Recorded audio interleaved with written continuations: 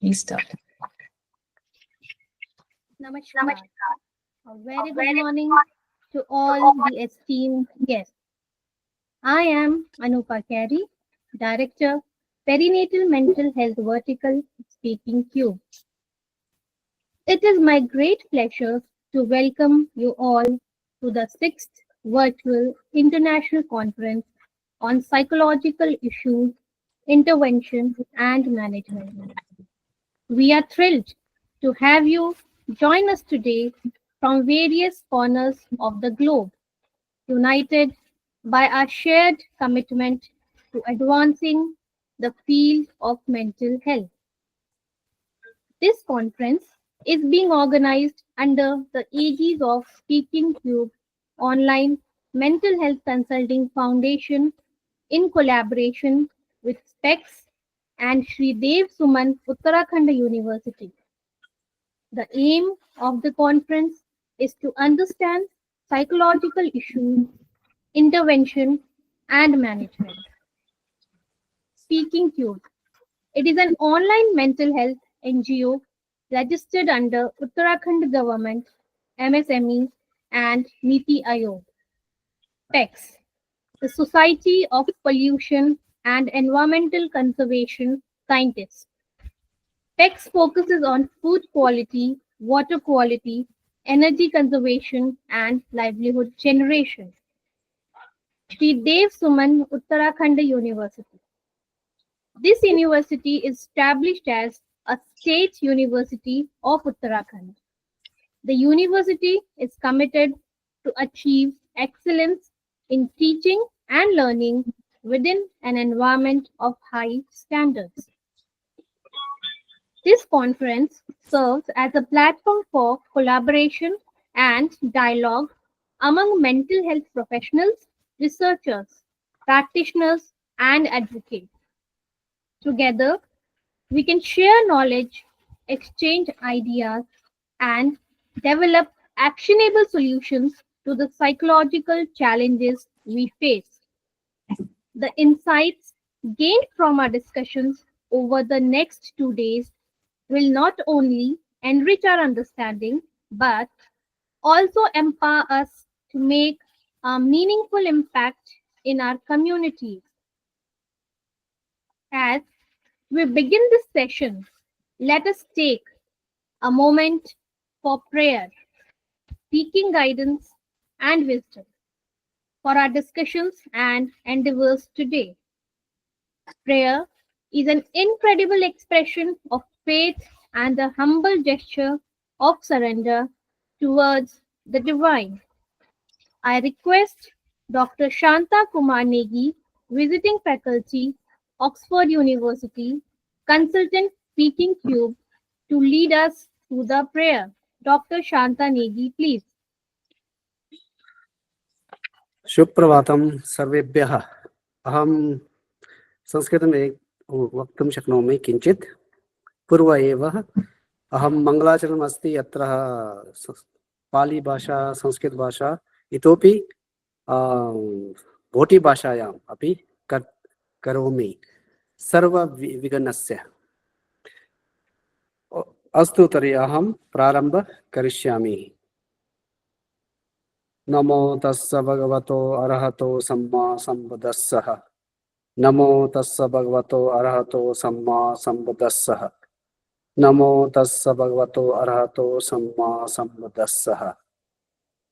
संगे जुदा जोगे जुनम ला जंजो बादो दाने के दोजे दागे जिंसो के बे सुनम के दोला बंचे संगे रूपर चो संगे जुदा जोगे जुनम ला जंजो बादो दाने के दोजे दागे जिंसो के बे सुनम के दोला बंचे संगे रूपर चो संचन तमचा देवा दान देवे ग्योदान दंबर ग्योचे दुंगाल के ग्योदान दलबर ग्योचे Nungal me be dewa da me dalva gyo che nyere jada yeda dawe da yom la ne bara gyo je manam ha da yambe samja namja dewa da dewe gyo da dam bara gyo che dungal gyo da dalva gyo che Lunga mebe dewa dami darba gyoche yere jada yinda dawe tanyam la ne bara gyoche. Mangewa mebe choyin na yumche zo lama dama jo desanche mula de derma tache ba mula gyabdo so. Tanche go yimba ma sheba sem yama mando girba ye. Mako vara yambe samche la yim lama gege gyabdo so. Joyine gyula make barataya jige jedane dukta ngembe luba la nyumyanda ge lamo gyabdo so. Dobara gava range samtone gombara meje bara chava ngembe yamba la nyumdembe lama gyabdo so. Semranjo nyeme yeshe la nyesu zimbe bacha ge jidran jegyan jengba nantu nyime ge lamo gyabdo so. Yandage dola nejege gyudege dende mishebe sheje dola mambala nyungungenge lamo gyabdo Deda namge zayen je damja deda emege dando lome ganza la yumzo sange ge gyabdo Bhavatu sarva mangalam Astu tarhi prarambha kurvatu Namo namaha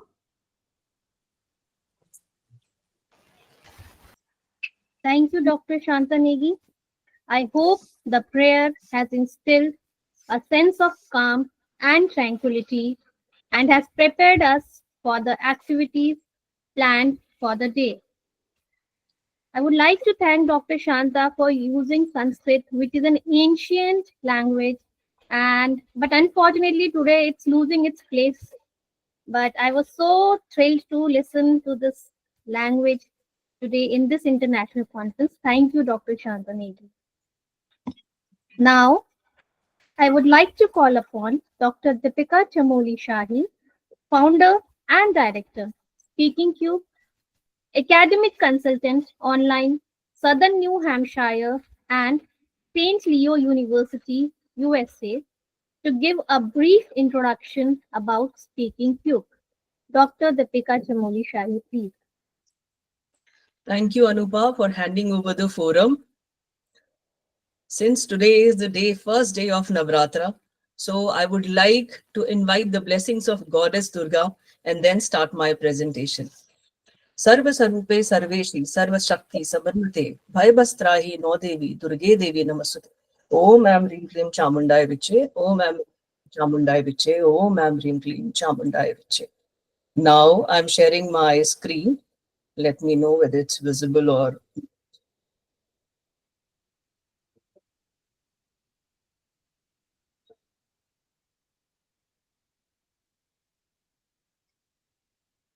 I hope it's visible.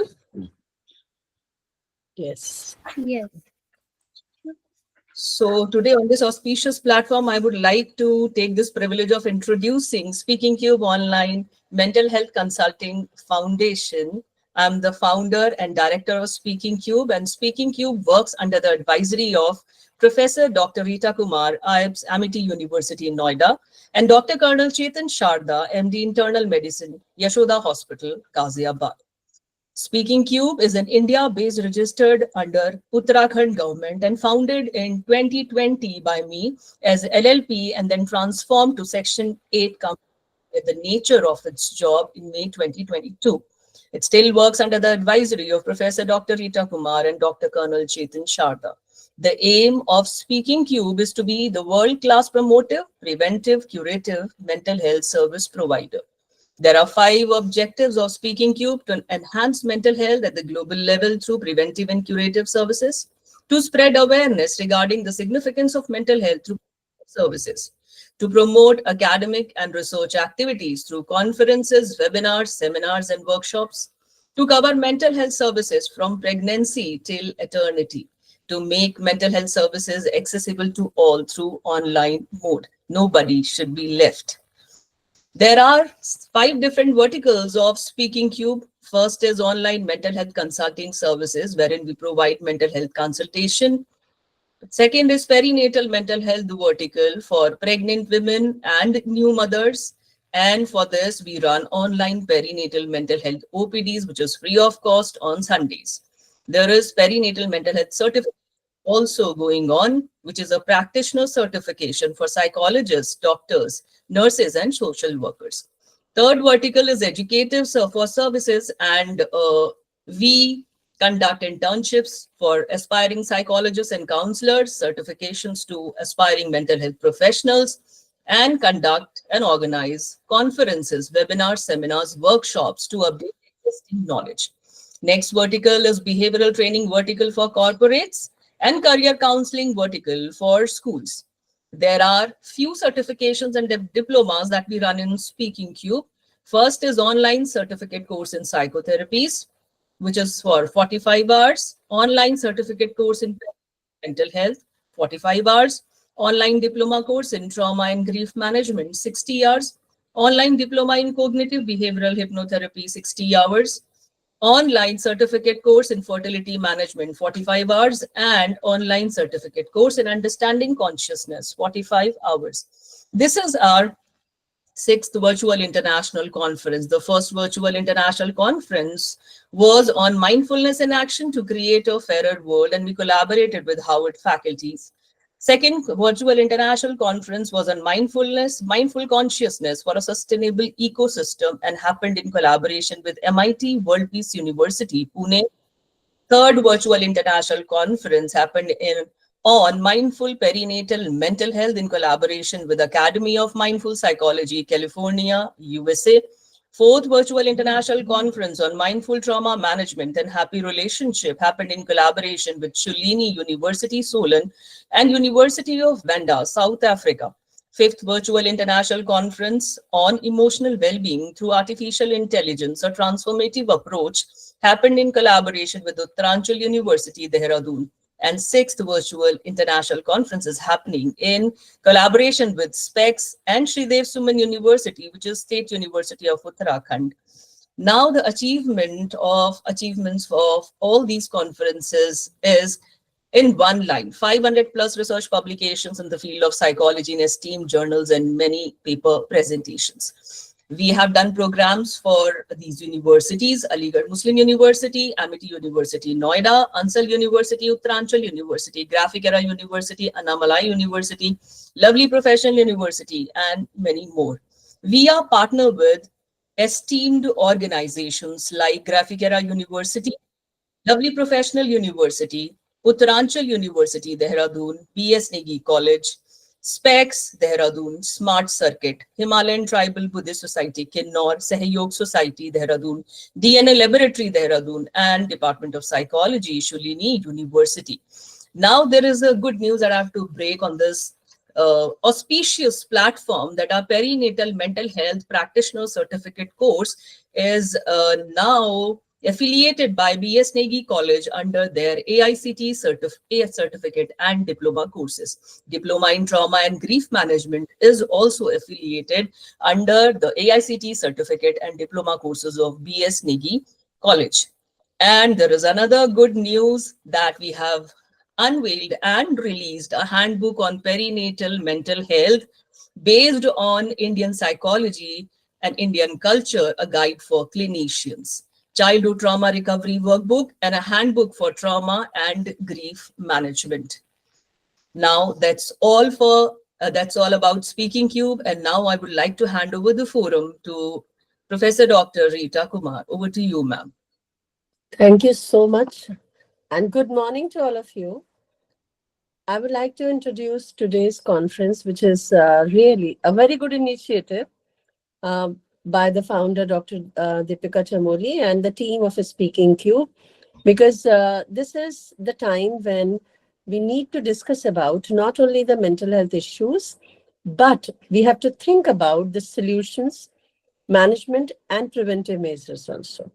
Because psychology have studied lots about the issues.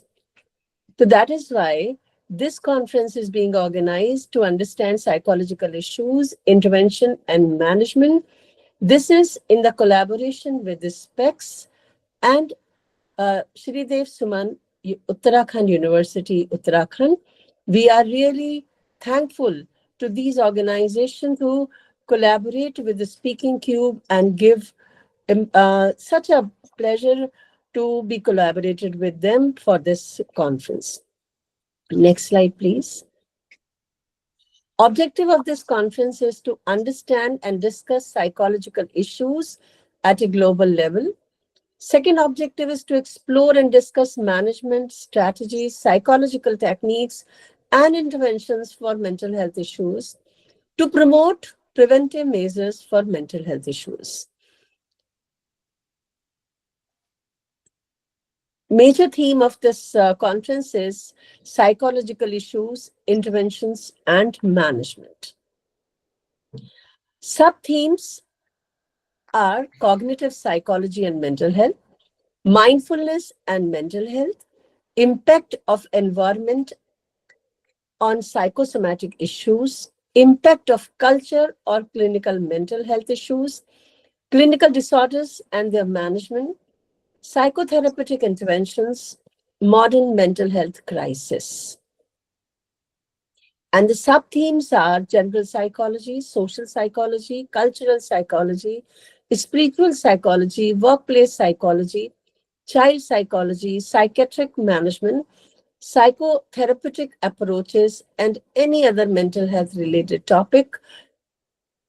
We are extending our special thanks to SPECS and Sridev Suman University, State University, Uttarakhand. SPECS is the Society of Pollution and Environmental Conservation Scientists focused on food quality, water quality, energy conservation, and livelihood generation. They blend science, sociology, mathematics, and economics to address these issues through research, advocacy, and awareness campaigns. Vision of this SPECS is a society with scientific minds that understand and address its issues independently. And the mission is to simplify science, promote learning over memorization, and empower people to decipher facts about facts for fictions, enriching their lives socially, culturally, and economically. Sridev Suman University, Uttarakhand, is established as a state university of Uttarakhand. The objective of the university are to make a special provision for integrated courses in humanities, social sciences, social science and technology in its educational programs, to take appropriate measures for promoting innovation in teaching, learning process, and interdisciplinary studies and research. Next slide, please. To educate and train manpower for the development of the state and country, to establish linkage with industries and research organization for the promotion of science and technologies in the state, to pay special attention to the improvement of the social and economic conditions and welfare of the people, their intellectual, academic, and cultural development. The university is committed to achieve excellence in teaching and learning within an environment of high standards. Thank you so much, all of you, for being here. And thank you so much for presenting all the papers, those who are presenting. And God bless you all. Thank you so much. Thank you, Professor Dr. Rita Kumar, for enlightening us about the conference. And I also like to thank Dr. Deepika Jamoli Shahi to provide us knowledge about Speaking Cube, and I'm confident that under your supervision it will reach glory. Now, it's my honor to invite Dr. Anil Prakash Joshi, Padma Shri and Padma Bhushan, Indian green activist, founder of HESCO. Also known as the Mountain Man of India, he has devoted himself to resource-based rural development and focuses on economic independence of rural India through community empowerment. His voluntary organization entitled Himalayan Environmental Studies and Conservation Organization, HESCO, concentrates on need-based science and technology developments, and their application for the mountain regions. I invite Dr. Anil Prakash Joshi to share his words of wisdom with us. Dr. Anil Prakash Joshi, please.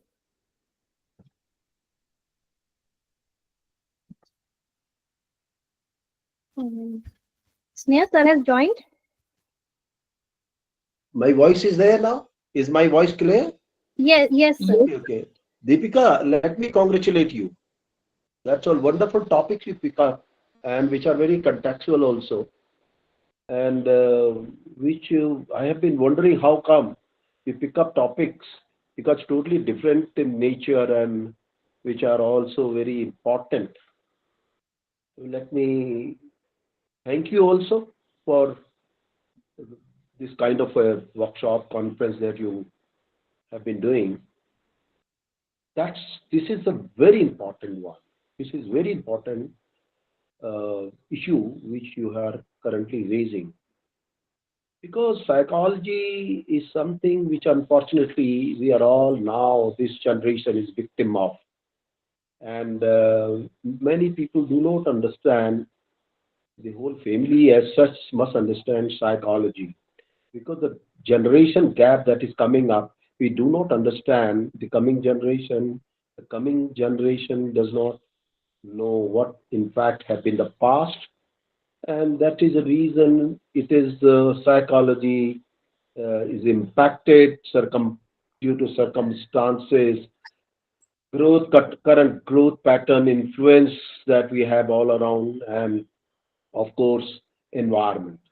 So these are they decide the the psychology of maybe Dr. Joshi has a different psychology which does not, of course, surface. Maybe may have some ill part of the psychology, but it is not surface. Normally, it comes up when it becomes very intense. And so I believe Excuse that me, sir, if you your can, video is not visible. Dr. the Anil, your video, video is not visible, sir. am I now? No, sir. It's open from my side. You check within yours. I Check. think there's some issue with the camera. Your video is not visible here, sir. Is that now? No, sir. There is no video working. No, it's not there. Okay, I'll just check. I'll speak to my colleague to check it. Sir. Sure.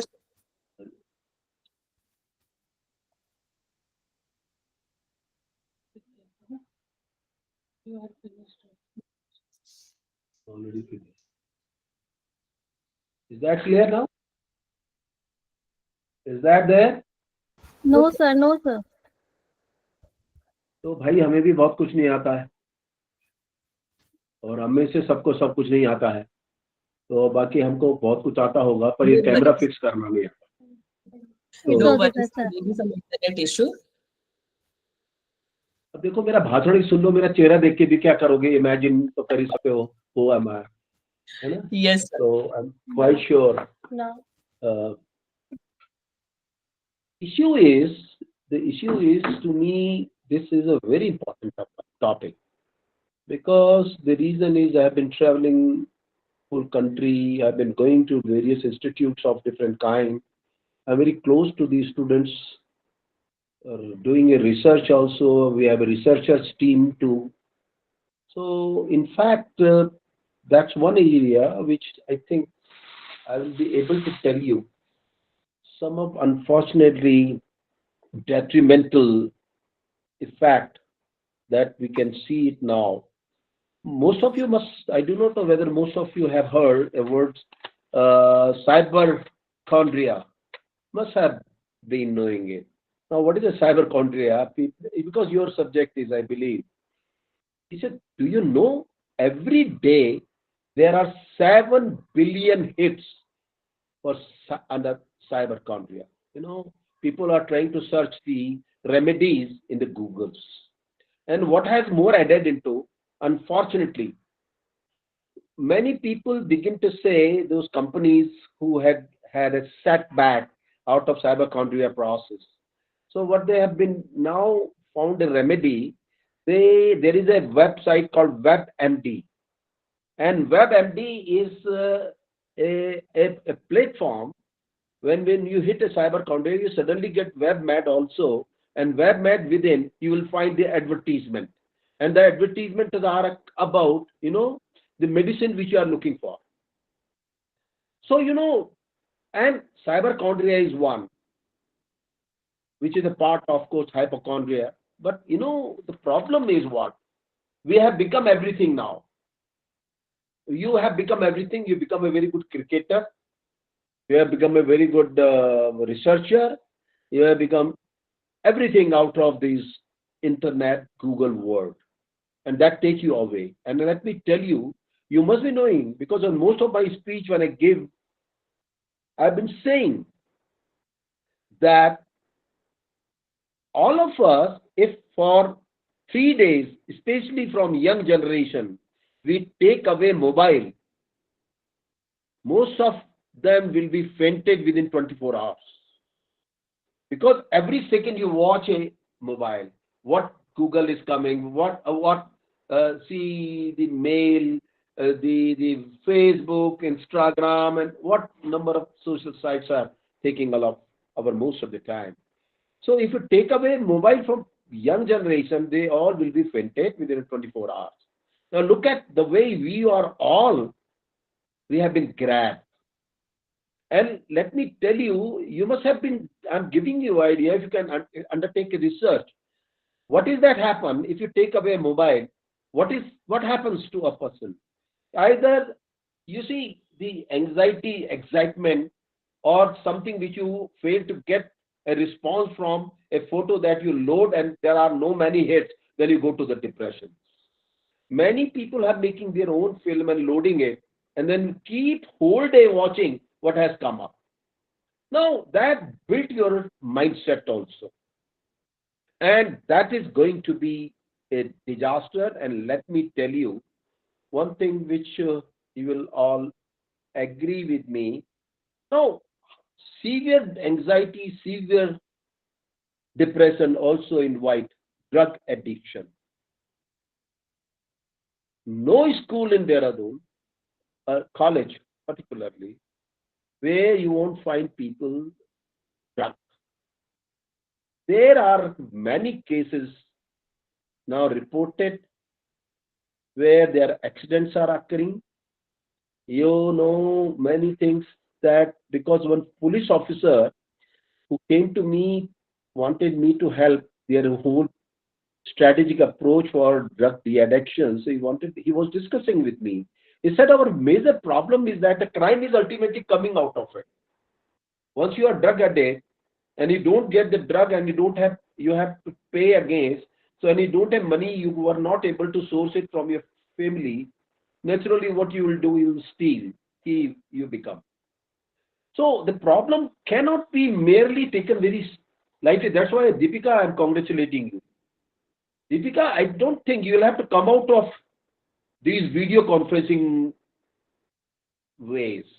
You'll have to come down the ground now. And when I say come in the field and find out, because this is such a topic which you all normally have been keeping are very important. Now look at, current scenario is, there are many crises are taking us and which are all psychologically connected. What is that? As I said, cultural crisis. In a family sitting, everybody has got a mobile. At four corners they sit father, mother, beta, beti, and they watch. You see your mobile, and mother, father, they are. I mean, they do not. Google is more important than even the God. So what to say about father and a mother? So what it is in fact a cultural crisis which unfortunately begins from mother and father. When they say, they find their father is also totally embedded in a mobile and a so-called the mother too. So naturally, children will also take their time to use the same, and these all sites, all Google sites are so attractive. and they take your total attention, and the whole society is after. I was, I have been speaking in the conferences and a meeting, and then I have been on the midst of my speech have been toko people. Please stop your mobile. If you either you listen me or look at the mobile. That's the thing, unfortunately, happening. So there are cultural crises. We do not know respecting each other, one another. Within a family, we begin with that, and then in a society also. That is no. I I know, and it's not a gender specific. Look at it. You analyze what I'm talking about. Will be very meaningful at this point of time. Who are more addicted to the mobile? If you look into boys or girls, which unfortunately I find the girls are more. The reason is there is a reason for that because they are not that open as the boys are. They have hundred of things to go and see and enjoy, so called. Here, the women, the housewife, look into the housewife, which I am offering you to do undertake a study. You'll find the results. Now, that unfortunately is likely to happen. And then once you are a mobile addict, as I said, you try to find out your success and failure out of Google. Because as I said, you load something, there is only 5 hits, 10 hits, you will not be happy. And if once it becomes 1 million, then you will be further addicted. So make it next time also 1 million. Now, what is it? What is this all happening? And then ultimately, either is very character, which is a very solo kind of character, addict, become addict, or the one who is not, who doesn't find any other place where he can get a respect or being not ignored, overlooked, they also become victim of this. And as I said, psychology play a very important role because unfortunately, what is happening, majority, I do not know. I'm suggesting you another topic that you must undertake. Deepika, my topic suggestion is, do you have any scale of psychology, ill people, intense, moderate, or the beginning you should have? If you don't do that, out of this conference, Deepika, next time we are meeting, going to be disastrous. Okay? Because if you do not follow what coming in the discussion and issues, because why I'm saying is scaling. Where at what state these doctor guys are, of course, will have many tools to find what the scale is. But I think other than the doctor's approach, you should also have a social approach. Where do you find a victim is how ill he is psychologically. If that scales come up, so we can define the remedies, treatment within the family. We can begin with the students, within the college. Within that, you need not to go to a doctor. So I was so shocked once a doctor told me, one guy came to him and told him, "Sir, I do not feel pain on my right leg." Doctor told me when I tried to find what is he talking about, suddenly we find he's a psyche. And then what I did, I literally hit in his leg something. I tried to pin it, wear something, but he, of course, did not have any pain. And then suddenly I found he's a psyche. When I gave him medicines for a month, when he next time came again, I did the same, and then he began to feel a pain. So that's all psychically ill people. And most of the stories nowadays on the social side, if you look into all those stupids who have done a drama, which is, that story of a husband and wife killed with his friend, someone, and that country became, what do you call it? Drum became very popular. The blue drum. Now, what do you think if you look into what was that about? Both things. The drug helped them. They were psyche in the beginning. They took a drug. So they are complementary. And that need to be really understood if we don't do that, either of another study which I am suggesting you, each one of us is one level of suffering either from the anxiety, and the one who suffer from the anxiety, eventually he'll become depressed also. That's all, both part of one coin.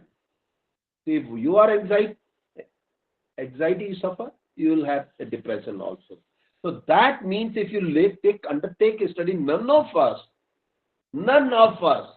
have become so-called either anxiety or a depression. We are all up on that. And what is that level? It may that Anil Joshi may control, because he has thousands of things to do. So if something I get depressed with, so I have 999 things where I can get the remedy or something, I can source it. But in most of the cases, this generation new one, who once have out of 100, 65 marks or 70 marks, they fall from the top floor and give their lives. And what the story from IITs are coming up, who are they committing suicide because they are not been able to perform the best with IIT was expecting. So that's all because the cultural issues which unfortunately we do not address right from the home and colleges. And therefore, Deepika, I mean, this kind of exercise, I don't know who are currently the participants here. They must be from all vice chancellors, because ultimately they are the sufferer. Because I am in touch with many VCs. They have been saying what is all wrong happening. Because I think they need the first level of exercise. And my suggestion will be to you, Deepika, what finding that you have, we can organize a series of your meetings with some of the top important VCs here, and also very important schools. Even if you go to Dhoni school, which I have often been going, we find it there. Any Vellum boys, Vellum girls, they are all some way or other find that's a very important problem. So, well, thank you very much, Deepika.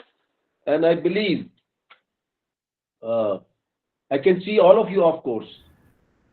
But you can't see me. Unfortunately, I do not know why this cheating is there in the again Google. I'm against speaking against the Google and the webs.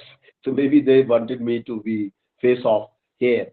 Well, then thank you to all of you. And I say I can see the young faces also, and those because I know one family. I was yesterday one of the shop, Bartan shop. What is that now? Vikas. I have been to Vikas. What do you call? इस तरह की दुकानों को there is Vikas crockery or all these smaller appliances you can buy from that shop. When I was there yesterday, one of the girl, I think she said that I have registered in your this conference. So her mother was there, said that my daughter has also registered, and I tell you, Deepika, I forgot. I did not remember. She said, tomorrow you are going to speak somewhere. So I did not much go into, but by the evening you called me.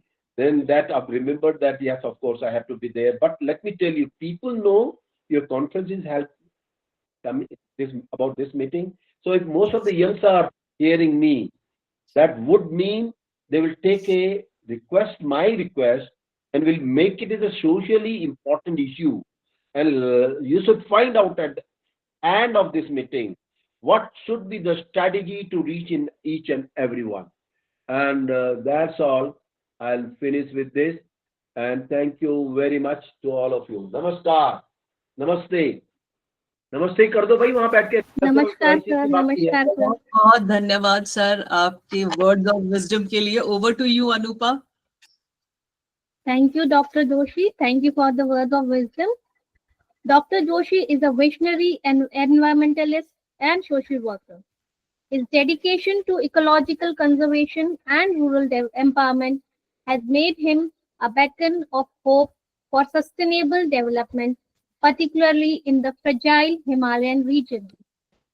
He is widely recognized for his concept of gross environmental product (GEP), an ecological growth measure parallel to GDP. And Uttarakhand was the first state to adopt GEP in 2021.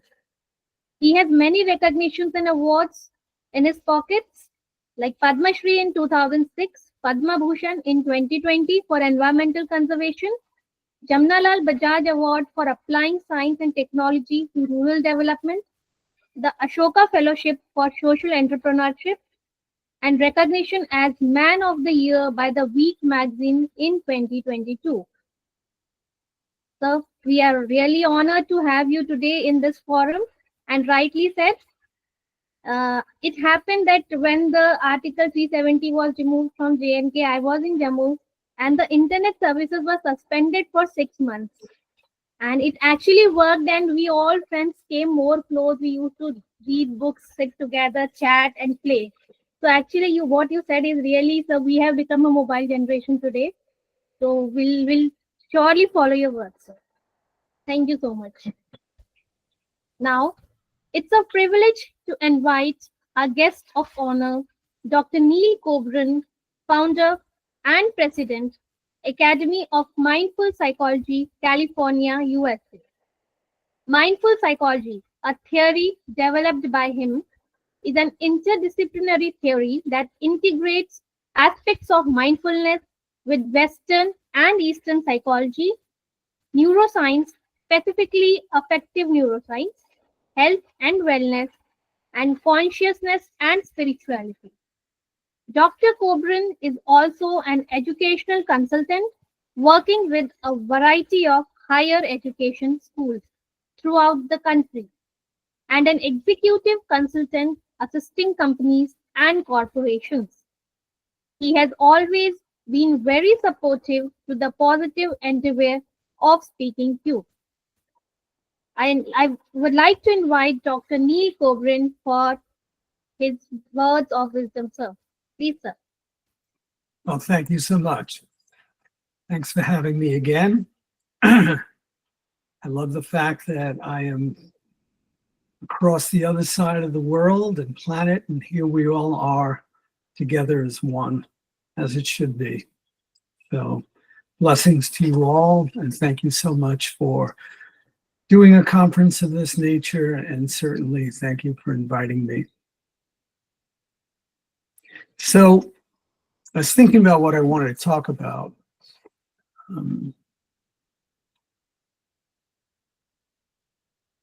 You know, I was reflecting on my own path. I have been a clinical psychologist for decades now. I have worked with literally thousands of clients over the years. And I've begun to develop some understanding, at least beliefs, of what are the root causes of some of the psychological issues that most of us and many of us face. And I think tonight I'd like to, well, for me it's tonight, it's the morning for you, talk about two pillars of emotional well-being. And when those pillars are challenged, they lead to psychological distress. And those two pillars are self-worth and groundedness and calmness, calm mind. But I'll start, before I really talk about it, I wrote just a short paragraph that I'd like to read first, and then I'll talk about why this particular paragraph is so important in regards to these two pillars. So, accept impermanence. This is the only moment we have. There's no past save a cavern of memories. There is no future save our hopes and dreams. There's only now. Embrace the now, and life will sparkle like a rare and precious jewel. And many people who are struggling do not embrace the now. They live a lot in the past, they live a lot in the future, and they really are not present for what their life really has to offer them in the moment and now. Life is a contradiction.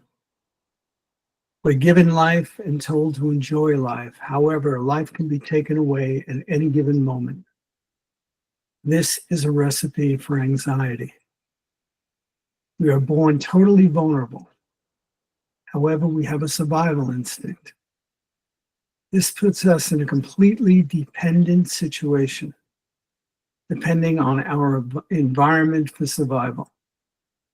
We become motivated to do nearly anything to survive. This confirms the need to feel worthy, to ensure that the environment will value us and therefore take care of us. This is a condition that motivates us to seek security and supports striving to become, striving to obtain. However, and this is absolutely key, worth is actually not obtained. Worth is innate. Worth is something that is recognized. O nobly born, O you of glorious origins, remember your radiant true nature, the essence of mind. Trust it, return to it. It is home. We are all noble. So I'm very influenced, obviously, by the initial psychologist, and that is Buddha. From my vantage point, Buddha dedicated his life to understanding why do people suffer. And I think it's interesting to reflect a bit on Buddha's journey and the journey of Siddhartha. And I won't go into a great deal of detail, but you'll see why I think it's an important element of what I'm going to talk about. So after leaving his gilded palace, Siddhartha discovered a town nearby and encountered for the first time in his life extreme suffering, pain, disease, death, something he'd never really experienced before. And he was overwhelmed with emotion. And he went back to his father and said, I can't live this way. I can't exist knowing that there's such suffering in the world without me understanding why. And at that moment, dedicated his life to understanding why we suffer as human beings and what can be done about it. And to me, that's the initial moment that psychology was truly born. So he spent many years attempting, if you will, to become enlightened. He joined a group called the Aesthetics, which believed that enlightenment was a byproduct of denying oneself pleasure.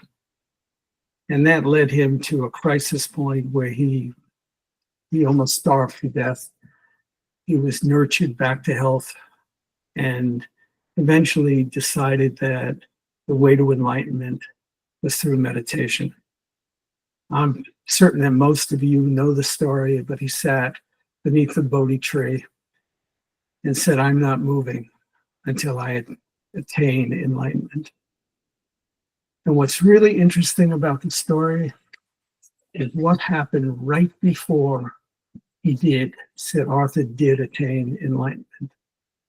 And that is, he was visited by Mara. And Mara, in Western concept, you might say is the devil. Mara did everything she could to dissuade Siddhartha from attaining enlightenment. And as I teach about Mara, I believe that Mara was Siddhartha's unconscious fears, his anxieties that were presenting themselves and challenging his desire and his persistence in his goal and his path to become enlightened. And Mara threw everything she could at Siddhartha, dragons and monsters and fire and rain and seduction, everything. And finally, in a fit of just frustration, Mara screamed out at Siddhartha and said, "What gives you the right? What gives you the right to become enlightened?" And at that moment, Siddhartha takes his hand, puts it in the ground, and says, "I'm of this earth. I am one with this earth. I am grounded in this earth." And with that, Mara disappears and Siddhartha becomes enlightened and therefore becomes the Buddha. Groundedness, self-worth. I mentioned that I've been working with clients for decades. I will tell you, worth is not something you earn. If worth was something you simply earn, I would not be in business. And the point that I'm making is that my clientele, the people I've worked with, many of which are very secure financially, very high status individuals, people who have tremendous education, wealth, family, possessions, so on and so forth. And yet, most, if not many, feel worth less. Since our earliest moments, and I think that almost every culture is oriented this way, we are programmed, we are conditioned, in a manner of speaking, to attain worth.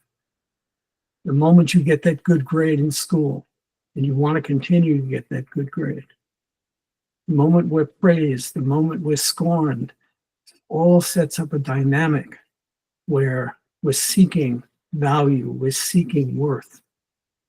But we're looking in the wrong place. We're looking externally rather than internally. Think about the fact that we do enter this world completely dependent, unable to care for ourselves whatsoever.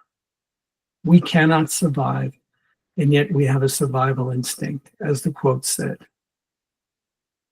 So the dependency that we feel requires that we have some value, that our parents value us, that our culture values us, that society values us.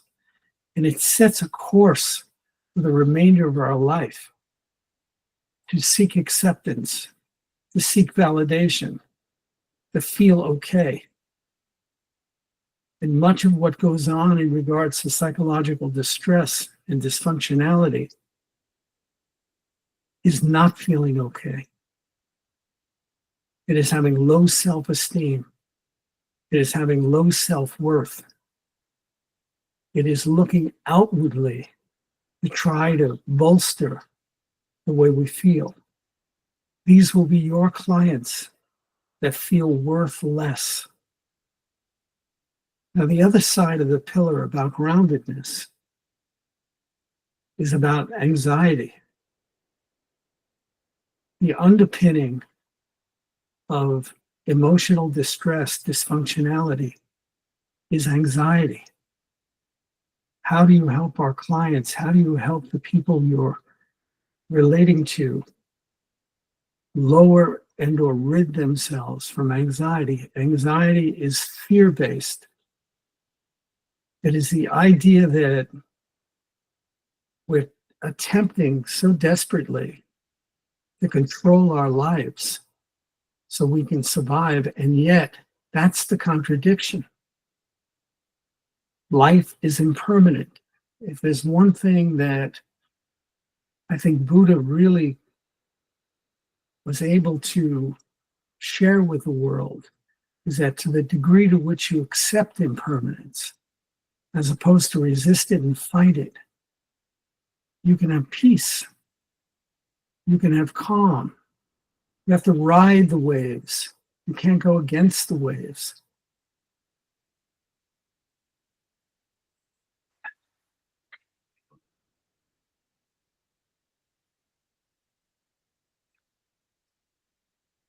Part of this conference is about intervention.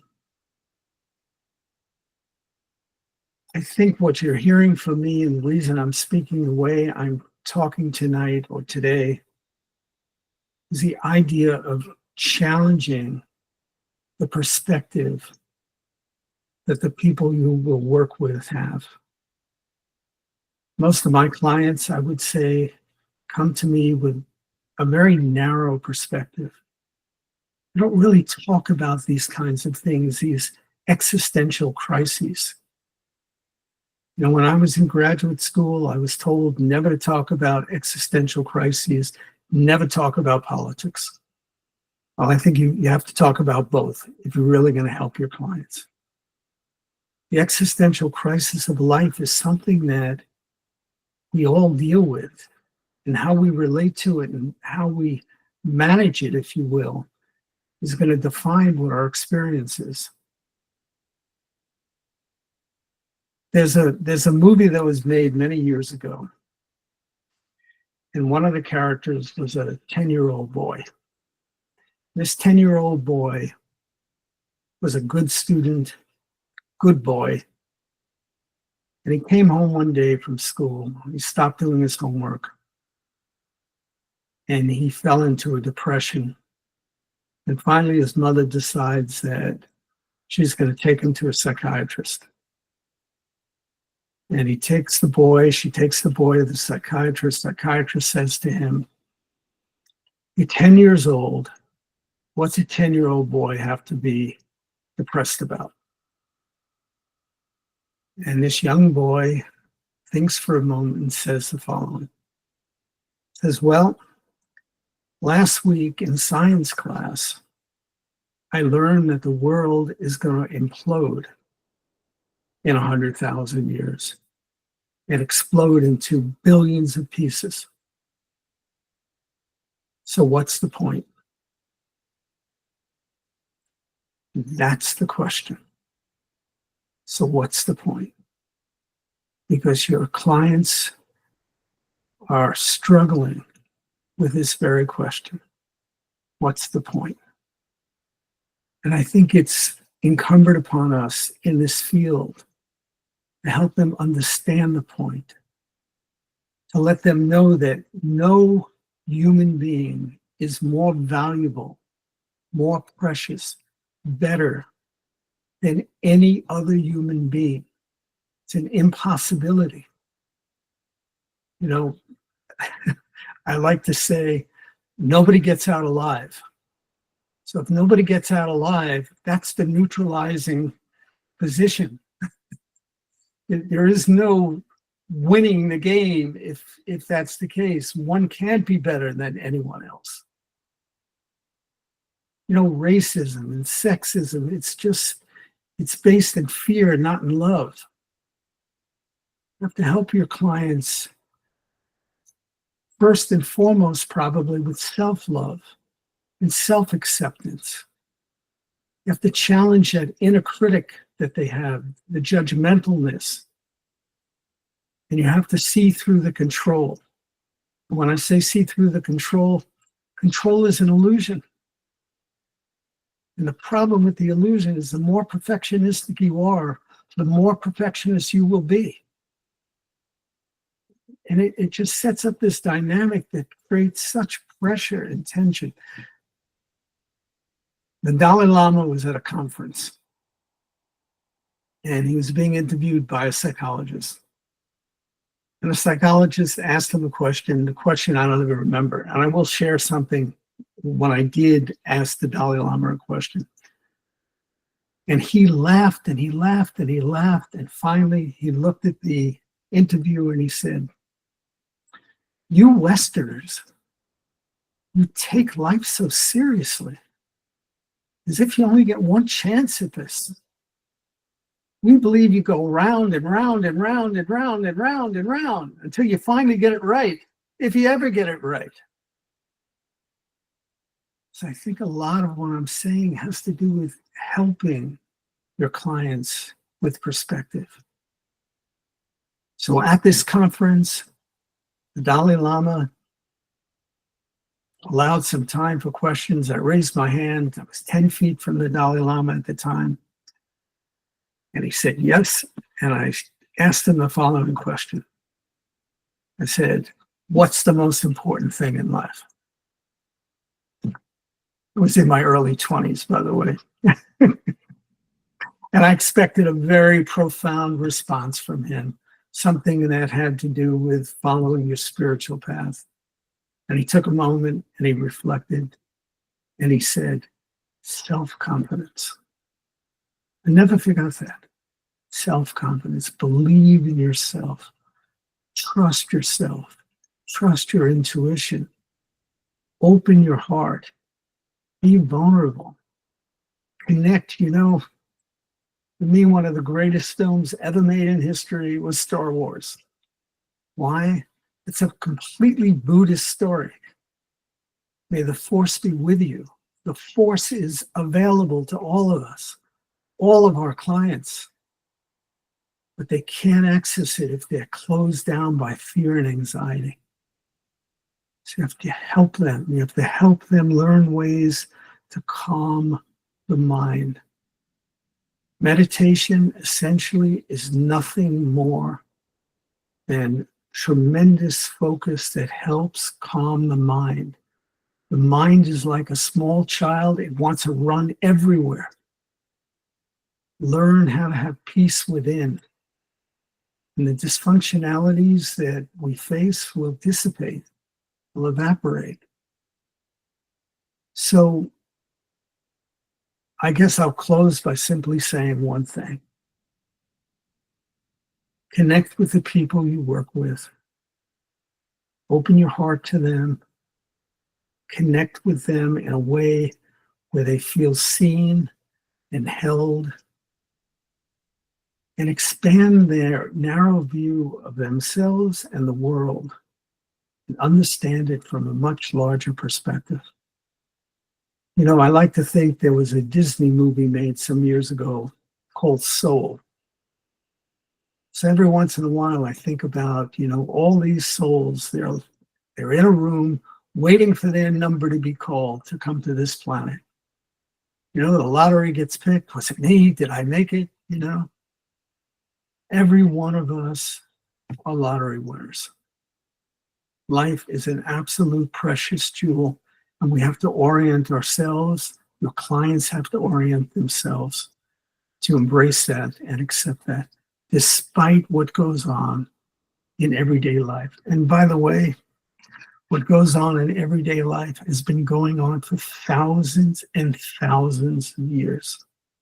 There's nothing special about now in regards to the drama and the trauma that's out there. We think there is.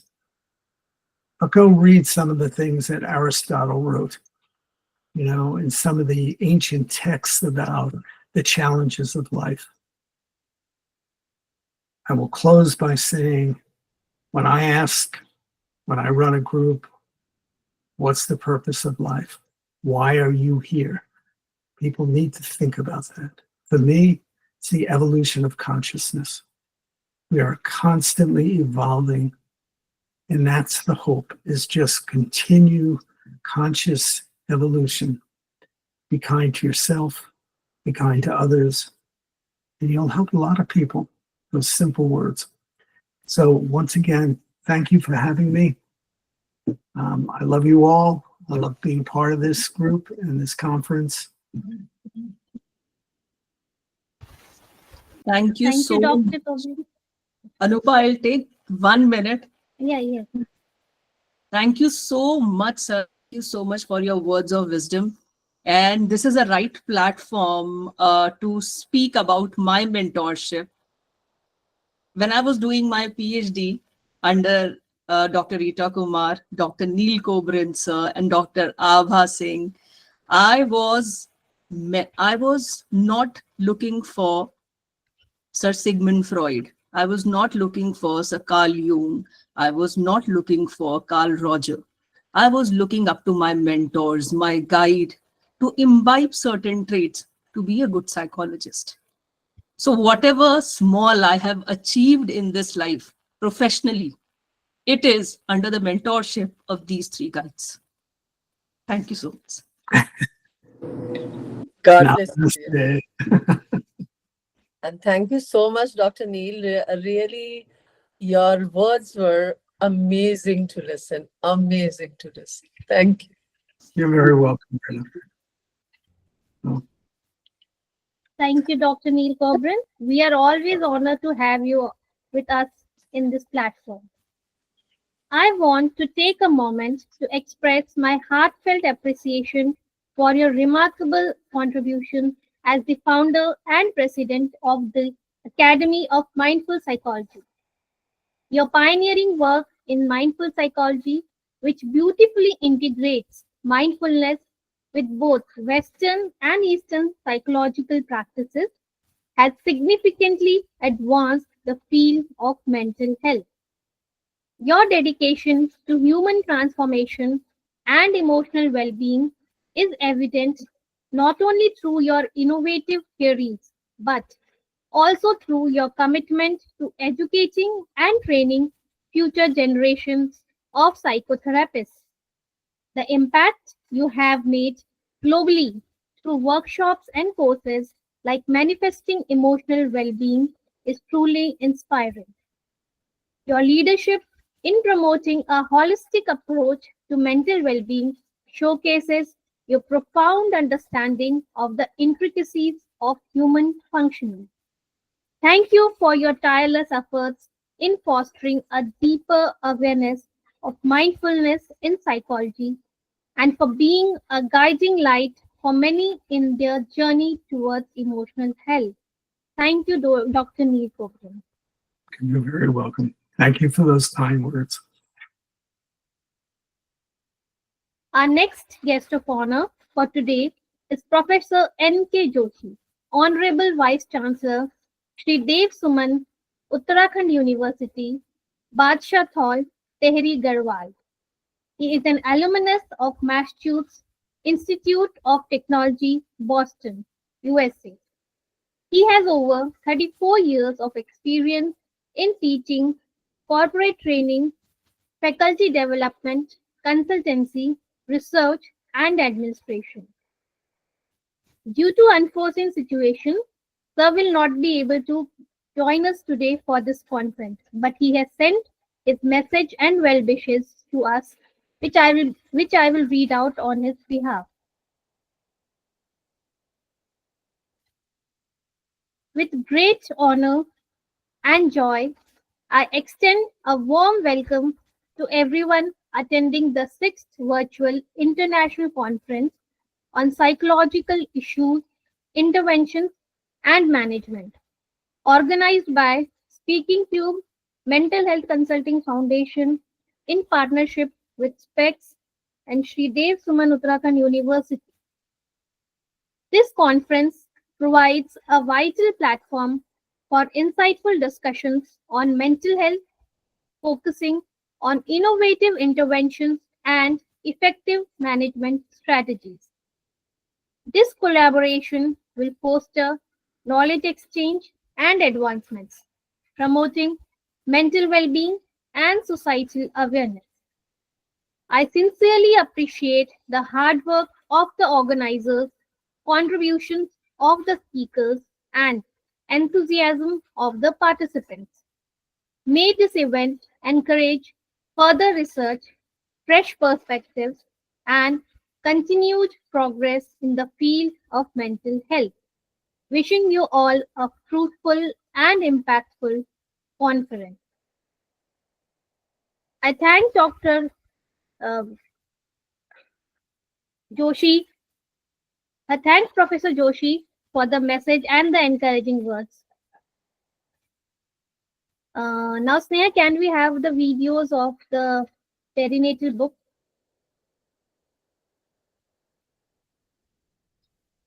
Yes, ma'am. We'll just be sharing a glimpse of the handbooks of Speakingcube.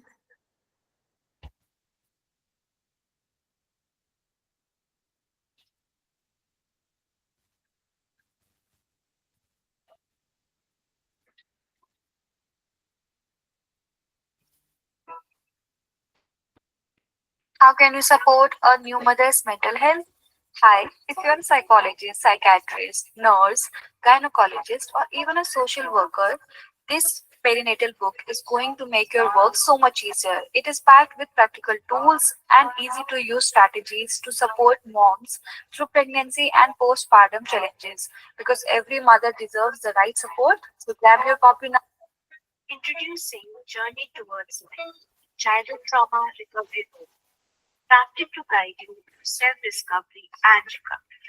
Healing isn't easy, but every journey begins with a single step. Take a step.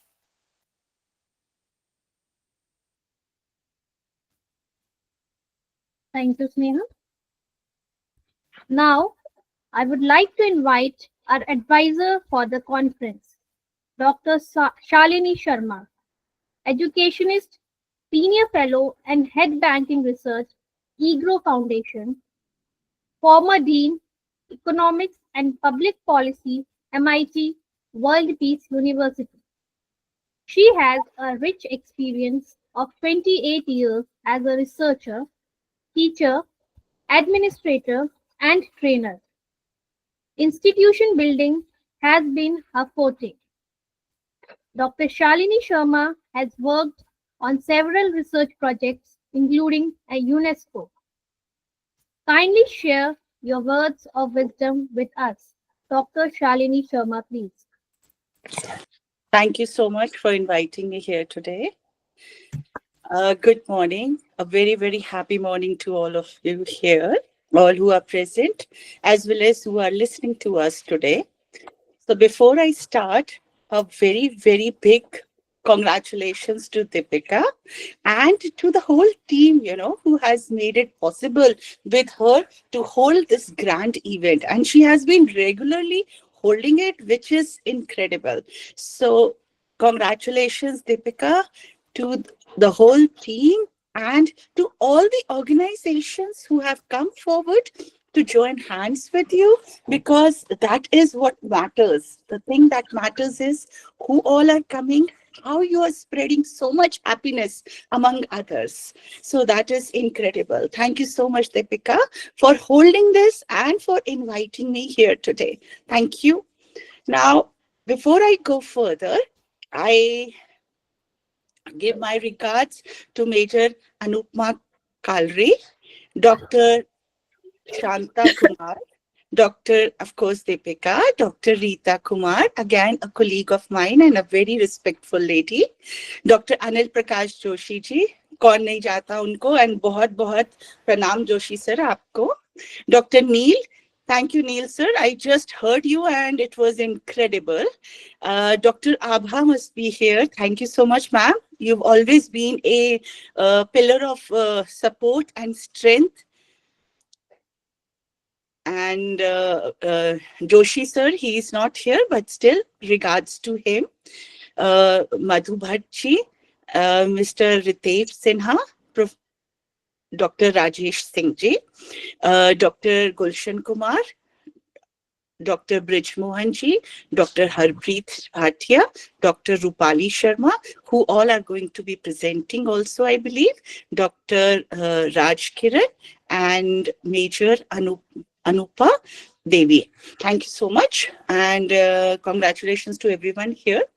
As far as being in, I somehow, at many times I tell Deepika also, many times I feel, out of place, but many times I feel I'm at the right place also. Being an economist among the psychologists, it's such a wonderful experience. Since time immemorial, I have been propagating and I've been sharing with all my colleagues also behavioral economics is one area which we really need to investigate a lot. The Western countries are already doing it, but we need to have a merge according to the Indian regulations, Indian requirements, because Indian requirements are very different than that of the Western countries. And that is one area I really love exploring, the behavioral and the psychological aspects of economics. Today also, the pertinent topic that has been taken over, again, a wonderful topic, so much required for us, for a government like us, for a nation like us, which is young, which is having the largest demographic dividend, to achieve the very dream of Viksit Bharat. To achieve that dream, we require that our youth is all ready and going forward towards the Viksit Bharat dream. So for that, it is very much required that these type of conferences take place, that people, the youth is made aware that, see, if you have a psychological issue, let's go and discuss it. Because unfortunately, the family system, the strong family system which we had, is breaking down. We do not have the same family system which we had earlier.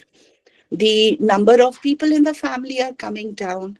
So that strong behavior of the family is breaking down, and because of which we really require to discuss our issues so that the growth of the growth of the economy and the growth of the world takes place. Thank you so much for having me here. I had 5 minutes. I think I have finished those. Thank you so much, and wishing the conference a huge success as always. Thank you so much. Thank you, and congratulations once again. Thank you, ma'am. Thank you, Dr. Shalini Singh, for the words. And actually, behavioral economics, a new concept for us, and we'll be looking forward for it. Thank you so much, sir. Sneha, Miss Madhu Bhatt has joined.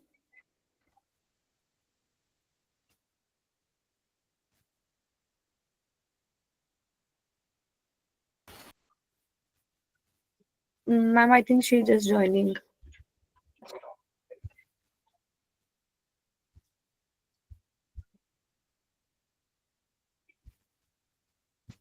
So by the time, can we have the quiz, Sneha?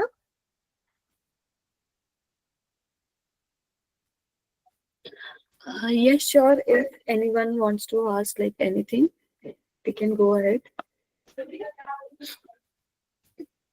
Audience, if anybody has any questions or queries, please go ahead.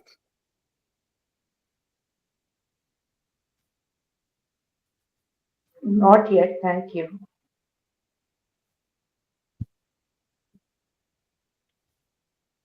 I think Sneha has prepared few questions for the audience in that case.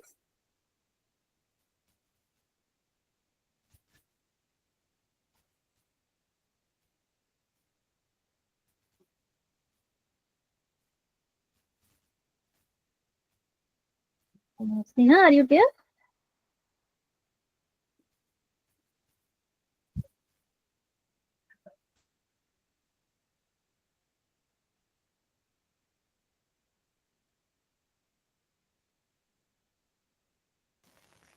Okay, in the meantime, let's do an activity. Right? All of us are from psychology background. Give a thumbs up. Give a thumbs up. We have 10 minutes to chit chat, 10 minutes to discuss. So let's not make it a monotony. Let's have a dialogue. Okay, there is the psychology vocabulary is also increasing, like the Gen Z vocabulary. We are millennials, you are Gen Zs, and you have much more rich vocabulary. So let's talk about the vocabulary of psychology. Anybody who is aware of what fubbing is, please, quick, within 30 seconds, answer in the chat box. Quickly. Let's see how many answers are there. Quick. Fubbing. And a clap for someone who is knowledgeable about it. P-H-U-B-B-I-N-G, phubbing. And do not Google search.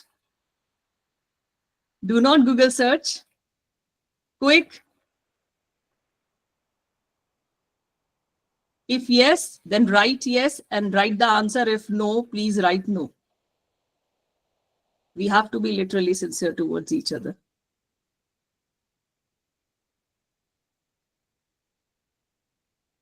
Excellent, Rose. Excellent. A bouquet for Rose.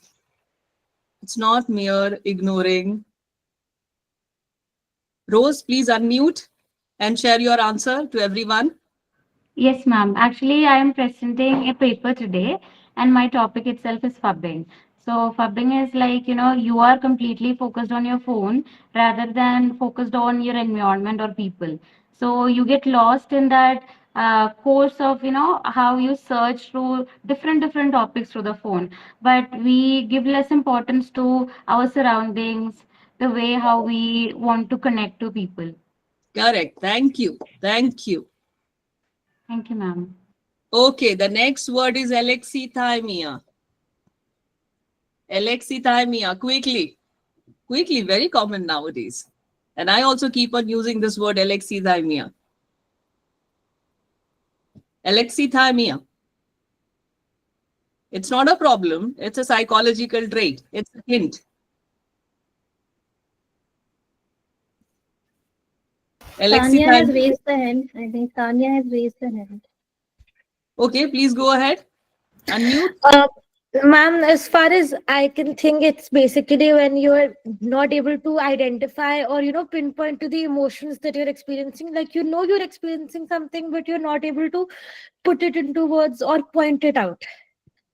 Very good. It is difficulty in understanding emotions, difficulty in expressing emotions. And we do have it. We do have it. All of us. Alexithymia is increasing day by day. It is not a problem. It is not included as of now in DSM criteria, but then it is a big problem in all the mental health issues. It is a big sign in all the mental health issues, right? Echolalia. Clinical psychologist will answer it quickly. Echolalia.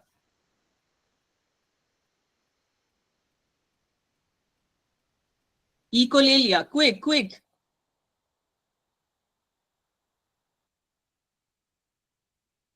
Tanya again.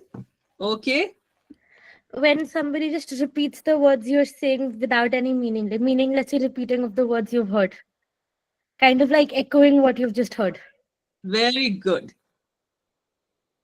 Diplopia. Anyone?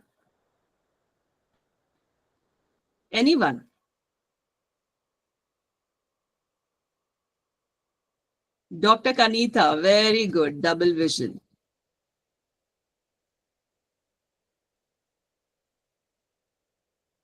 Okay. Can someone please share the different types of OCD? There are so many clinical psychologists over here. Do we have only one type of OCD or many types of OCDs? And which is the new type of OCD that you have recently heard about, which is included in the DSM criteria? Go ahead, please. Go ahead. And this is the last question. Quick. Anyone, please? Either answer in the chat box. Checking OCD is common. Okay. Something else? Is it hoarding that the recent one? Because that's somewhere in the upcoming conditions as well. Hoarding is one, but it is not the latest. It has been included previously in the DSM criteria. And what else? And very unique kind of OCD. Is it like excro creation, skin picking behavior or something? Who is it? Samuel. Yeah. Okay, Samuel, can you please repeat it? exo creation, skin picking behavior, which is Yes, literally we yes, can have yes. a connection with trichotillomania, which is the hair picking disorder. So This I might be is wrong. I'm just taking a wild guess. It might be. okay. Let me give you the answer. It's a OCD of smell. The person feels as if I have just passed poop. I've just passed stool, right? And they keep on feeling that we are stinking and everybody is aware. So they are so engrossed in their own body smell that they keep on washing their private parts again and again, right? But the answer is yes, everything is treatable, everything is manageable, and stress is the root cause. Trauma is the root cause. So if you are able to work on your childhood trauma, if you are able to work on your stressors, if you can reduce everything down, then you will be able to manage the symptoms. And that's why CBT is the solution. There are many things, but CBT is the best solution for this, right? Okay, now it's 11:27. Over to you, Anupa. Thank you. अब मैं आमंत्रित करना चाहूंगी हमारी chief guest Shrimati मधु भट्ट जी को। मधु भट्ट जी उत्तराखंड की राज्य मंत्री और संस्कृति साहित्य एवं कला परिषद की उपाध्यक्ष हैं। संस्कृति साहित्य एवं कला के क्षेत्र में इनका योगदान सराहनीय है। श्रीमती मधु भट्ट जी, आपसे सविनय निवेदन है कि आप इस मंच को संबोधित करें और हमारे बुद्धिजीवियों को सम्मानित करें। श्रीमती मधु Bhatt ji.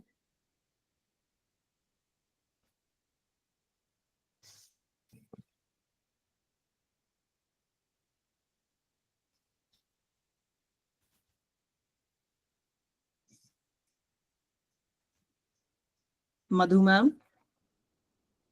Sneha, please check. Madhu ma'am is there.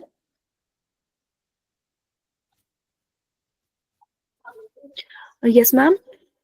Madhu ma'am is there. Madhu ma'am has joined because she had joined. I can see her. Okay, in the meantime, let's share another question so that ma'am can join. Ma'am can take a minute and join.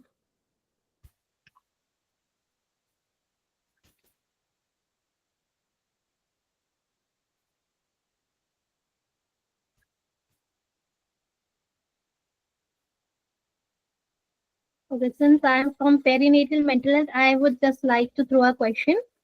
So what is tocophobia?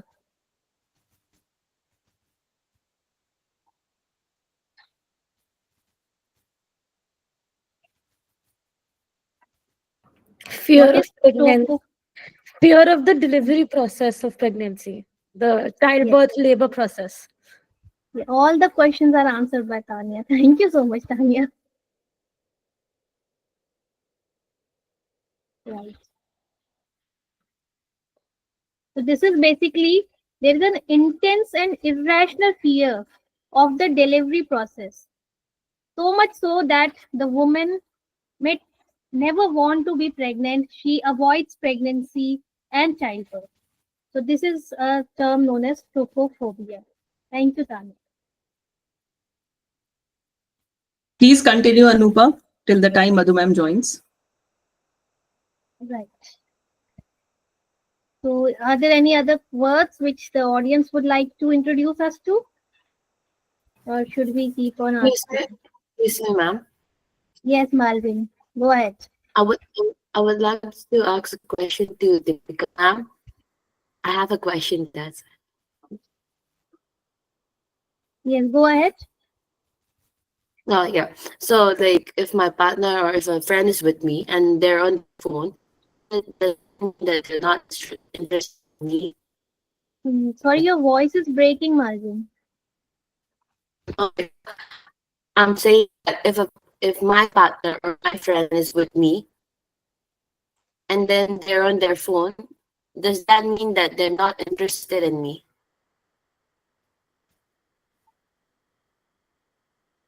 Okay, you are asking about hobby.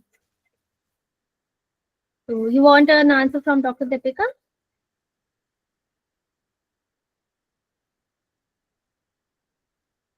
Malvin?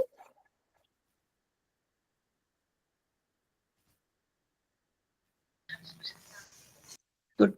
Hello, Malvin? Oh, yeah. My Dr. Deepika, internet she is not had a working question right. for you. I'm Okay. here now. She has a question for you. Is she's with a friend and he's on his phone. So does this mean that he's ignoring her? Fubbing. Yes, Malvin.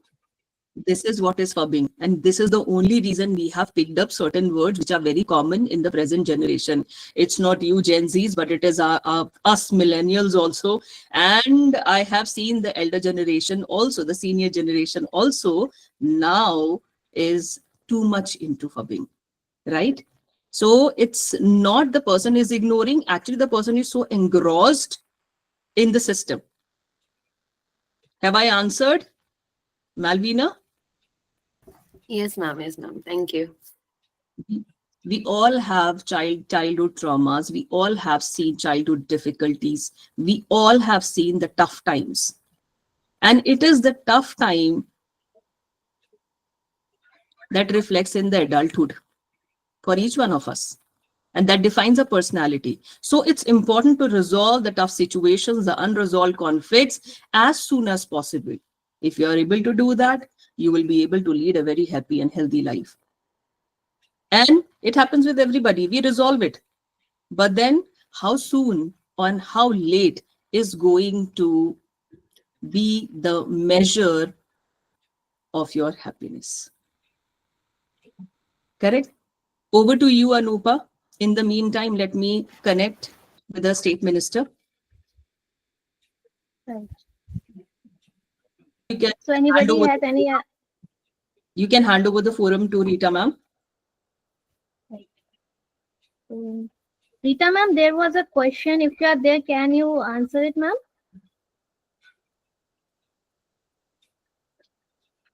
Dr. Rita, ma'am? Can you repeat the question, please? Yes, ma'am. There's Dr. Kanita, she has posted. Kindly elaborate on some signs of behavioral psychology. Okay.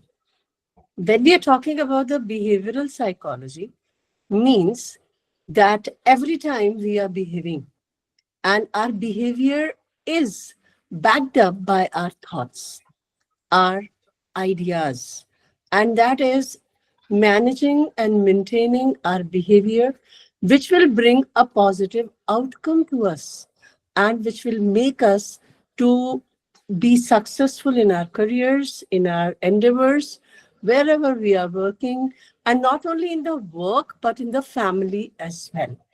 The behavioral psychology is the psychology which is making us to manage our behaviors and take the positive outcome of the situations.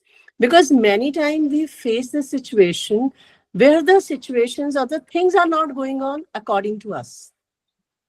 As we expected, it is not like that. Then what we have to do at that time, should we lose our emotions? Should we go to the negative emotions? Or should we take the incidents in a very positive manner? The behavioral psychology or the aspects of psychology which are focused to the human behavior and making them to manage it in a very positive and productive manner. That science of the psychology is mentioned as behavioral psychology. Because behavior is everywhere, wherever we are in any area. Somebody is politician, somebody is economist, somebody is CEO of the company, somebody is the worker in the company. Everybody is behaving. And whatever the conflicts we are having, that is due to the lack of behavioral understanding of the self and others as well. That is why behavioral psychology is very important for everyone. And nowadays, so many researchers are focused on behavioral psychology. It is very much required. So that is why it is important. And here, as emotional healing is there, see, the matter is about as we get wound on the body. If something is happening, then we have a scar or wound of the body. Even if we have itching and we itch, then we get the wound.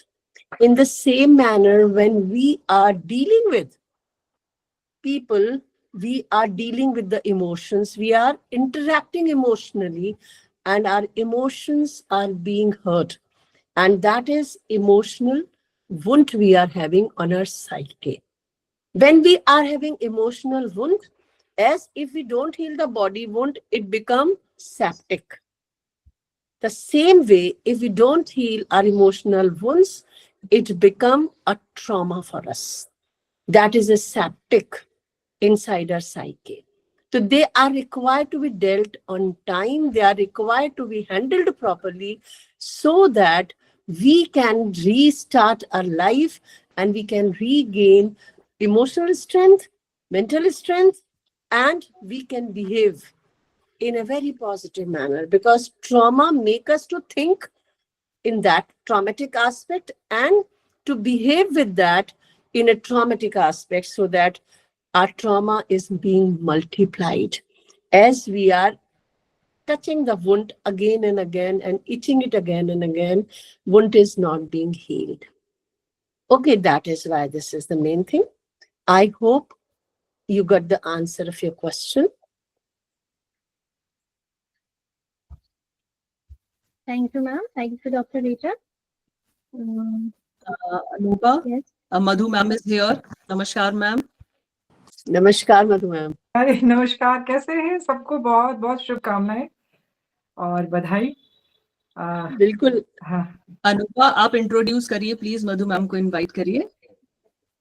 अब मैं आमंत्रित करना चाहूंगी हमारी chief guest Shrimati मधु भट्ट जी को। मधु भट्ट जी उत्तराखंड की राज्य मंत्री और संस्कृति, साहित्य एवं कला परिषद की उपाध्यक्ष हैं। संस्कृति, साहित्य एवं कला के क्षेत्र में इनका योगदान सराहनीय है।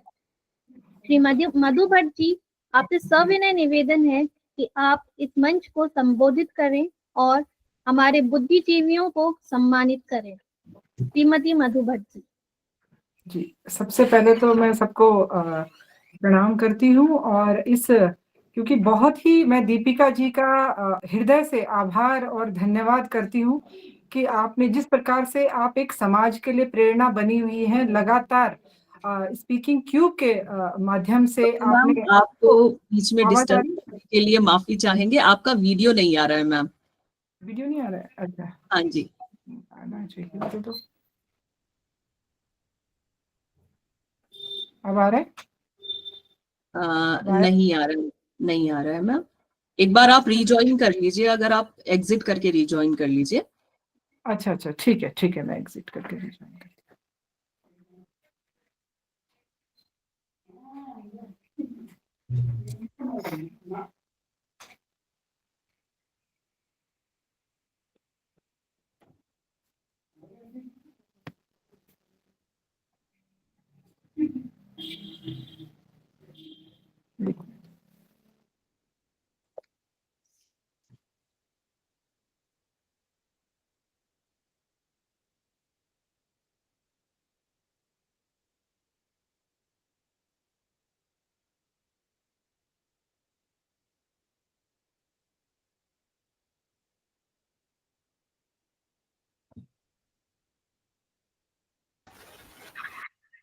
Okay, by the time ma'am is joining, since most of us are psychologists here, I just want to ask, please write in the chat box, what is the one thing you have recently done to improve your mental well-being? We all talk about mental well-being, but what we do for our mental well-being. So kindly write in the chat box what you have recently done something to improve your mental well-being. Madhu ma'am has joined, I think. Madhu ma'am.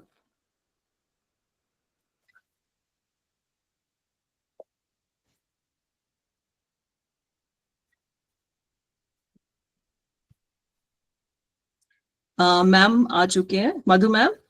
हाँ जी, अब आप visible हैं और आप unmute कर लीजिए ma'am, आपका mute button pressed है, आप अनम्यूट कर लीजिए।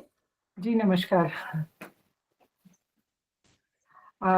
सबसे पहले तो मैं स्पीकिंग क्यूब की तरफ से ये जो आपकी वर्चुअल कॉन्फ्रेंस है उसके लिए मैं बहुत शुभकामनाएं और आभार और धन्यवाद करती हूँ कि जिस प्रकार से दीपिका जी लगातार स्पीकिंग क्यूब के माध्यम से जो आपका पूरा एक इंटरनेशनल कॉन्फ्रेंस जो आपने आयोजित की है उसमें सभी आयोजकों को इस शुभ अवसर पर क्योंकि देखिए आज का एक बहुत बड़ी ये जो मेंटल हेल्थ को लेकर एक बहुत एक मैं कहूँगी कि जिस प्रकार से आपने सारे इशू को लेकर अभी कुछ जो हमारे वक्ता थे जिन्होंने पूरे इंटरनेशनल लेवल पे भी बात रखी और यहाँ के वक्ताओं ने अनिल जोशी जी सभी लोगों ने अपने अपने जो है अपने अपने माध्यम से जो बात यहाँ पे रखी, वाकई में ये एक बहुत ही गंभीर विषय है और जो जो अभी क्योंकि जो सामाजिक जो परिवर्तन हो रहा है उस परिवर्तन के अनुसार जो है हमारे जो इमोशन जो हैं जो हमारी भावनाएं हैं वो उनको उनको भी क्योंकि देखिए जहाँ नया जो चल रहा है सब चीजें उनके अनुसार हमारे जो इमोशन है उसको किस प्रकार से वो परिवर्तन होते हैं, जैसे अभी अभी बताया पोस्टमार्टम जिस हमारे जो महिलाएं हैं किस प्रकार से डिप्रेशन में आ जाती हैं, उनको डिप्रेशन से कैसे उबारना है स्पीकिंग क्यूब के माध्यम से। हमारी जो बेटियां हैं, जो लड़कियां हैं, जो स्टूडेंट हैं, उनको उनकी कई बार ऐसे जो मेंटल हेल्थ को लेकर समय समय पर इस प्रकार से क्योंकि दीपिका जी से कई बार बात होती रहती है तो दीपिका जी उसको बहुत गंभीरता के साथ और कई विषयों पर, क्योंकि वो यहाँ पे बताना भी उचित नहीं लगता, उन सार्वजनिक करना ठीक नहीं लगता, उन विषयों पर चर्चा होती है। तो मैं अधिक समय नहीं लूंगी क्योंकि सभी लोगों बहुत लंबे समय से यहाँ पे जुड़े हुए हैं और आज हमने सबको सम्मानित भी करना है, अवार्ड भी देना है स्पीकिंग क्यूब के माध्यम से। तो ये बहुत ही खुशी मुझे, क्योंकि मैं दीपिका जी का, रीता जी बैठी हैं यहाँ पे और सभी का मैं बहुत धन्यवाद करती हूँ कि आज जो अवार्डी हैं उनको जिनको अवार्ड से सम्मानित किया जाना है उनको भी बधाई देती हूँ शुभ अवसर पर। तो शुरू करें क्योंकि समय की आप लोगों समय की भी काफी कमी है। यहाँ पे शुरू करें। हाँ जी मैम, सर्टिफिकेट फ्लैश करेंगे साइड बाय साइड। स्नेहा।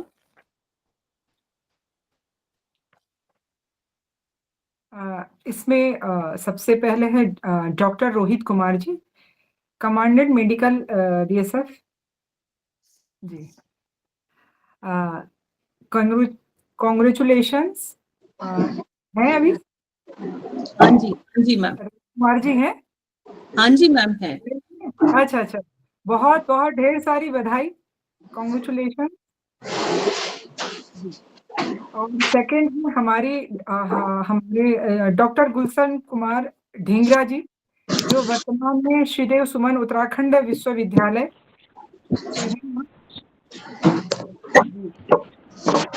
हैं। आप हैं इस समय डॉक्टर गुलशन कुमार ढींगरा जुड़े हैं? अच्छा, बहुत बहुत ढेर सारी Thank you बधाई so much, ma'am. Ji. Thank you so much, Madhu ma'am, Deepika ma'am, and whole team of Speaking Cube. Thank you so much. बहुत बहुत बधाई आपको। यहाँ पे डॉक्टर रूपाली शर्मा जी प्रोफेसर हैं आप IPS अमिटी विश्वविद्यालय नोएडा से। Congratulation Rupali Sharma ji. Thank you ma'am, thank you. बहुत अच्छा काम कर रही हैं मनोविज्ञान के क्षेत्र में, बहुत ही महत्वपूर्ण और उत्कृष्ट शोध कार्य आपके द्वारा किए जा रहे हैं। रूपाली जी आप मिली थी मुझे शायद। हाँ जी मैम। हाँ, आपको बहुत बहुत शुभकामनाएं। Thank you, ma'am. Thank you, Madhu ma'am, and thank you for the Speaking Cube for this award. Thank you. Doctor Naved Iqbal, Jamia Millia Islamia के मनोविज्ञान जो विभाग में हैं, आप प्रोफेसर हैं जी। आप हैं इस समय? आपको मनोविज्ञान के क्षेत्र में महत्वपूर्ण जो है वो आपको शोध कार्य के लिए अवार्ड दिया जा रहा है, सर्टिफिकेट। मैं जुड़ेगी। हाँ जी। अच्छा, डॉक्टर खिम्पो लोब्संग जो है हमारे भूटिया तिब्बती बौद्ध धर्म विभाग के प्रमुख हैं, केंद्रीय बौद्ध विद्या संस्थान लद्दाख से हैं। आपने बौद्ध धर्म और अध्ययन में महत्वपूर्ण और उत्कृष्ट शोध कार्य किए हैं। थैंक यू मेरे थैंक यू जी, थैंक यू मैडम जी। बहुत बहुत सभी बधाई, शुभकामनाएं आपको। Thank you. अब नेक्स्ट अवॉर्डी है श्रीमती शिखा चमोली जी। नमस्कार मैम, बहुत बहुत धन्यवाद। तकनीकी नवाचार उत्कृष्ट शोध कार्य किए हैं आप। धन्यवाद माननीय माधु जी, धन्यवाद डॉक्टर दीपिका चमोली एंड होल जी, धन्यवाद।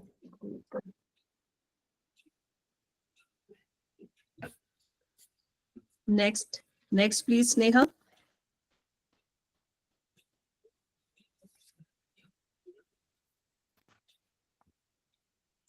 Madhu ma'am.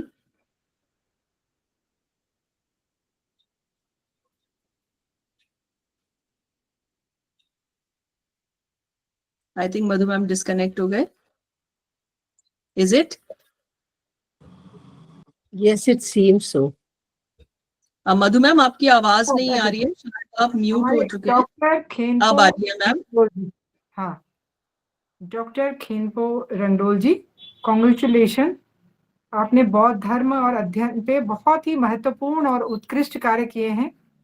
आप अंतर्राष्ट्रीय इंस्टीट्यूट ये कांग्यू फाउंडेशन के आप डायरेक्टर हैं जी। जुड़ गए दीपिका जी? हाँ जी मैम, हाँ जी मैम। अच्छा, उनको अच्छा हाँ, जुड़े हैं।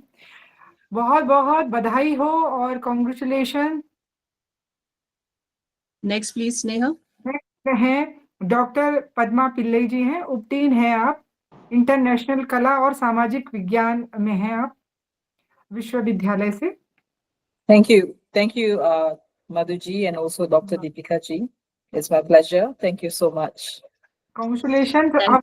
हम आएंगे आपके यहाँ। जी बहुत। I don't speak Hindi, but I do. Okay. Thank you so much for everything. We Yeah. all come in your Malaysia. Okay. Yes. Next time. Yeah. My pleasure. Thank you once again. Thank you, Dr. Padma, for being here, and let me translate it. It is a distinguished award to do a lot of researches in the field of human communication. And thank you so much for being here. Thank you. Next, please, Neha. Doctor Asha Mishra ji, सहायक professor हैं zoology विभाग में। आप खलीलाबाद से हैं, HRPG college है, और पर्यावरण विज्ञान में उनके कार्य के लिए उन्हें मान्यता देने के लिए बहुत ही क्योंकि डॉक्टर आशा मिश्रा जी बहुत अच्छा काम कर रही हैं जूलॉजी के लिए। कॉन्ग्रेचुलेशंस, बहुत ढेर सारी आपको शुभकामनाएं, बधाई।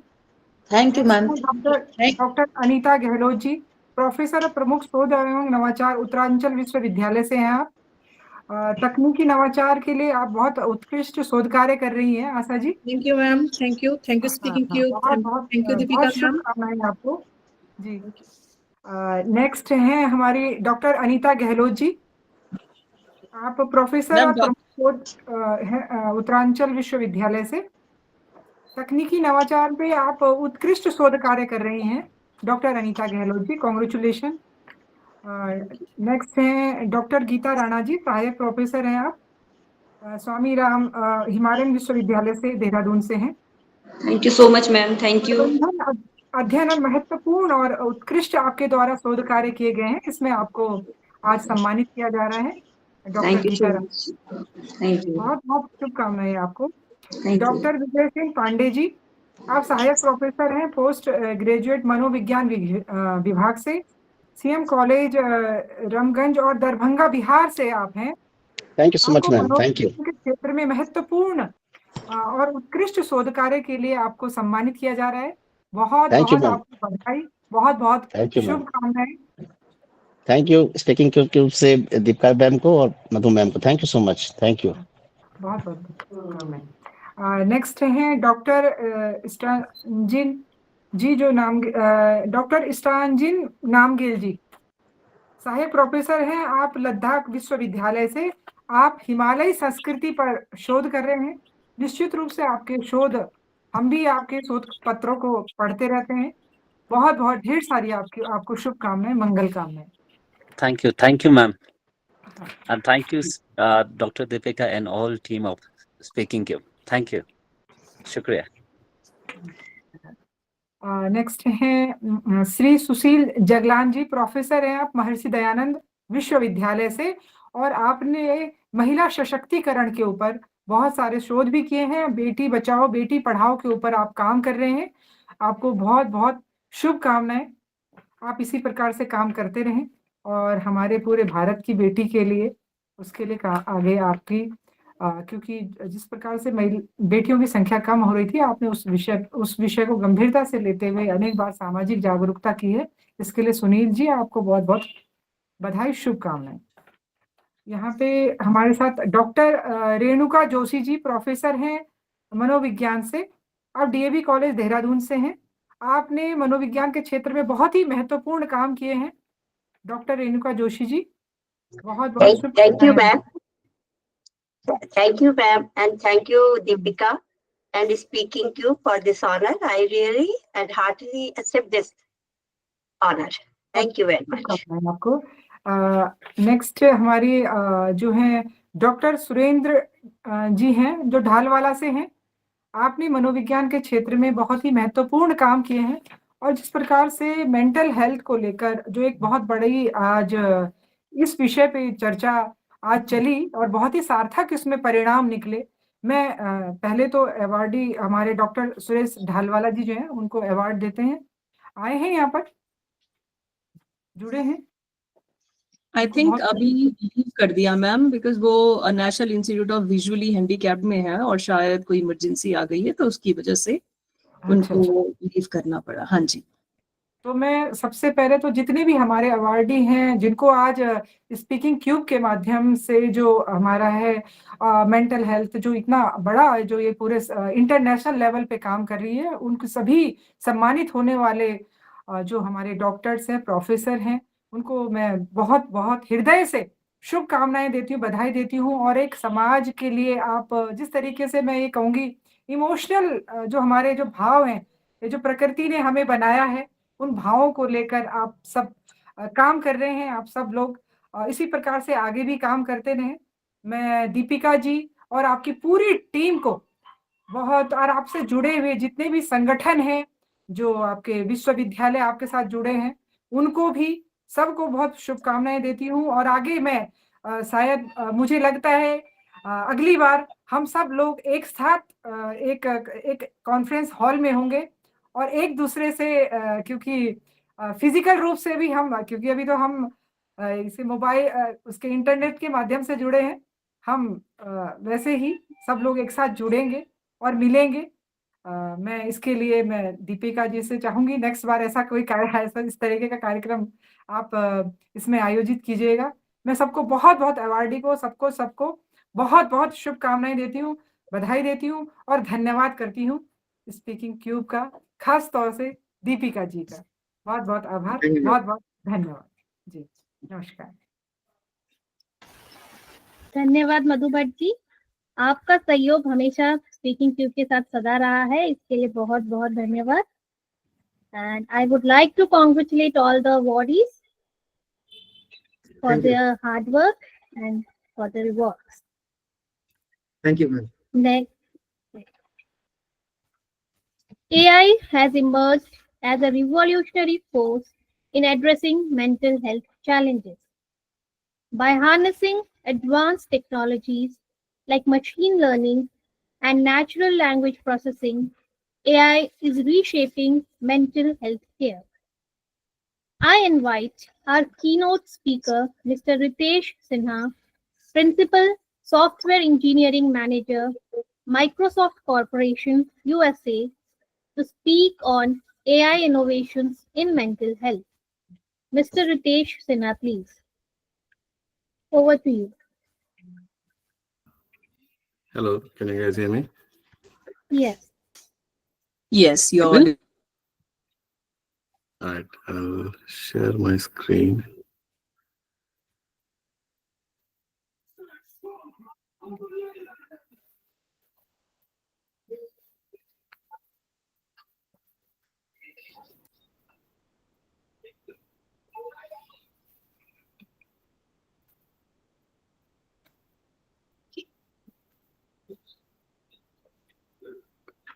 Can you guys see my screen that I'm presenting? Yes, sir. Yes, sir. All right. Okay, so I'll start with a quick introduction. And even before introduction, I would like to thank Dr. Deepika Chamoli and all the members of the Speaking Cube fraternity for inviting me and for giving me an opportunity to share my insights and my thoughts. With that, I'll get started. So I'm Ritesh Sinha. I work for Microsoft, and I have the good opportunity and good luck, good fortune to witness a transformative change in industry that is happening right now via the field of AI.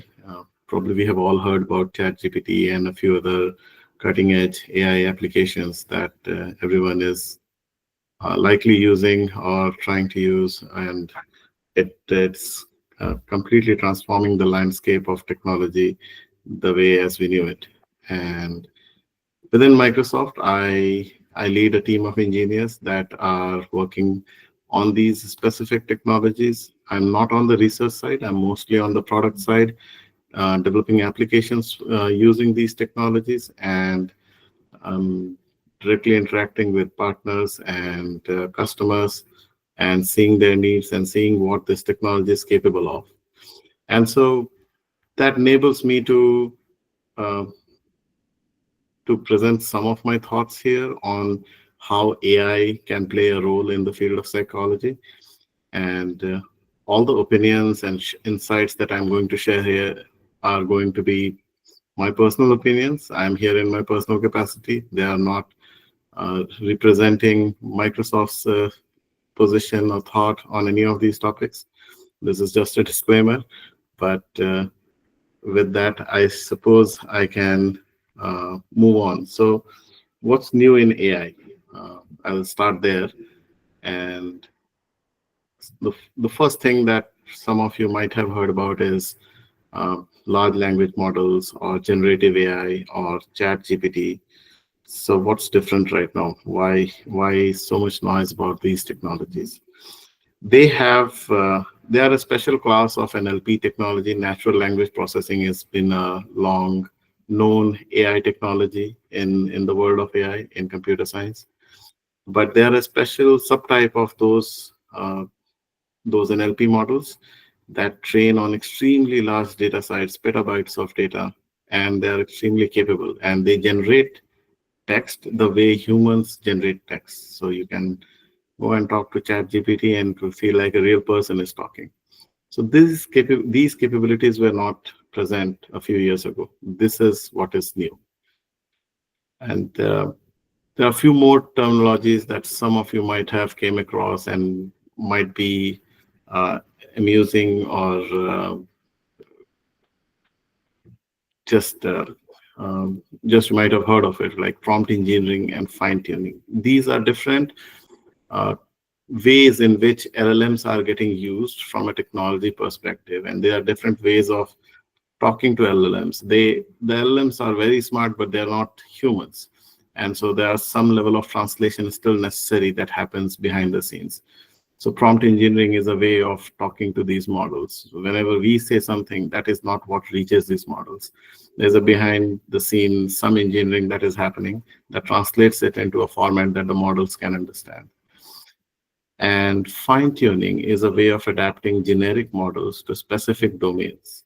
Like the ChatGPT model can be adapted to psychology via a process of fine-tuning. So that fine-tuning and prompt engineering, both of these techniques, they will need data from the relevant domain to which we are trying to train the model on. So here in this case, it will be data from psychology domain. And some of you might have also heard about AI agents. or agentic AI. These are all latest. Disturbing between. I think the slides are not moving. Is it? I'm still on my first slide. Okay. Okay. Sure. Sure. All right. So I will try moving this. Did that move the slides for everyone? I changed the slide right now. No, sir, it's the Still same in the first first slide. slide. Not changing. It's not changing? No, sir. I think you need to share your complete screen, then only. Okay. All right. Yeah. All right.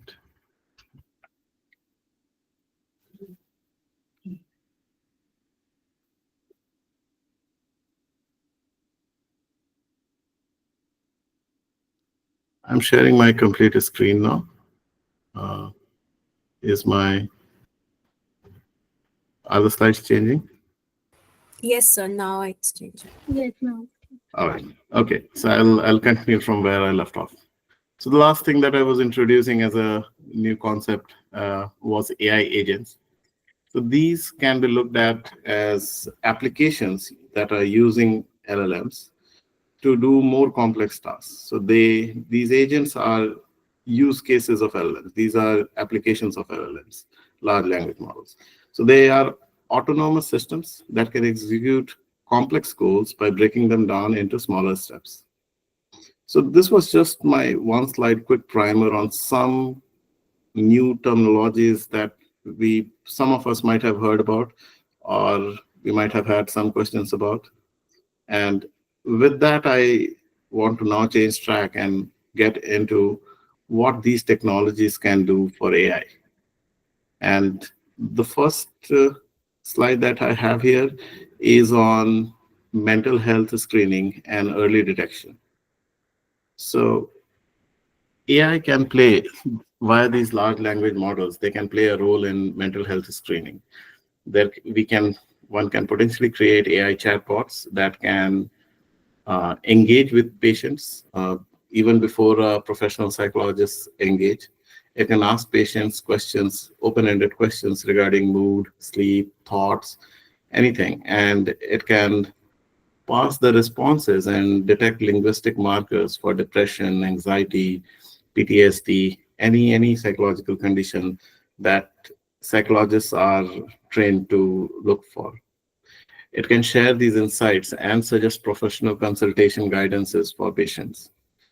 And I'm also sharing some examples here, like VBot, VSAR tests. These are mostly from the West.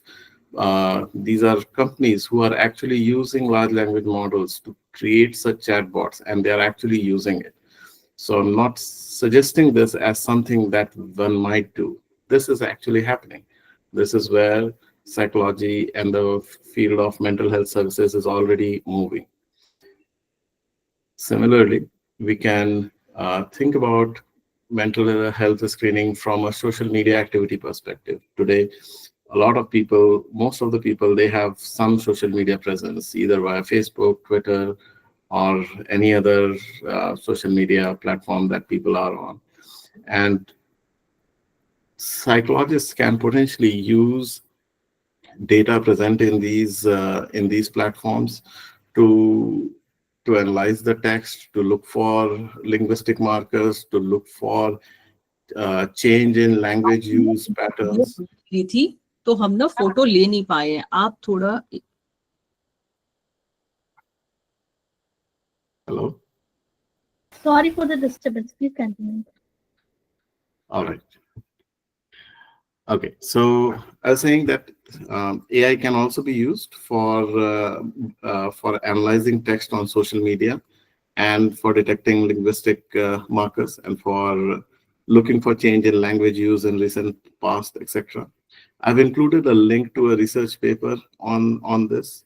So this is again something that people are actually working on and researching on, and they're publishing their results here. And this can also be an effective tool in the set of tools with a professional psychologist to help diagnose his patients. Third aspect in mental health screening is sentiment and emotion analysis.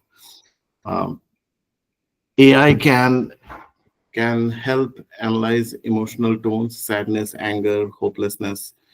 It can detect changes in speech patterns in real time, like when a psychologist is engaging with a patient in a therapy session. It can provide real-time feedback on the side on what's happening and what are the emotional undertones behind the remarks that patient is sharing. One example of such tool is empathic.ai. I have again included this just as a reference example that this is also something that is already happening. People are using LLMs and AI to do these kind of work as well. And so now I'll move on to my next slide. So AI can also play a role in clinical psychology and therapy support. So in my previous slide, I shared some links on AI chatbots, and those are the same chatbots that can provide therapy support as well. So they can offer chat-based companionship, and these kind of chatbots, they can create a non-judgmental space for expression, offer comfort. They can also help do guided self-reflection and prompt patients with introspective questions to help them process emotions. They can as well assist in journaling their emotional state. The way they are talking to the chatbots, that creates an automatic journal for you, which can be analyzed over time for patterns. AI can also be used for assisting therapists. So it can do session preparations, generate therapy worksheets, conversation prompts, treatment plans, etc. This is just to augment whatever the therapist is doing, the psychologist is doing.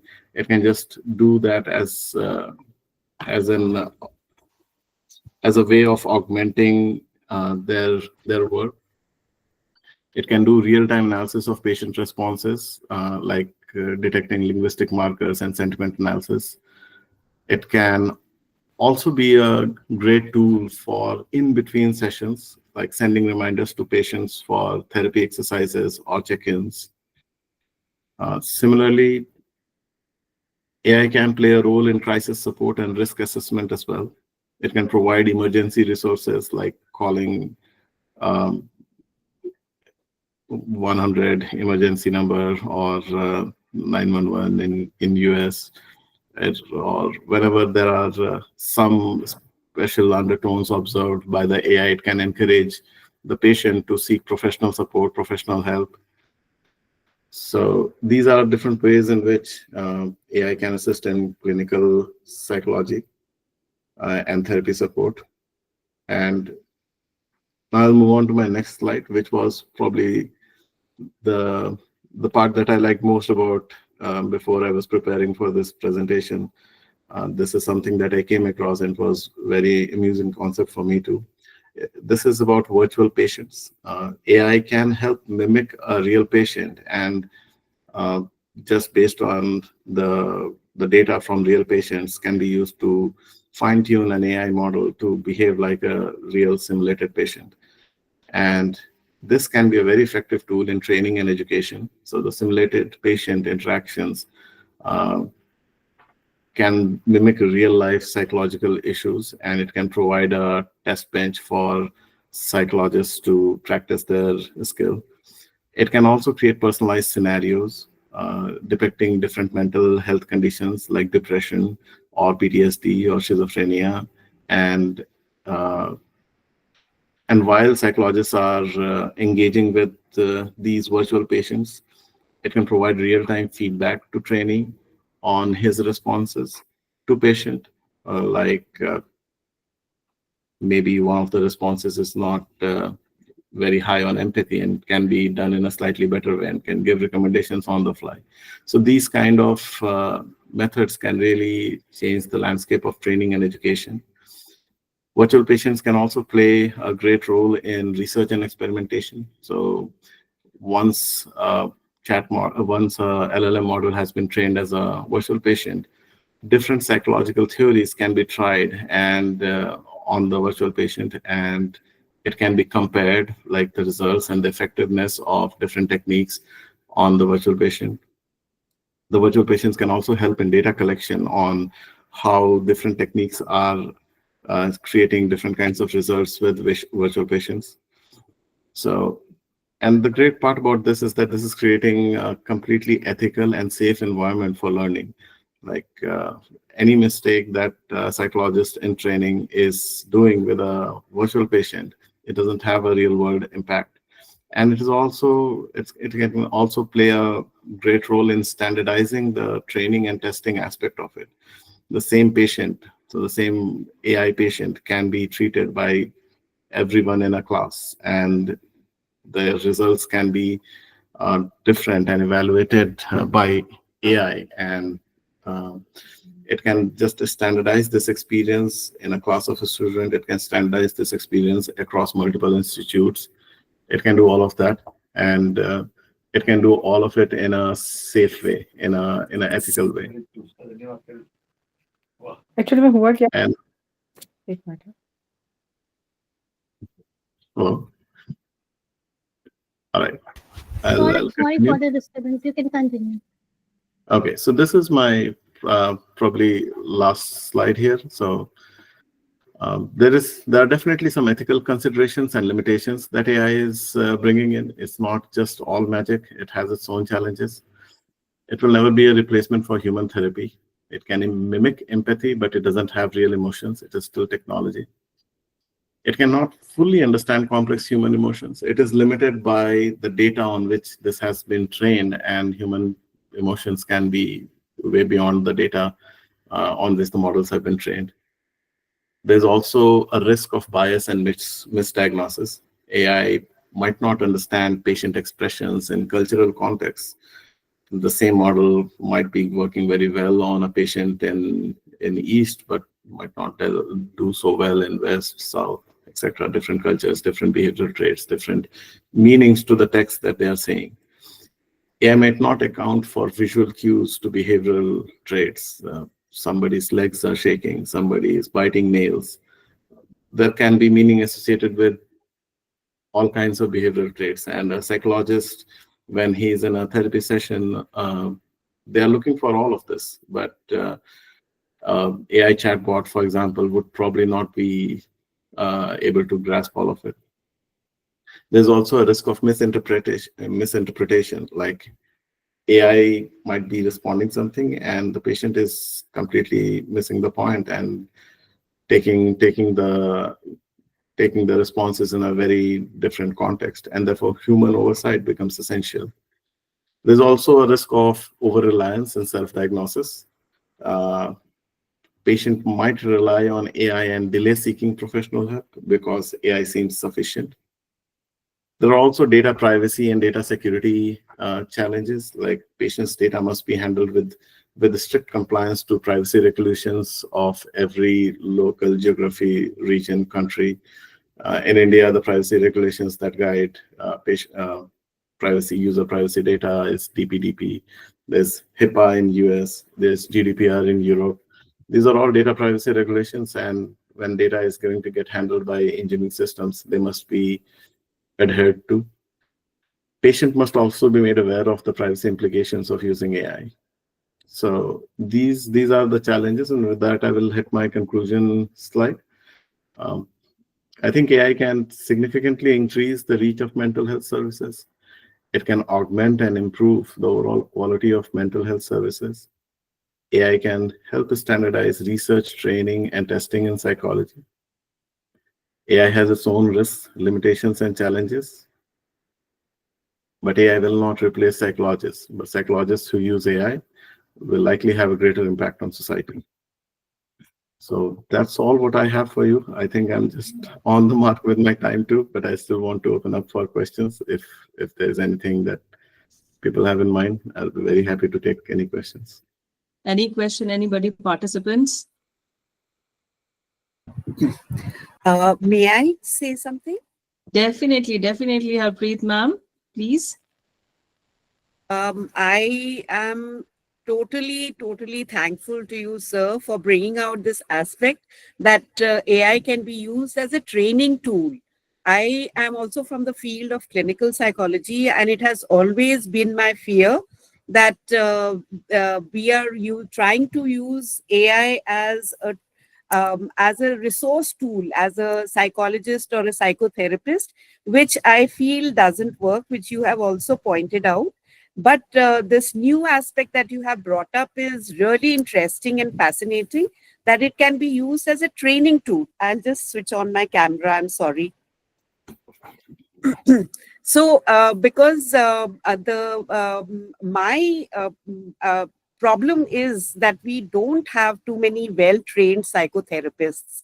And in fact, it's a challenge if somebody asks me to be referred to someone, I really don't know whom to refer that person to, because the training is not very good.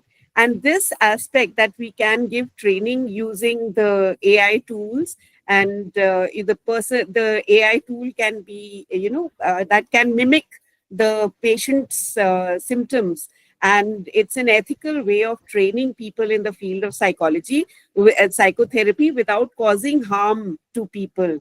That's fabulous. I really congratulate you on this. This is a new concept for me, at least, and I think very interesting and can be very, very useful. Thank you. No, thank you for your remarks, and yeah, I cannot agree more with you. So this is definitely great. It was fascinating for me when I was looking at this aspect of AI as well. Thank you, Mr. Ritesh Sinha, for your enlightening presentation on AI innovations in mental health. Your insights into how AI is revolutionizing diagnosis, treatment, and accessibility in mental health care were truly inspiring and thought-provoking. The examples you shared, along with your ability to simplify complex concepts, made the session engaging and impactful. Especially, yes, I will also like to acknowledge the virtual patient concept, because being psychologist, it's very difficult to get a proper training, because maintaining the privacy of the patients is a very important thing in psychology. And we just cannot expose patients or the data of our patient to the students who are being trained, because it is an ethical issue. Now, I think with the help of this virtual patient concept, we will be able to train our students better than us, in fact. I can say that. So thank you so much. Thank you, Mr. Ritesh, for such a enlightening presentation. Thank you, sir. Thank you. Thank you, everyone. Thank you so much, Mr. Ritesh, for a wonderful presentation. Thank you so much. Our next keynote speaker, Professor Dr. Abha Singh. She is Pro Vice Chancellor, SGT University, founder and director, Sci-Fi, adjunct online faculty and academic consultant, Southern New Hampshire University, US. Dr. Abha Singh was supposed to speak on transpersonal psychology as a therapeutic approach in mental health.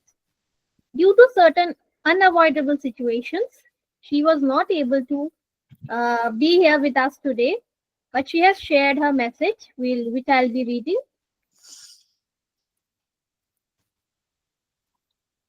Being able to be your true self is one of the strongest components of good mental health, by Lauren Fortin. Today, there is a great need for the focus on prevention mental health care. Preventive care helps identify early signs of mental distress, making it easier to manage and even prevent issues before they escalate. Research shows that early intervention can reduce the severity of conditions like depression by as much as 50%, preventing them from becoming more serious. Promotive and preventive mental health strategies in psychology aim to enhance well-being and reduce the risk of mental health problems, encompassing universal, targeted, and individualized approaches. These strategies include promoting positive mental health, early intervention, and addressing risk factors.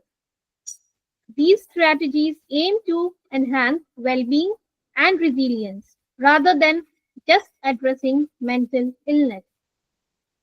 In psychology, promoting mental health involves fostering positive mental well-being, preventing mental health problems, and building resilience through interventions that address individual, social, and environmental factors. I heartily congratulate Dr. Deepika, Speaking Cube team, and SPECS and Sridev Suman Uttarakhand University for organizing 6th virtual international conference on psychological issues, intervention, and management, which is very timely and much needed. I wish grand success to this online conference. Strong mind, strong world. Professor Dr. Abha Singh, Pro Vice Chancellor, SGT University, Adjunct Professor and Academic Consultant, Southern New Hampshire University, US. Thank you, Dr. Abha Singh. We really missed you because you have always been there for all our presentations. But thank you for sharing your words with us. Thank you so much. So moving ahead, I would like to invite now Professor Dr. Rajesh Singh. He's working as Professor and Director, Research and Innovation, Uttarakhand University, Dehradun, with more than 17 years of experience. His area of expertise includes embedded systems, robotics and automation, the Internet of Things, and machine learning. There are many awards and honors in his name, including Gandhian Young Technological Innovation in 2018, Elite Academician in 2019. He will be speaking on research and innovation in mental health. Professor Dr. Rajesh Singh, please. Over to you, sir. Yeah, thank you, Anupa. And I'm really thankful from Speaking Cube. They have given me a nice opportunity to talk on topic which is research and innovation. Just a minute, I'm just going to share my screen. Kanika, can you switch off your mic, please?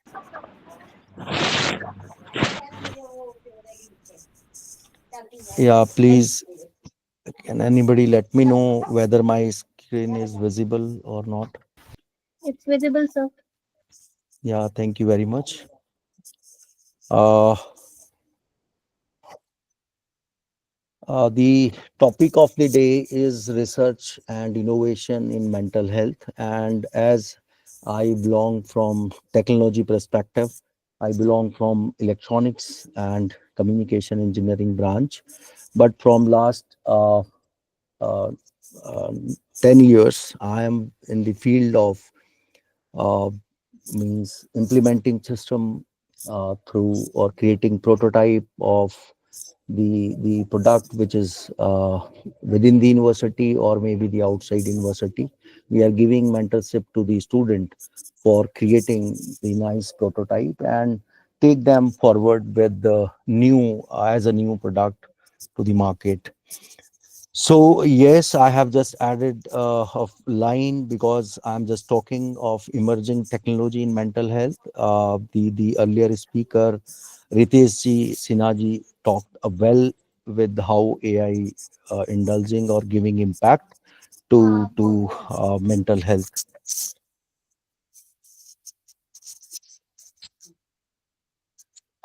Yes, because in every presentation, am I audible? Please let me know because I have shared my Yes, screen. sir. Yeah. Yes, sir. Yeah, in between, if some glitches due to internet or something, please let me know. Every presentations, because we are dealing or we are taking care of research of whole university. I am from Uttarakhand University, so we have here 12 different schools where social sciences, law, liberal arts, and also the sciences, agriculture, pharmacy, management, engineering, and nursing, health sciences. Even we have a Ayurveda hospital. So we people are just taking care of research of whole university. So our target audience always from different discipline. So giving or to handle the people from social or sometime from low domain or management domain, this is something very interesting. So for better understanding, I have just taken this a nice model which is called science society interaction model, and I have taken this from a research article.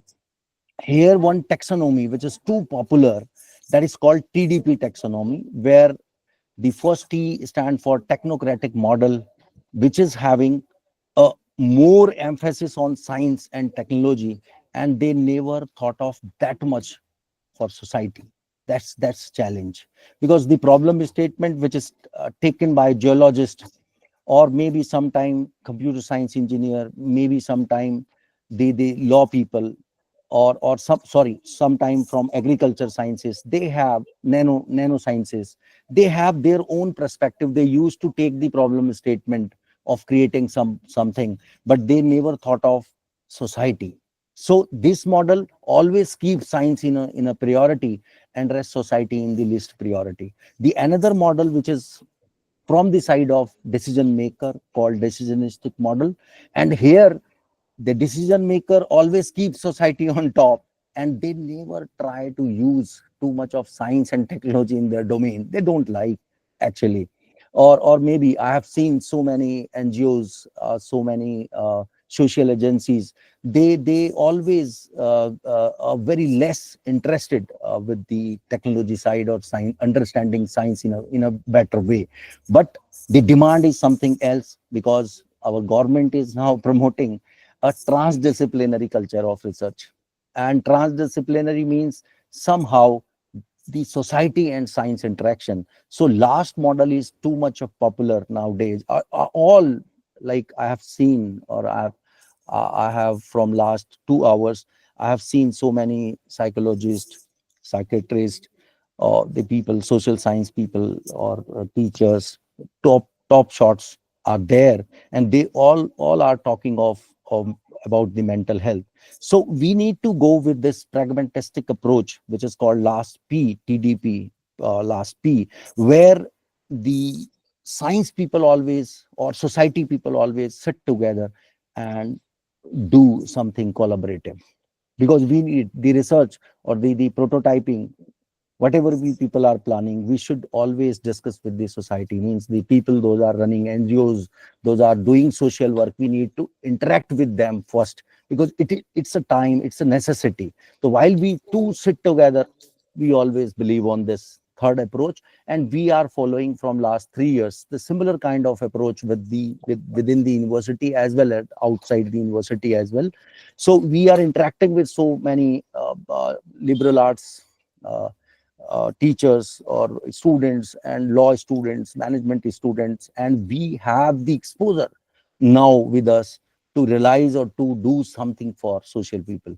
So means apply your knowledge, technology knowledge, with the side of society. So prior to start, I want to create some background, because we people are living with fourth industrial revolution, and in a fourth industrial revolutions, earlier three revolutions taken too long time to reach up to fourth revolution.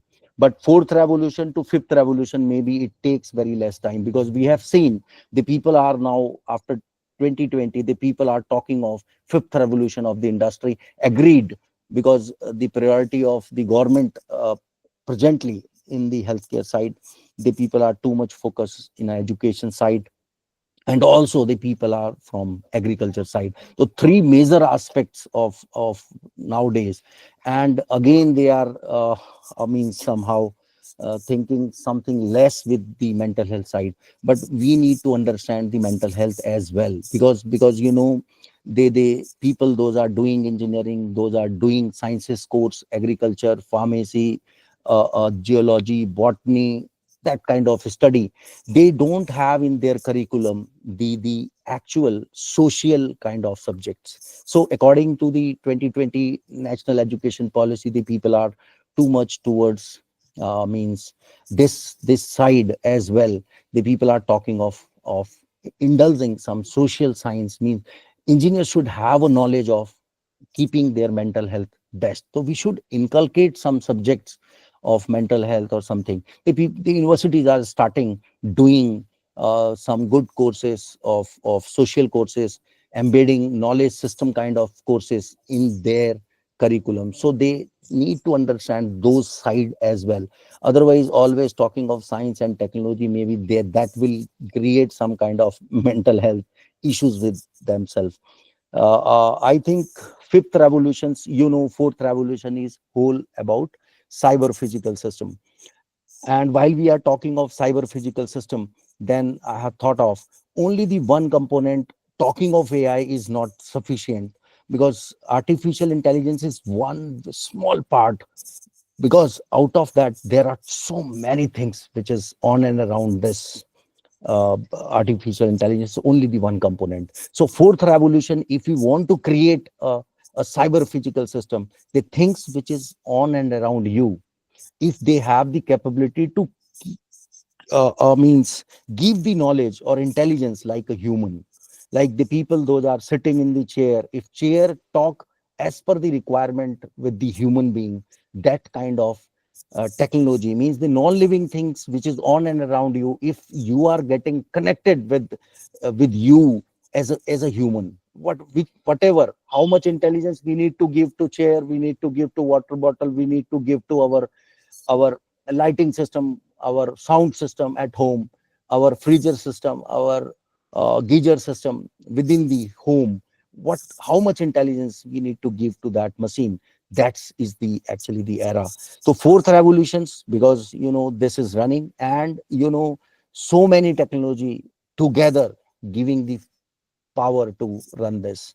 Like you have heard the internet, because if you want to connect with non-living things, so you need to connect some senses with it, and you need to create first the aura of, means interaction through internet of things with the somewhere in the cloud or something like that. So we need to think of creating intelligent devices on and around you to collect better data, to apply further technology which is called artificial intelligence. Yes, cloud in between, big data in between robots, in between drone, metaverse, digital twin. These are means combination of technology, but obvious virtual reality, augmented reality, those are so many technologies. Nano materials is also the era within this industry, fourth revolution.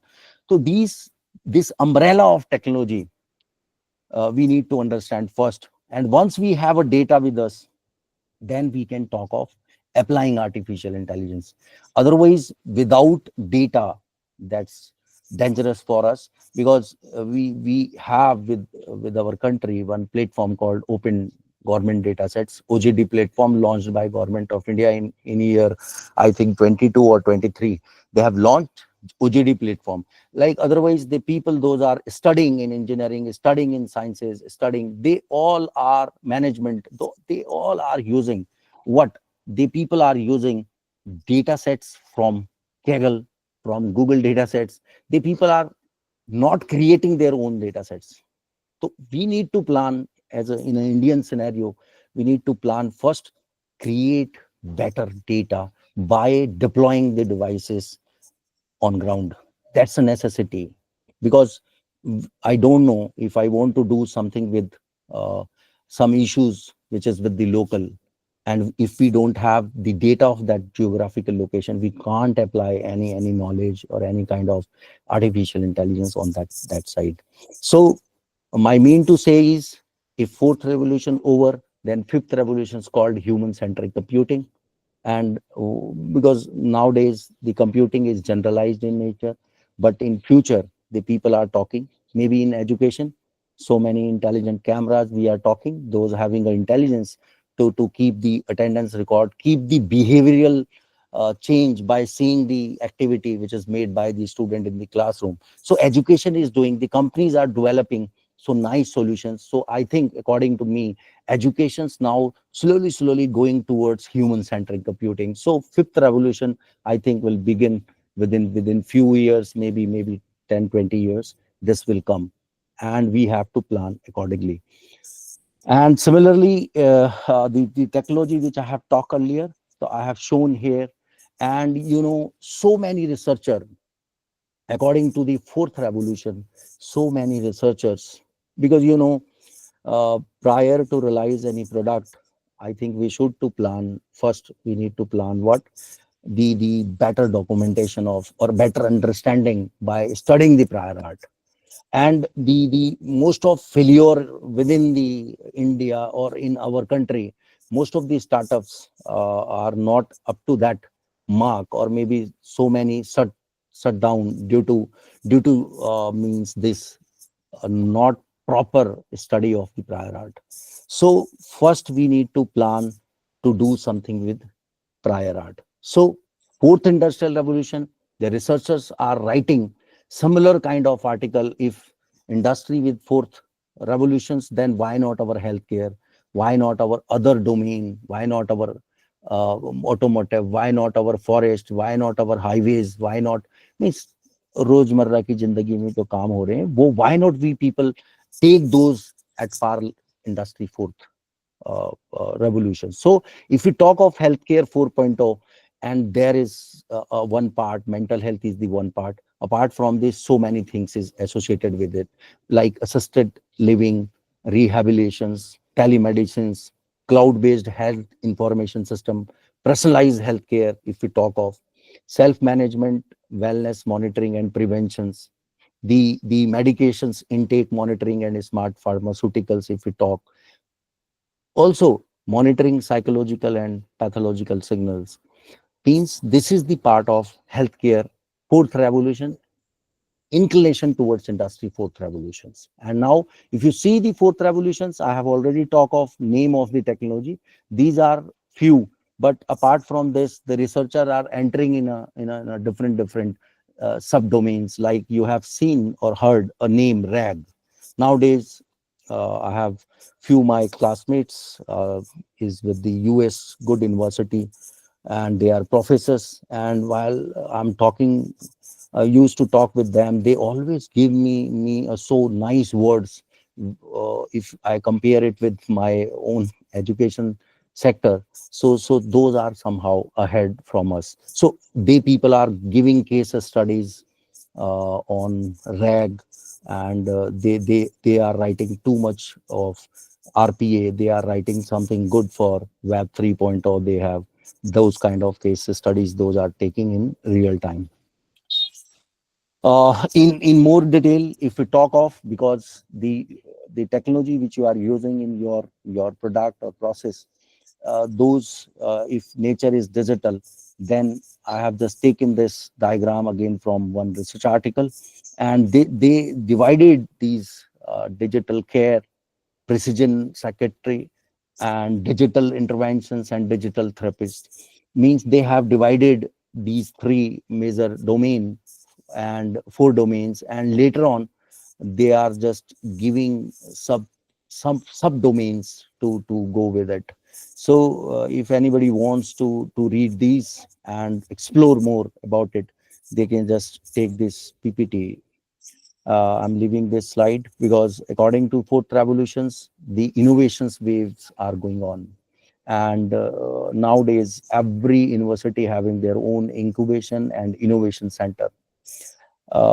If we have innovations like the DST, Government of India, means they have the call for establishing ITBI, and Nidhi Priyas, Niti Aayog, Government of India also having AIC, ACIC. They are giving to huge fund to NGOs as well as the university to promote the innovation culture within their organization or outside the organizations. And government is giving too much support, huge fund to establish incubation center and hold the student and local communities to improve their livelihood.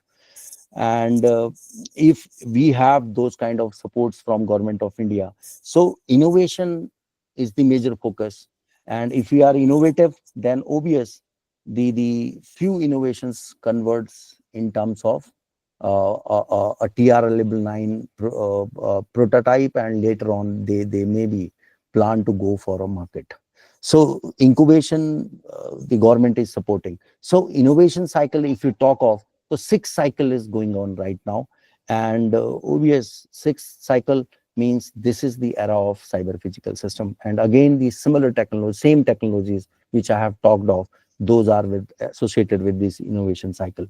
And now I have taken this from a source like Lancet, you have heard. This is the huge shot, good journal. And Lancet Psychiatry is the one journal which has reported mental health disorder cost the global economy $2.5 trillion annually in lost productivity and healthcare expenses, a figure that exceed rise 6 trillion by 2030.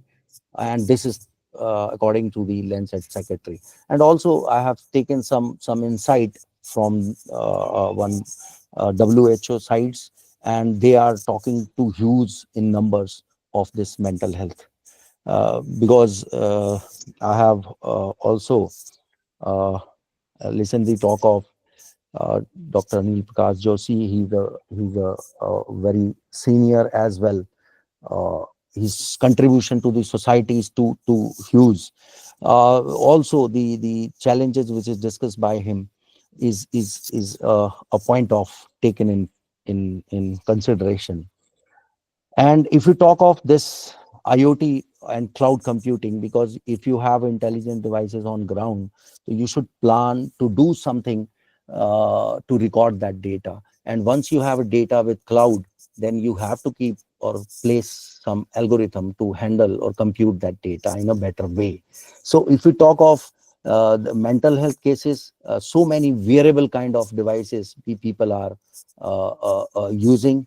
And we should plan for creating more better wearable devices if you can plan.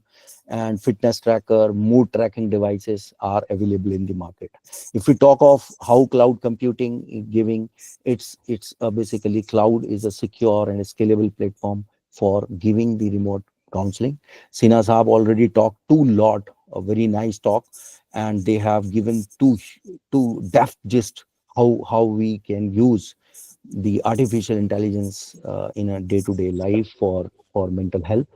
And if you talk of real world applications, then you can plan to search on the Google, and or otherwise with the better platform Google Scholar you have seen, you can just put these topics and you can get so many research article first, because research article study is necessary.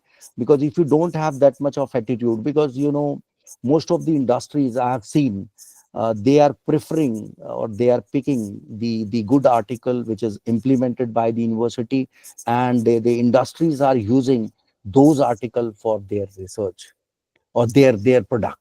Okay, so please read carefully those articles. Internet of medical things is the concept which is given by the researchers, and they have suggested the personalized monitoring of the individuals through this. And obvious mental AI driven mental health platform we can talk, personalized health assessment framework we can plan by this way. And this is the diagram which is occupational well-being. If you talk of in an industry, if you are working and if you are giving some kind of mental support to a technologist or scientist, then we need to think in by this graph. The researcher given the nice insights, okay, what are the devices or platforms through which we can realize the innovations in real way in universities or in an incubation center. So in for future further they can extend as a product in the market. Then what are the ways how to communicate, how to sense psychological or environmental, because sensing is the major challenge, because sensing psychological parameter or reading the mind of else through gadgets, it's a challenge, and the researchers are doing or creating a huge research with this side by creating a census which is compatible with the platform which is available in the market, and later you can plan to give the insight of to it. And the techniques, if we talk of data fusions, classifications, there are too many algorithms which is realized by the researcher, and we can plan to use those in their area. And if we talk of psychological, then health side, psychological and physical, the people are realizing so many things in a physical way: accident preventions, ergonomics, fire, gas, injuries kind of. And in a psychological manner, if we talk of cognitive state, mental fatigue, mood disorders, knowing stress by the use of this Internet of Things technology. Once we have this, then these devices will generate the data, and once we have a data, then pre-process that data, and later try to apply some kind of algorithms to make it classify it for classifications, or maybe for predictions or through regression or something else. Okay, so we need to, here in India, we are good with IT, we are good with the computer science side from so long. We are good with the service side, but we always fail to produce products. Okay, so we need to do some good hard work on realizing those Indian made devices to monitor uh, anything, mental health or maybe the other thing. And if those devices are available in Indian context, then obviously we can plan to apply further knowledge by applying artificial intelligence on it. Yes, this is already discussed by Sina Saab. And if we talk of AI, AR, VR, XR, robotics, drone in mental health, then this is what therapies, if we talk of AR, VR, XR, through we can do exposure therapy, stress relief, or mindfulness, we can plan. And in a robotics and drone, if we talk of in mental health side, then robotics in therapy and championship, social assistive robot. So many companies you have seen, those are creating robotic arms and robotic doctors, means robotic platform which is easily do the operations from remote locations. Okay, and also through drones we can plan remote mental health delivery and supports. Digital twin, metaverse, if we talk of, because it's not alone a single technology, it's a group of technology. It's IoT, AR, VR, cloud computing, and machine learning. So if we can plan, we can create virtual model for mental health profiles for simulation and personalized care, and application in treatment planning and outcome predictions. We can plan through this digital twin technology. And if we talk of metaverse, then virtual support groups, therapy sessions, psychoeducation in metaverse we can plan. And this will give creating safe, accessible space for mental health intervention. By the use of this, we can plan, because very less work being done by the researcher in metaverse and digital twin side. If the students, those are sitting from psychology domain, they can plan transdisciplinary research. Why not? They used to create framework first. I'm not talking of you need to understand a coding, you need to understand too much of data science. No, only creating framework, and then try to collaborate with the engineering guys, computer science guys, and give them that framework. I need realization of this framework, because creating framework, if you expect this from engineers, I think they don't have that much of things, because they have always, in our education system, they always have all the technology kind of education, not any social knowledge, no any cultural knowledge. They always, you study first and then go for higher package, try to hit the good package, and later on settle down. But they don't have that much of exposure. So as a social science, I always used to talk with the law people. Please take your PhD, your master work, thesis work in this side, how the metaverse, how we guys can create a framework for metaverse or virtual mental health spaces, how we can create only qualitative, not quantitative, do qualitative study on this. Okay, how much artificial intelligence indulges with the subdomain of my mental health study. You take that kind of topic and make impact as a transdisciplinary research in the world, and you will get, I think, if you will start doing this, you will get, I think, in a globe, maybe position 10, who is writing nice means papers, nice filing, nice means patent ideas, or product ideas in the community. We should plan like this. And the mental health startup we talk of, I studied in an Indian perspective. You can just check it out, like Dario, Viva Vesha, Heart It Out, Rehabify Me, Mave Health. I have just created also placed the link of Brainsight, Mind Peers, iwilltherapy.io. These are the online applications, platforms for mental health.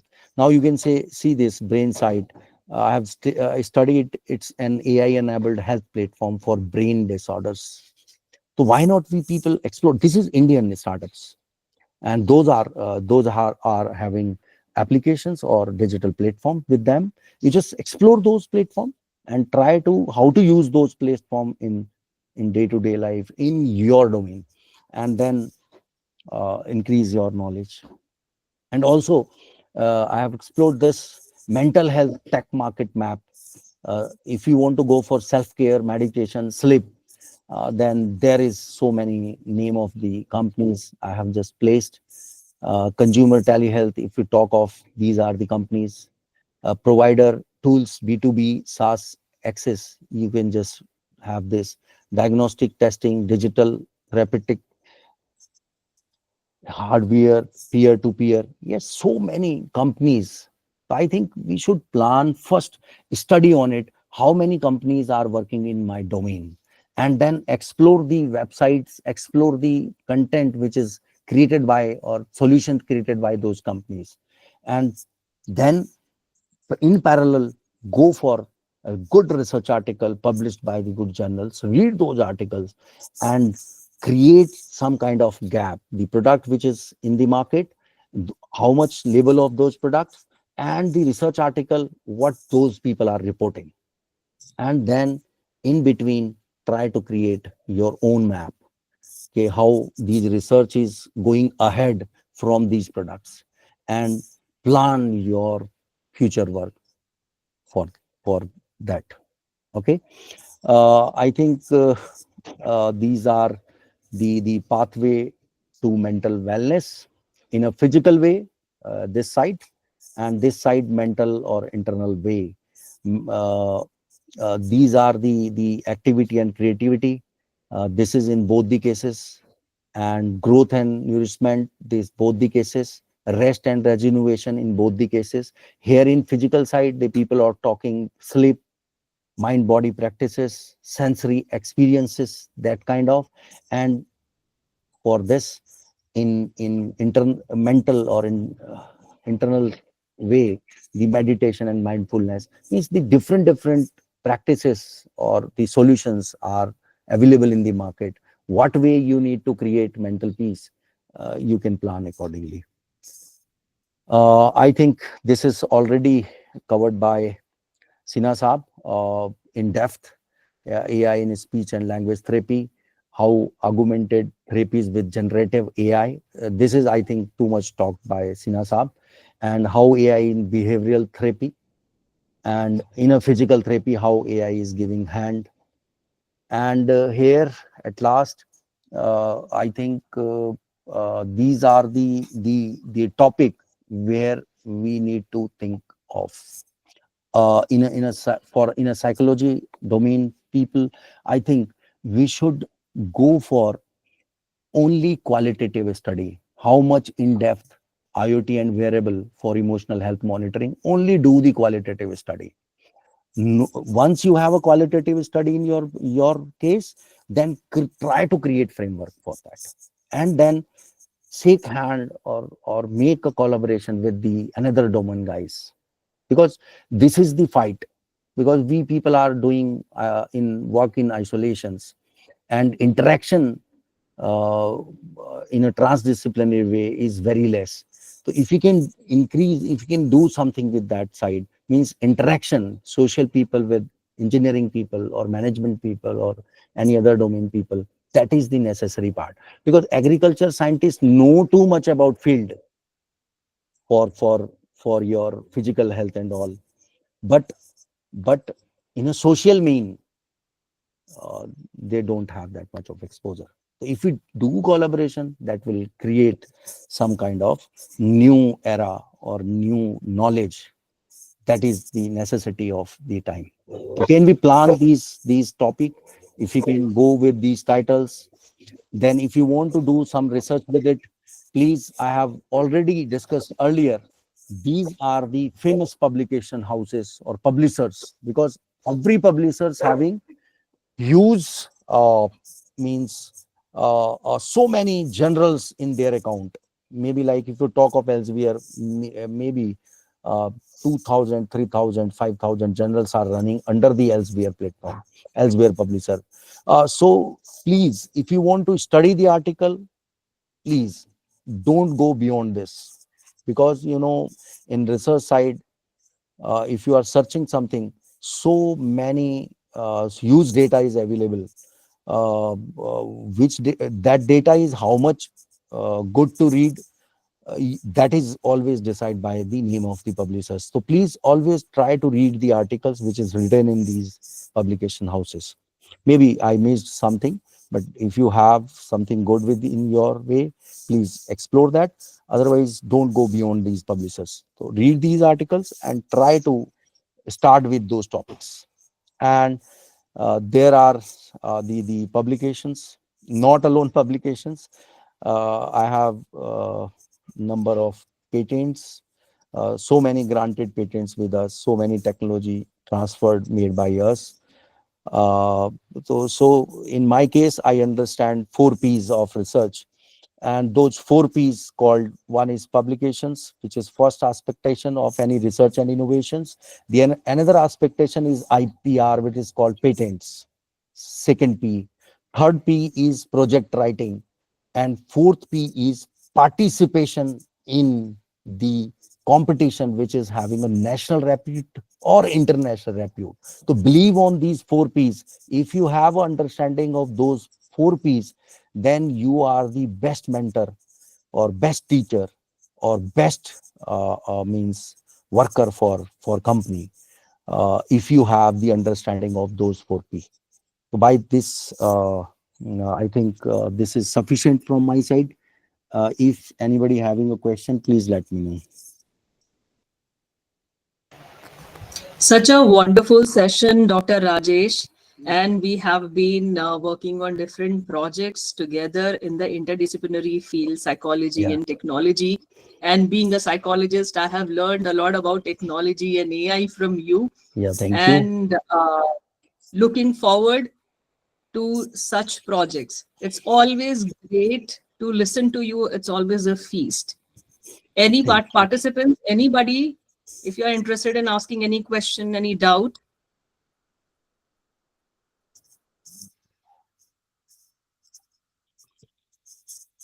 Anyone? Yeah, here, Dr. Raj. Yes, please go ahead. Yes, you can go ahead. Ms. Shikha, you can go ahead. Okay. Dr. Rajesh, thank you for your insights on the wonderful topic. I think especially your thoughts on IOMT and digital twin technology were very insightful, and I really appreciated the knowledge that you have given to us. Yeah, it was wonderful. Thank you so much for your kind Thank you, words. Sikaji. Thank you very much.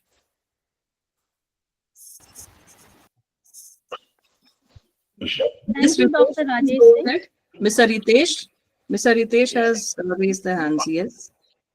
Yeah, thank you, Dr. Rajesh. This was a very informative session. And Thank you. one thing that you were focusing on in your presentation on the role of data in training these models and how important data is. On that note, I just wanted to add a couple of points that today there are a few things that AI can do in the field of data that used to be not possible in the past. One of those things is generating very high quality synthetic data, which is not Yes. real world, but it is mimicking real world situations, Yes. patients, etc., via virtual patients concept that I discussed. So Yes. creating virtual synthetic data through AI is going to play a critical role in that aspect. And there's another thing that AI is now enabling in a very effective way is globalizing data from different cultures, different places, Yes. and Yes. translating them. And so, if you have a case study in Britain or in Germany, and you want to use that as an example or as a simulated patient in an Indian context, AI can do that translation for you. AI can globalize the data and make it accessible to to everyone right now. So that kind of democratization of technology is going to happen via AI. It's already happening, Yes. and Yes. we need to put them to use. Yes. Very nice. Well, thank you very much, Ritesh ji. I have heard your whole session, and I'm really exciting. And in future, I think in collaboration with the Speaking Cubes, I'll connect with you guys because you have huge exposure with the industry, and we'll do something good for society. I think so. Definitely. Yeah. Looking forward to it. Thank you, Ritesh ji. Thank you, Dr. Rajesh Singh. Your Thank insights into the latest advancements and your thoughtful exploration of innovative approaches have provided us with a deeper understanding of the field and inspired new way of thinking. We are grateful for the time and effort you invested in sharing your expertise and for sparking important conversations that will undoubtedly influence future developments in mental health care. Thank you once again. Thank you. Next, I invite Program Chairperson and Keynote Speaker Dr. Gulshan Kumar Dhingra, Dean Faculty of Science, Dean and HOD Botany, Director of Academics, Sridev Suman, Uttarakhand University, Pandit Lalit Mohan Sharma Campus, Rishikesh, Uttarakhand, to address the August gathering. Dr. Gulshan Kumar Dhingra, please. Thank you, Dr. Anupa. First of all, I would like to welcome all of you on behalf of Speaking Cube Online, Specs, and Sridev Suman Uttarakhand University. I got this privilege to be associated with Dr. Deepika. All credit goes to Dr. Brij Mohan Sharma, who introduced. And this collaboration came into existence all because of Dr. Deepika Chamoli's efforts. And our university, though it's new university, as far as all state universities of Uttarakhand are concerned, we started in 2012. And I would also like to share with you all that Pandit Lalit Mohan Sharma campus, where I am presently working, this was initially a college, and now 3 years back it has become university campus of state government. Though it was autonomous college, and this one more thing I would like to share with you all.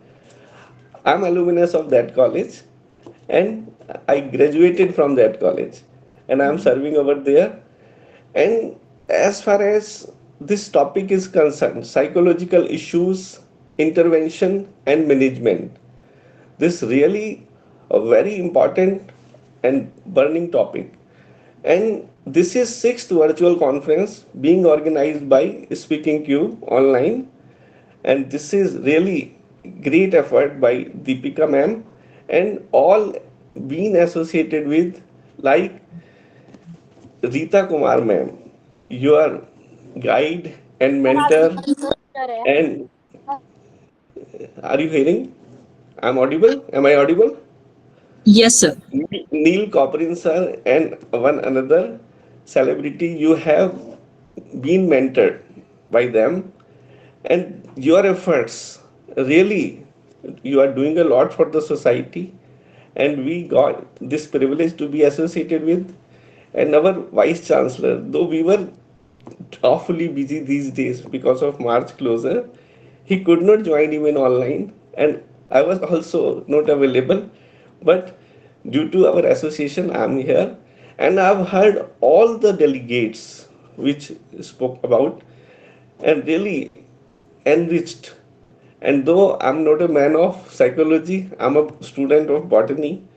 But one more thing we can be associated with, as far as new education policy, national education policy 2020 is concerned, we can collaborate with our students. We can develop any curriculum, diploma, certificate course, which can be compulsorily taken over by the students, and they really will be benefited. Many of our students have joined recently in this session, and for these 2 days, I'm quite sure they'll be going to be benefited a lot. And so many celebrities associated with us, Padma Bhushan, Dr. Anil Joshi ji, and chief guest of today, Madhu Bhatt ma'am, they have felicitated us, and I'm also thankful to Deepika ma'am and Speaking Cube for recognizing, though we haven't done anything a lot in this field. And my friend Rajesh Singh, Sina sir, and Coblin sir, they have spoke very well.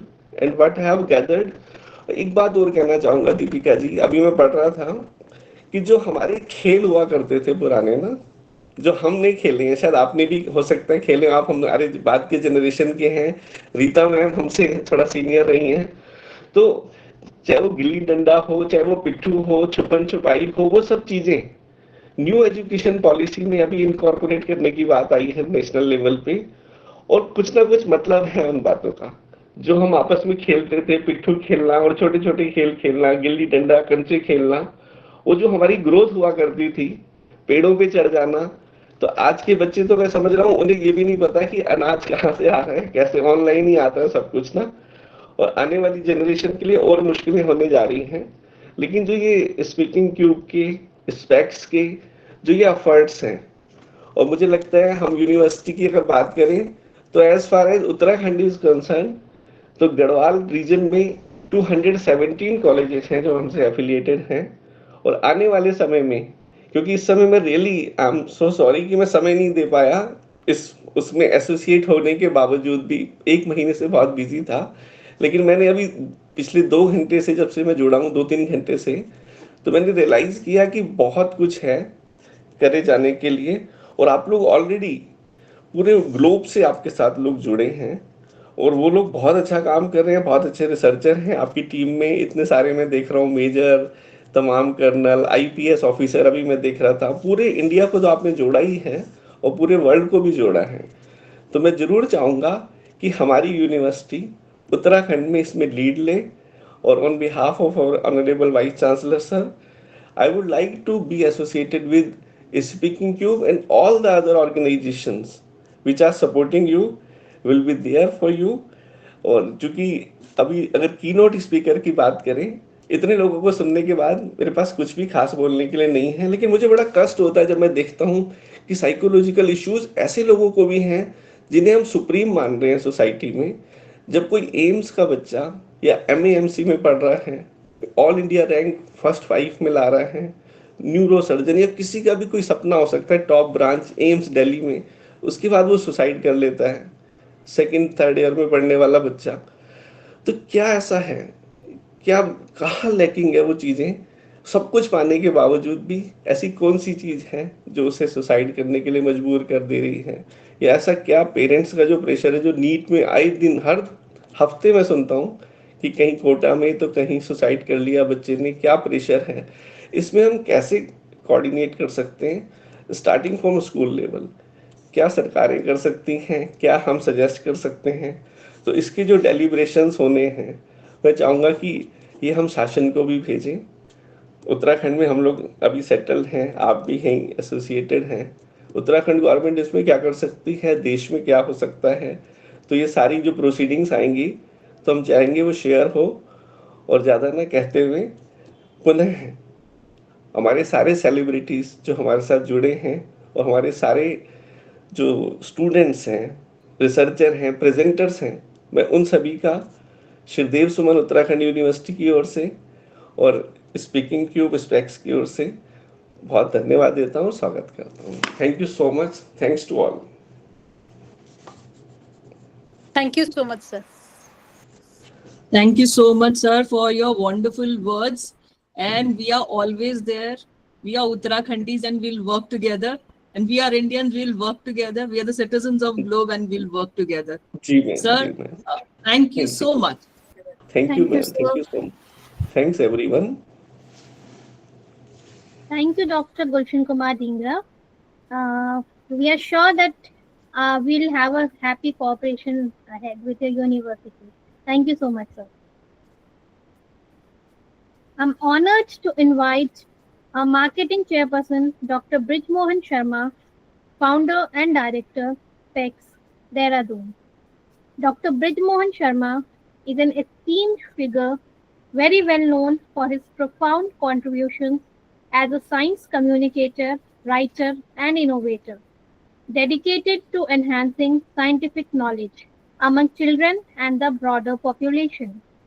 His expertise lies in designing low-cost tools that bridge the gap between complex scientific concepts and everyday life, ultimately improving the quality of life for many.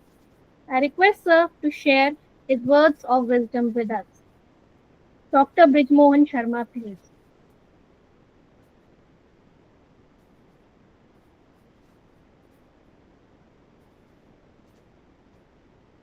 Dr. Brij, sir, are you there? Mute पर हैं sir आप।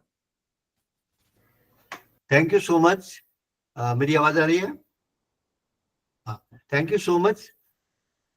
मैं सुबह से ही, जब से conference start हुआ है, मैं तब से ही एक चीज सोच रहा था कि परमांश जी का नाम सुना है सबने, जो विवेकानंद जी के गुरु थे, है ना। तो परमांश जी ने विवेकानंद को ढूंढा और एक थॉट ऑफ स्कूल डेवलप हो गया पूरे वर्ल्ड। तो ऐसे ही रीता जी ने जो है ये दीपिका को चुना और एक नया थॉट ऑफ स्कूल डेवलप हो रहा है ना।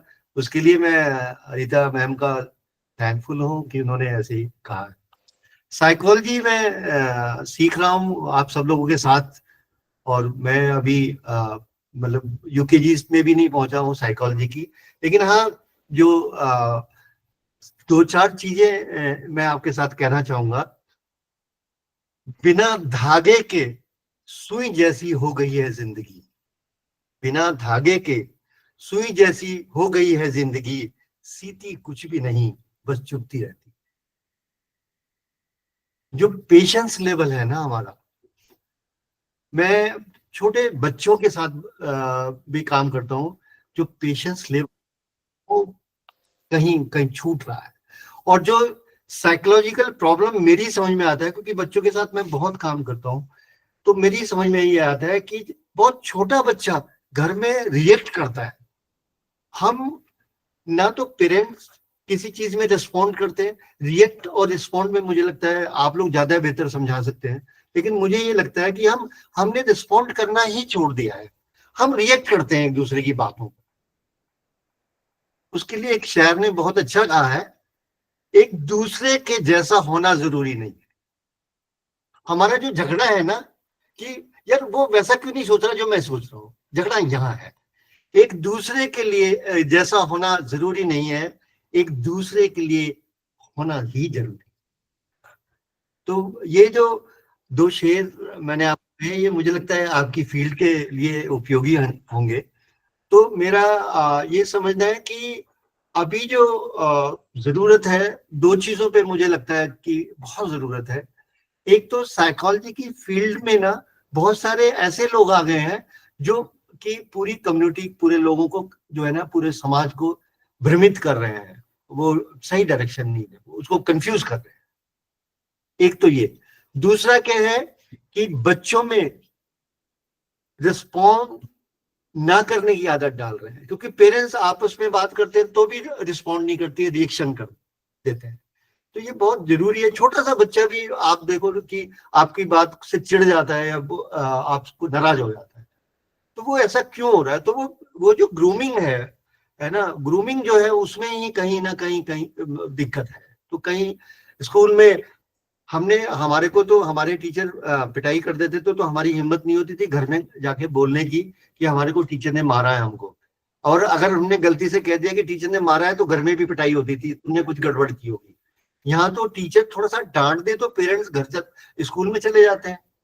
तो जो गढ़ रहा होता है ना, जब कुम्हार घड़ा बना रहा होता है ना, तो कई जगह वो बहुत जोर से थापी मार देता है।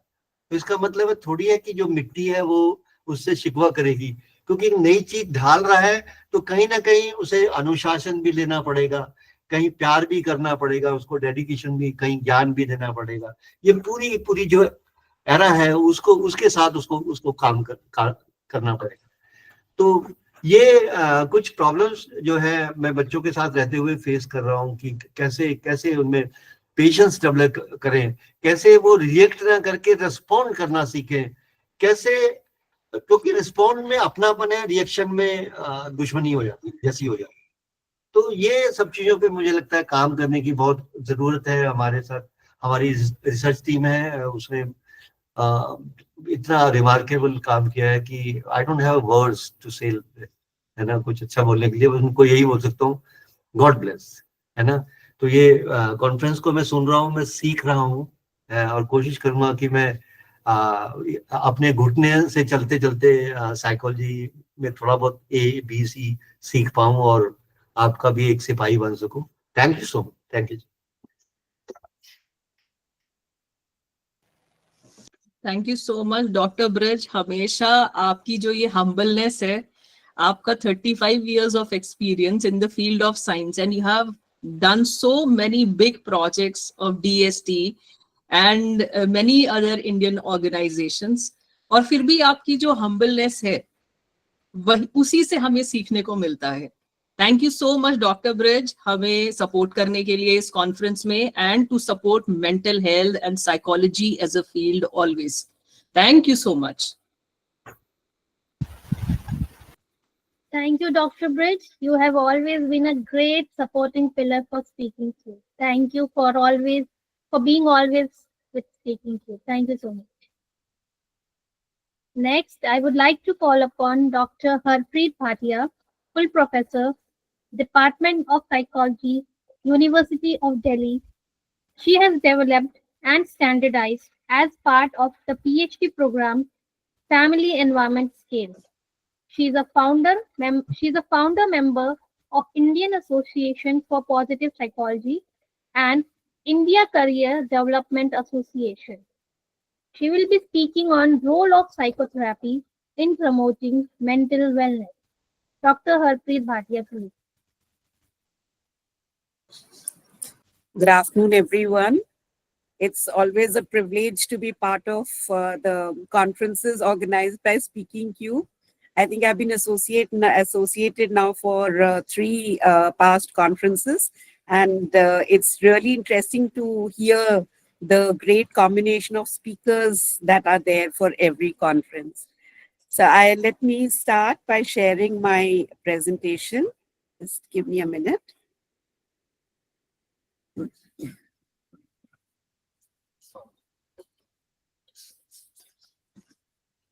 Sorry. Can you see my presentation? Yes, ma'am. Yes, ma'am. Great. Okay. So basically, I will be talking about the role of psychotherapy in being able to promote mental wellness. Usually, when we consider psychotherapy, we consider it primarily as a very, very technical thing, for which people are trained, and you do it in a clinical setup. but you can use it in other ways as well. The most important thing is that we are well aware of the particular psychotherapeutic technique that we want to use and the applications that that particular therapy has. Where all a particular therapy can be helpful is something that we need to be very, very knowledgeable about, and also make sure that we use it in the right place. So before I go on to talk about some of the therapies, I'll talk about a few of them, because in the time that I have, can't talk about all the various types of therapies that we can use. So for the benefit of people who are not from the field of psychology, I'll start with defining psychotherapy. It's a therapeutic approach which you use for improving the mental health of a person who is there sitting in front of you as your client through communication, behavioral interventions, and cognitive restructuring. Mental wellness, again, we can define it as a state where individuals can cope with stress, work productively, contribute to society. I think that is what we have been talking right from the beginning, that how we can bring about ways of helping individuals become more productive in society, whether it is through psychology or through technology. And that exactly is the objective of the presentation as well. So the few psychotherapies that I am going to be referring to over here is the CBT, the cognitive behavior therapy, dialectical behavior therapy, DBT, psychodynamic approach, humanistic therapy, family and couples therapy, and group therapy. These are, I thought these would take care of most of the issues that we have. Otherwise, we know that there are a lot of other ways in which we can intervene.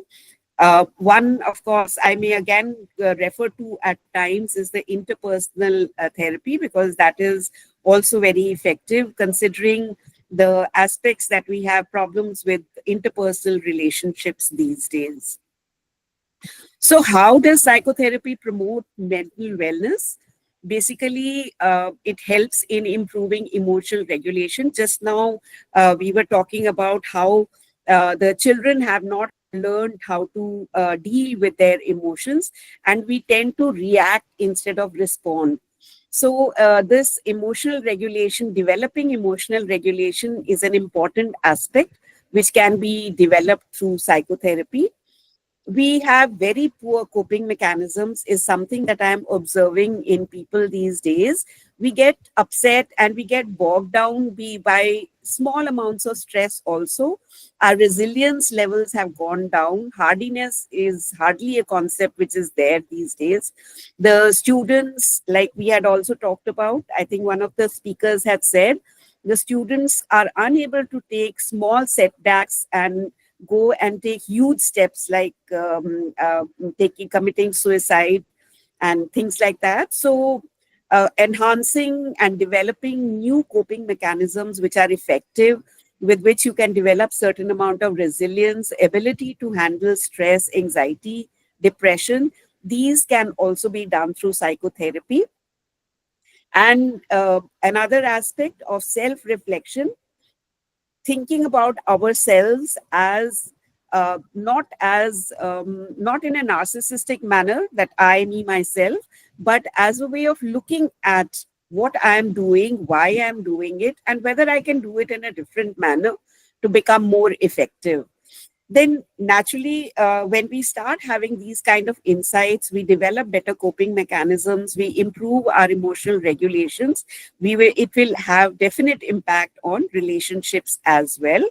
And if we are happy, we are able to deal with stress, it will improve definitely our mental wellness also.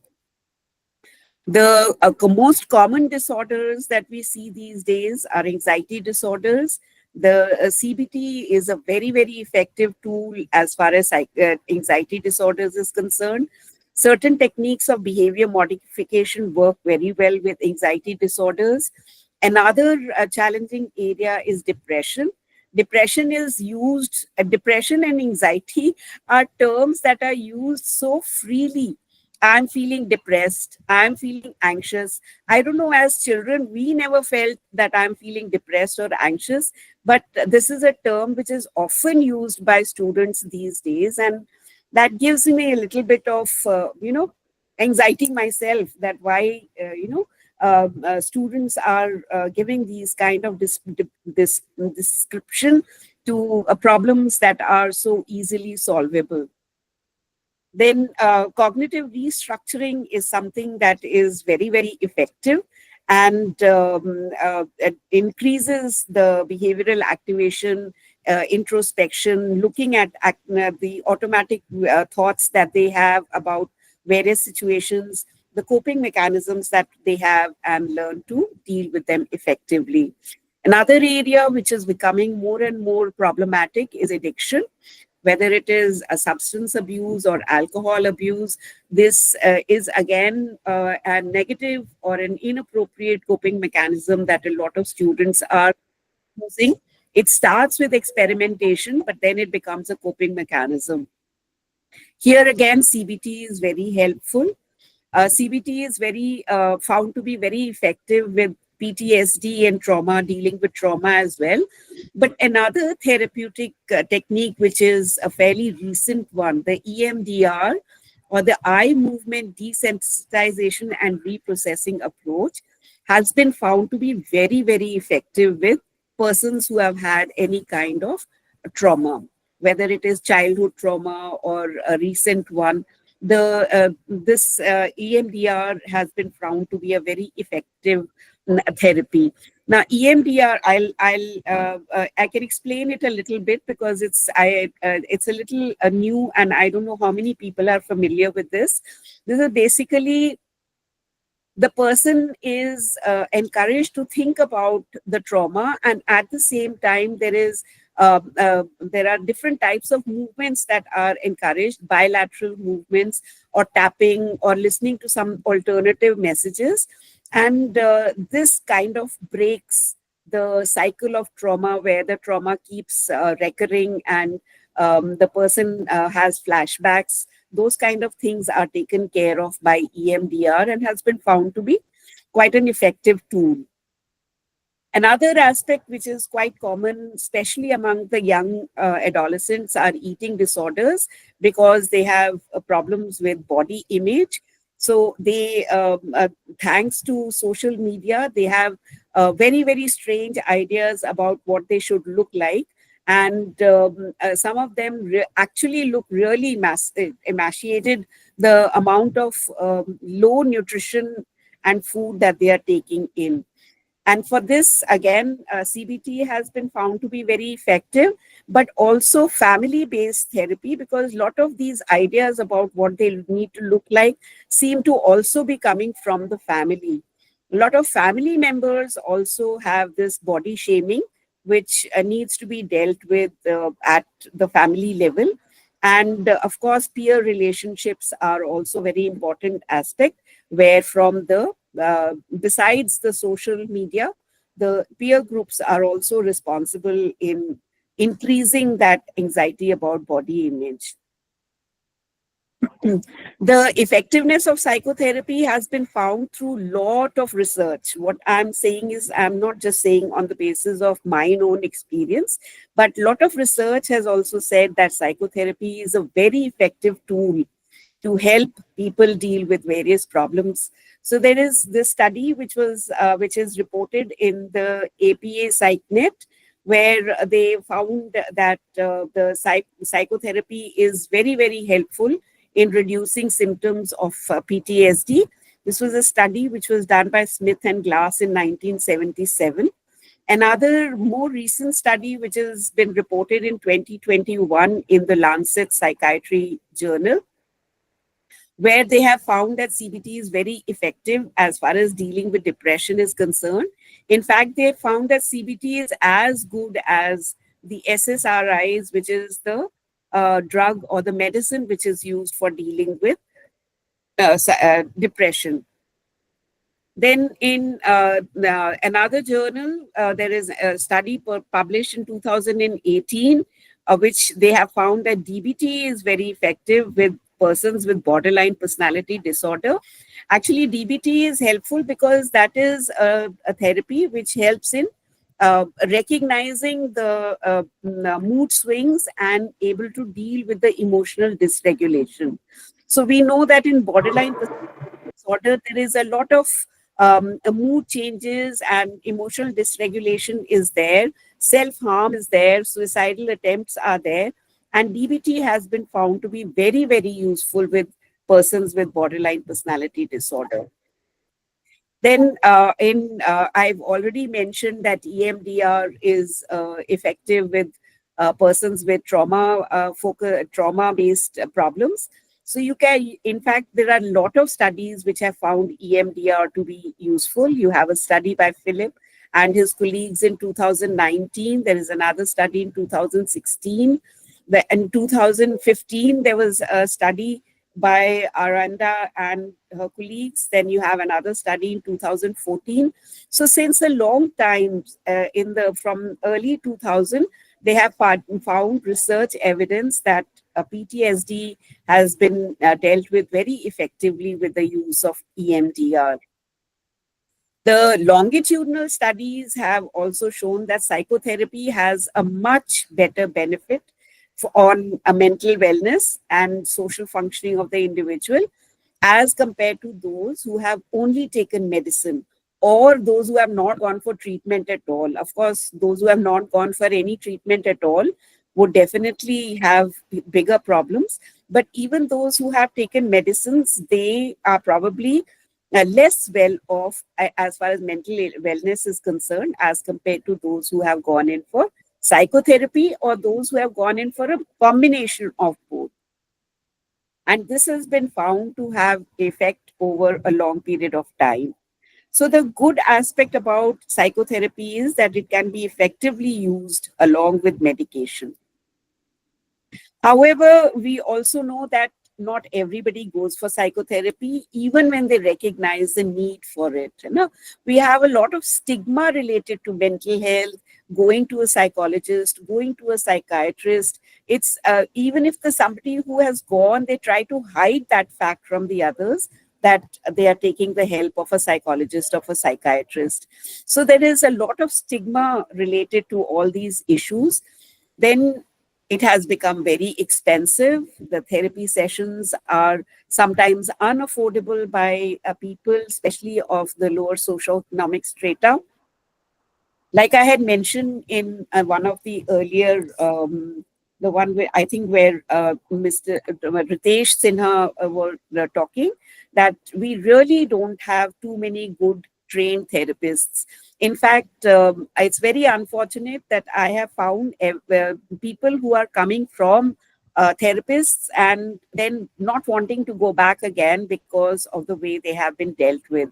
Not only that, when I have asked persons to give me the reason why, I find that they have actually created more harm for the person than good. So in that, that becomes something that really is I'm concerned about and worried about, because if you are not being able to help a person, then it's not a great idea to work as a therapist unless you are properly trained, because doing more harm to the client who comes is it's even simple things like challenging defense mechanisms without giving something in place of that. You know, it's like taking away a crutch from the person who has a broken leg and not giving anything in the place of that crutch. That is something which not too many therapists are able to understand. Then we also have certain areas where it becomes difficult for people to get access to therapy. There are a lot of myths related to the area of mental health, seeking help in mental health. If you go to a therapist once, you will be hung there only, you will be stuck forever. You have to go back. Then the person, the family support is required if you need good therapy. So many myths are there around that as well. So, but of course, we can't leave the situation like that. So for those people who don't have access to therapy because there are no therapists available in their particular area, I think the virtual or online and help of AI over here would be really, really great, because then they can access therapy even when there is not a physical therapist available. There are a lot of workplaces which are dealing with this problem, where there are workplace stress by having mental health resources attached to them. They refer their clients, their workers, or their officers, or their subordinates to mental health services. The very important thing that we can do as a group of psychologists is to, through public awareness, bring down the level of stigma, bring down the level of the people's not wanting to go there to a therapist and take help, deal with myths, talk about the aspects that is important, uh, encourage them to take the help of a therapist if required. Community-based mental health services can be provided for at affordable prices for people who are unable to pay the highly expensive therapies that the sessions that are available at present. So finally, I would like to say that psychotherapy is a very, very important tool as far as mental wellness is concerned. As long as the person who's giving that tool is well trained, and seeking therapy is a sign of strength, not weakness. And investing in mental health improves the overall well being and societal productivity. The more resilient, the better adjusted, the more emotional regulation that we have, the greater will be the productivity of the individual concerned. With that, I would like to say thank you very much for patiently listening to what I was saying. And if there are questions, I would like to answer them. Thank you so much, Dr. Harpreet Bhatia, for your wonderful presentation. It was really delighted to listen to you, as always. And very new Thank you things so much, ma'am. you have brought. I really like that to say that people feel, even the psychologist, if they require the therapy, they feel, then why should I? It should not be there. We all are human beings. We all go through so Correct. many things. And for psychologists, it is important to understand that they are taking the trauma of others on them. So means their own traumas may be multiplied by listening them also. So we, though we are trained not to internalize, but we internalize in a very normal and natural manner. So it's better to heal the self and keep on healing Absolutely. others for that. Thank you so much, You, Dr. Harpreet. so you also don't become a very good and effective psychotherapist if you are dealing with your own areas of problem. Yes. So it's important to deal with that first before, trying and helping someone else. Yes, and many times now we attract the clients of similar to our trauma. And when we attract like that client, then we are also again reliving our traumas. So that is why it is important to heal that. Thank you. Thank Very you. right. Thank you. Thank you so Thank much. you so much, Harpreet ma'am, for supporting the noble cause as always and spreading awareness regarding mental health. Thank you so much, ma'am. Thank you. Over to you, Anupa. Thank you, Dr. Harpreet Bhatia, for taking the time to share your knowledge and experience. Your contribution has undoubtedly sparked meaningful conversations and encouraged us to explore ways in which psychotherapy can be integrated into our lives and community. I think someone has raised hand. Do anyone has any questions? Yes, ma'am. I have a question, if with your permission, if I'm allowed to. Yes, go ahead. Uh, Recently, I personally have gone through PTSD, and I'm a psychology person, a teacher educator. I have started taking therapy sessions at Safdarjung Hospital. That has helped to some extent, but not to the extent that how much I really want. And if I seek it outside, it's really expensive, despite of the fact that I'm a middle class family, but still I cannot afford it because of my own financial constraints. So, what are the options that are available? Because, as you said, the trained person where I'm seeking at the government hospital is not actually that much trained, and I cannot give it to myself. No, for my own healing. Though I'm trying my best, I have recovered like 60%, but still, the process is very slow, very, very slow. And being aware of what is happening in me, knowing what to do, but still, I need somebody to, scaffold me, hold me, and not finding that right person is really challenging. So if you could just guide me where I can seek something which is, and maybe guide my students as well, because sometimes they also come and share their problems. So I'm not a clinical psychologist, but yes, I did my master's in psychology and I'm PhD in education and psychology, interdisciplinary research. But personally going through that trauma, I really need somebody who can help. Yeah, Can you first of guide all, me, ma'am?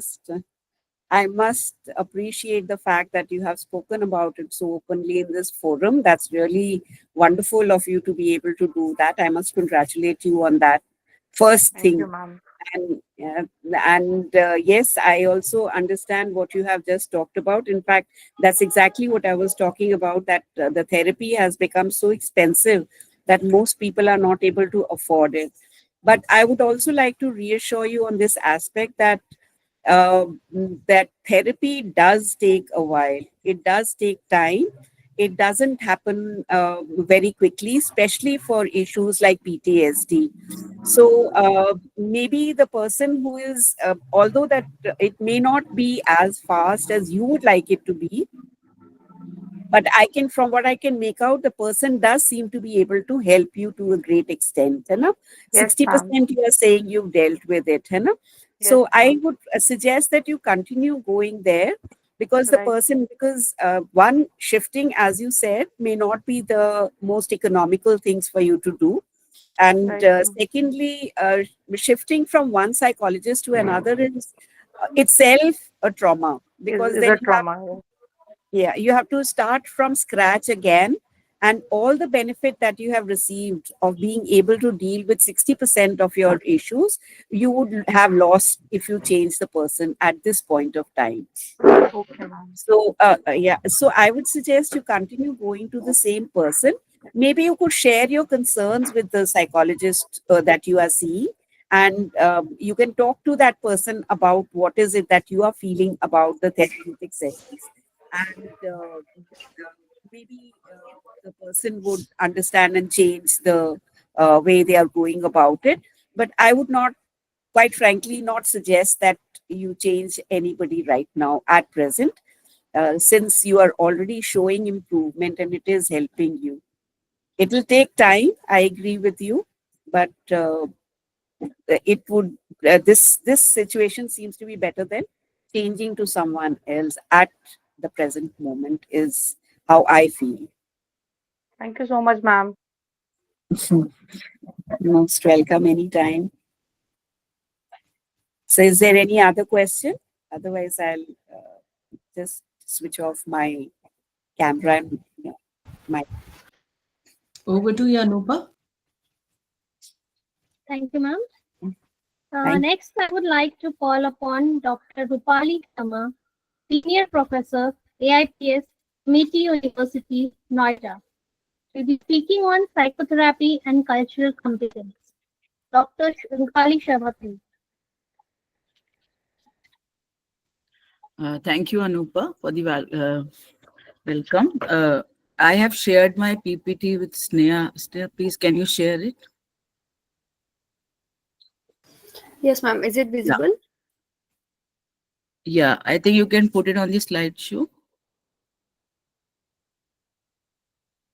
So as today I will be discussing about the psychotherapy and the cultural competence, as though there's a time restrictions are there. So because we have less time and we have to start the scientific session also. So I will be brief. I will try to as brief as possible, though I wanted to discuss a lot.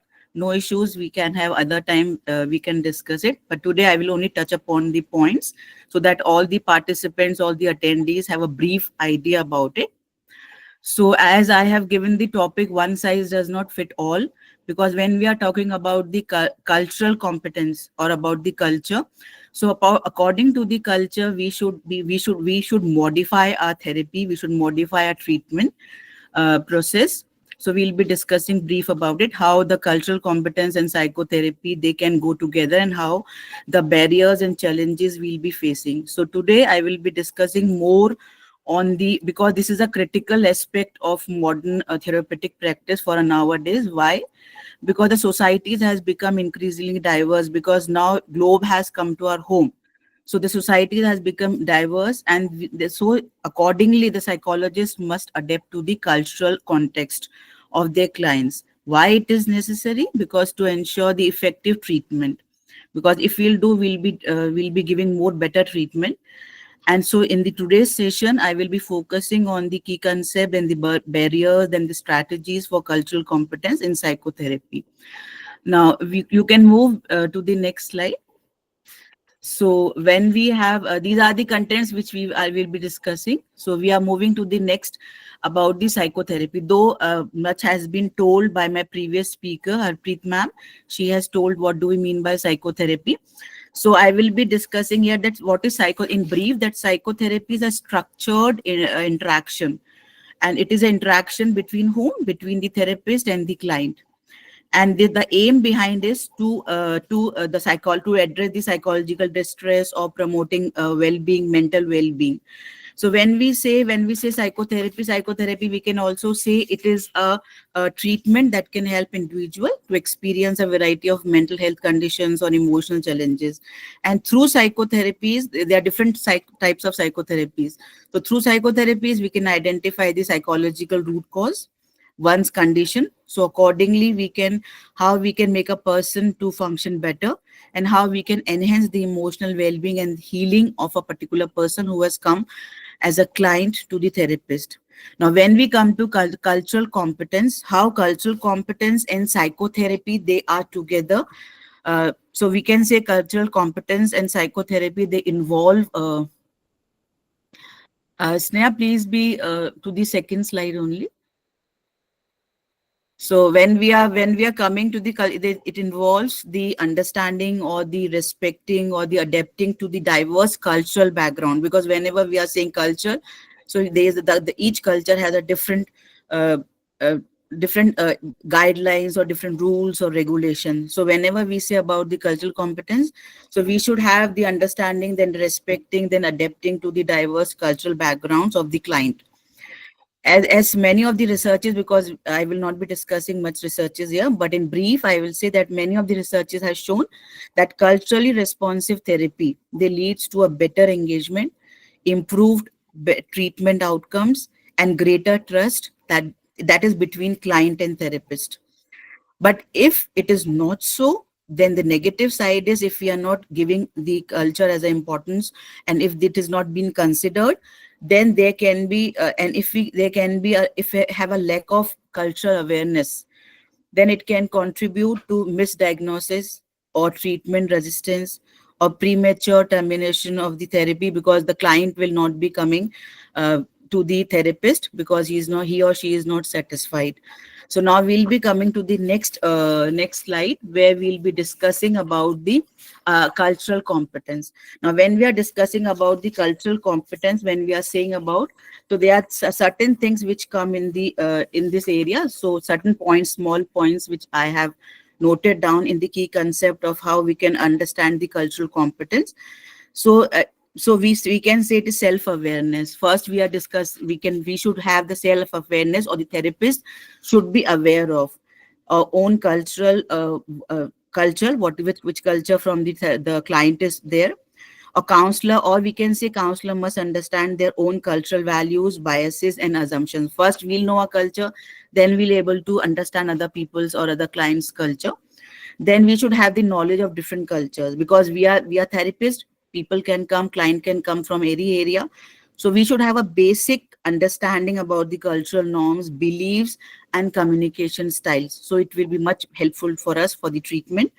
Then we should have the skills of cross-cultural communication.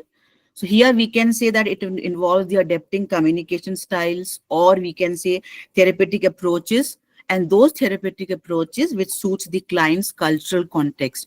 Not overall, but little bit we should take care for this also when we are dealing with the client.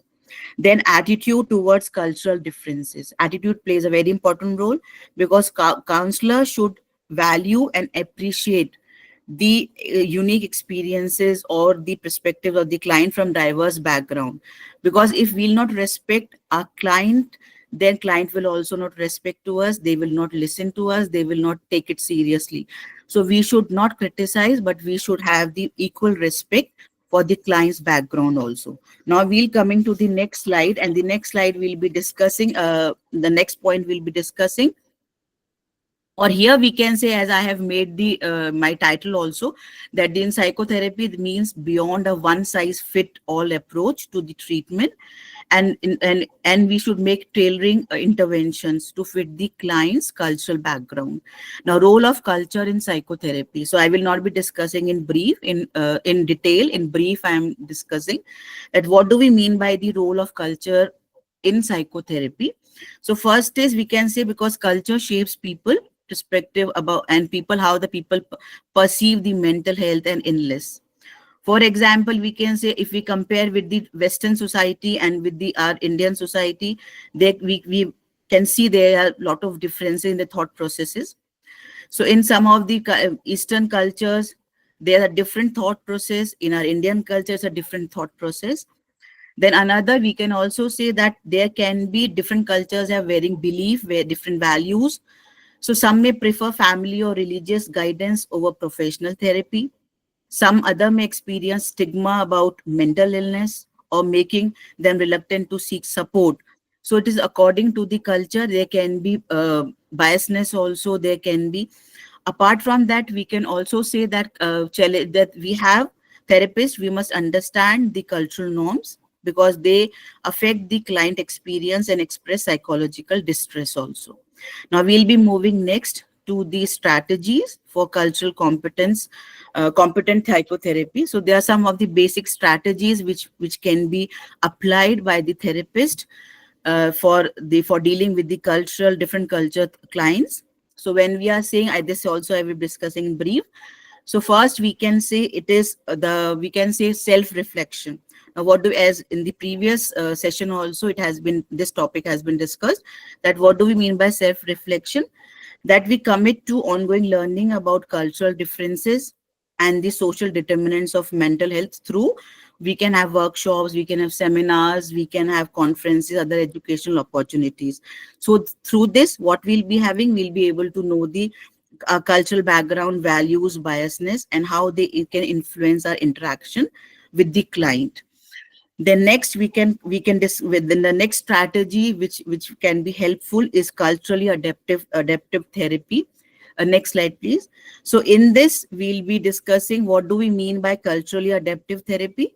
It means that we recognize the cultural competence in the ongoing process and use language that is respectful and inclusive of all clients, avoiding stereotypes or assumptions. Therapists should not criticize, as I have discussed before also, we should not criticize, or we should not let down the the values of beliefs of other culture. This we have to take care as a therapist, as a psychologist. Then next strategy can be active listening. Why it is important? Because recognize the cultural competence is when we say active listening, it's a therapeutic environment. We are creating a therapeutic environment where client should feel safe, respected, and valued from where they are. And we should also validate the cultural experience of our client. So should not feel let down. Then next, the strategy we are discussing is about the incorporating cultural strength. Now, when we are saying incorporating cultural strength, means we are focusing about the we have to connect with the community leaders or cultural experts, to deepen our understanding of the community which we are serving. Also, we should have contact with our professionals, the cultural people or the spiritual people or the community organizations, so that we can provide cultural responsive services, or we should know about the culture, tradition, family values, community support. That is very important in the therapy. Then these are the 4 basic strategies which I have discussed. They will help that to therapy is meaningful and relevant to each client according to their cultural background. Now, next we'll be coming to evidence-based culturally adaptive therapies. Now, what do we mean by this here? We mean that there are certain therapies which can be developed, which can be used as according to the culture. So which are the basic, some therapies I will be telling about, not all. So first we can say it is a culturally adaptive therapy, CBT. Now in CBT, we can say it involves modifying standard CBT techniques to better suit the cultural values, beliefs, and experiences of diverse population. Then we can also ensure relevance and effectiveness of CBT according to the culturally adaptive we have done. Then without cultural adaptation, CBT may not be effective, or it will not be accessible for people from diverse background. And what will happen? It will lead to disparity in mental health outcomes. So that is important. We should do according to the culture. Next therapy we can discuss is narrative therapy. So in narrative therapy, what it involves the understanding how the culture context shape individuals, stories, or identities. Now what they aim to empower people to challenge dominate narratives or create more positive ones. Or we can say narrative therapy empowers individuals to take control of their lives and create more positive futures. So in narrative therapy also, it can be according to the culture we can use according to different cultures. Then we have next therapy, we will be discussing about integrating traditional healing. So now, what do we mean by traditional healing? It involves incorporating culturally relevant practices, then aiming to enhance client well-being and address mental health concern holistically. Or we can give, for example, we can say traditional healing practices include, if we talk of Indian context, we can say yoga, mindfulness, meditation. These practices we can do according to our culture. Then we can also... Ma'am, you are not audible, ma'am. Dr. Rupali, you are not audible. She is audible. Ma'am is audible. Ma'am is audible. Yes. Please, ma'am. Okay. So now next we can have community-based interventions. So when we are talking about community-based interventions, so here we can take the some culturally adaptive community-based intervention that involve the modifying evidence-based interventions to better suit the cultural context or need of the specific community according to a client. The aim of these kinds of intervention is to improve engagement, effectiveness, and sustainability. And this approach also helps in recognizing or when we develop these kinds of intervention, this for one population may not be directly applicable to the other population. So here we require a systematic and collaborative process of adaptation according to the culture, according to the values and beliefs of the client. Now next will become, because when nowadays with the intervention of AI and other, now every world is so techno savvy. So now we have to be very careful for the ethical considerations. So all psychologists should also take care of. So I will be discussing in brief about the ethical considerations and cultural humility. Now, what do we mean here? That this I have taken from the according to AP ethical consideration. So we should avoid stereotyping. So now this principle, what do we mean by this? This principle undergoes the importance of treating all individuals. And while treating all individuals, we should be respectful to them, regardless of their cultural background. Now, we can say another ethical consideration we should take into consideration is continuous learning. Now, this principle requires psychologists to continuously learn, because we cannot say, oh, I'm a so famous psychotherapist, so now I am well versed. No, no one is fully well versed. We always should try to learn new things. So here the psychologist should continuously learn and apply principles of respect, inclusivity, understanding diverse backgrounds, and also recognizing and addressing personal biases when they are dealing with such kind of clients. Then seeking supervision. Why we are saying? Because there are other people also from whom we can take help. It is not so that we are psychologists or we are psychotherapists. We do not need any help. So in this, we can take the supervisors should have the responsibility for model of ethical behaviors, the cultural competencies to provide guidance according to the ethical dilemmas and cultural consideration. So we should choose a person who is knowledgeable about the cultural competence and ethical practices. Now, whenever we do anything, we also have positive side, we have also a negative side. So when we are talking about psychotherapy and cultural competence, we are facing some cultural bias barriers also in psychotherapy. So in brief, we'll be discussing about some of the barriers, though it has been little bit has been discussed in the previous session also. Now, first, because we have a good intention, but then also cultural biasness can somehow often hinder effective therapy. So some of the barriers, what I think are language. First is language barrier. So what do we mean by language barrier? Because language differences can create significant obstacles in communication. And what it happens if we have barriers, then it makes difficult for the therapist and client to understand each other. Because by language, as you can see in the morning also, we were having some session and there was language barrier. As some of our expert was little bit speak in Hindi, we had a message, please speak in English. This is a language barrier because another person was not able to clearly understood. So we should take care, the therapist should take care about this, about each other's thoughts and feelings will not be clear if language barrier is there. Even in translation, cultural nuances can be lost, leading to misunderstanding and misinterpretation. Now, when we come next is mistrust. Because now, as we can see, if we'll be having it, there can be, if there are cultural differences, they can create mistrust between the therapist and the client, and it will be difficult to build a strong therapeutic relationship. So that client will not be satisfied. Then we have stigma also. So when we talk of stigma, it's a biggest barrier, because in some of the cultures, mental illness is a stigma. People do not freely discuss about it. And what happens? It leads individuals to fear seeking help or feel ashamed or embarrassed. So different cultures have different beliefs about the mental health. So which can influence the individual. What it will happen, it can influence the client's perception or how they are responding to mental health issues.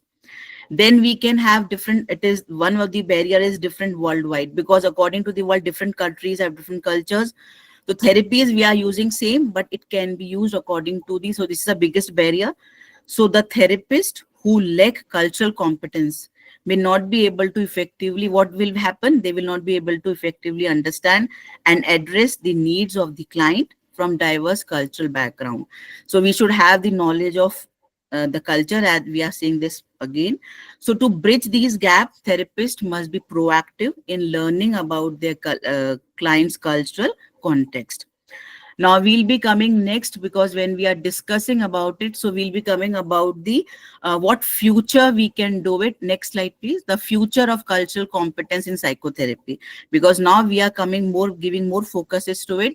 So when we see the role of technology in bridging cultural gap. So nowadays, due to technology, we can see we are bridging the gap. The gap is coming less, and we are more aware about the other cultures.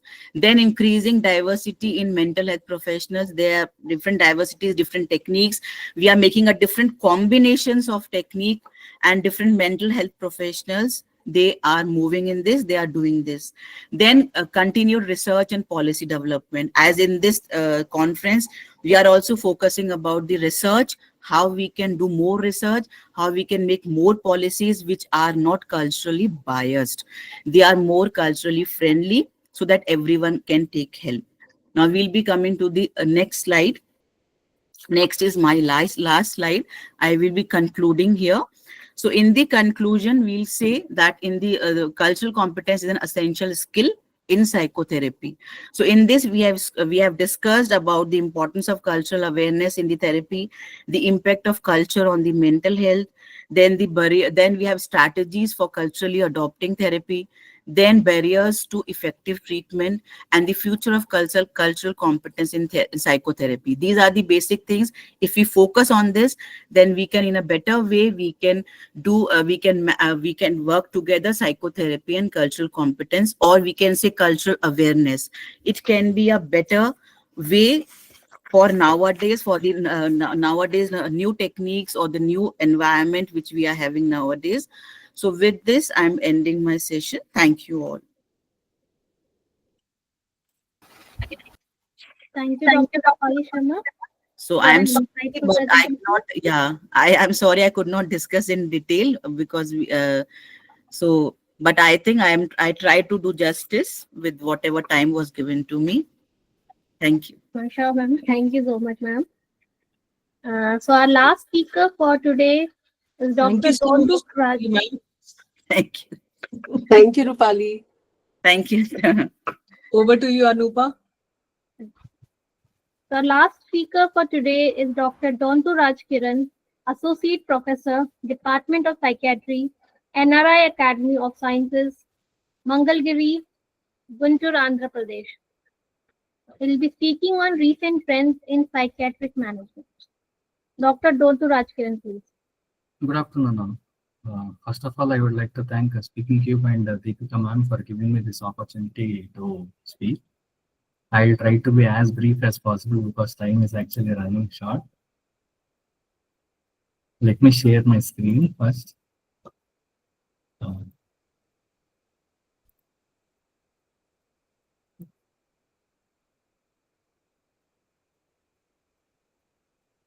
think my screen is visible.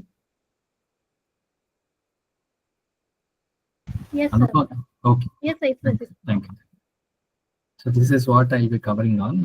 My topic is mainly to cover on the recent trends which are happening in the psychiatric management. So these are some things which I can think of. One is psychopharmacology. This is our main this one. And along with that, there are a lot of other things which are going on. One is digital psychiatry, precision psychiatry, and neuromodulation.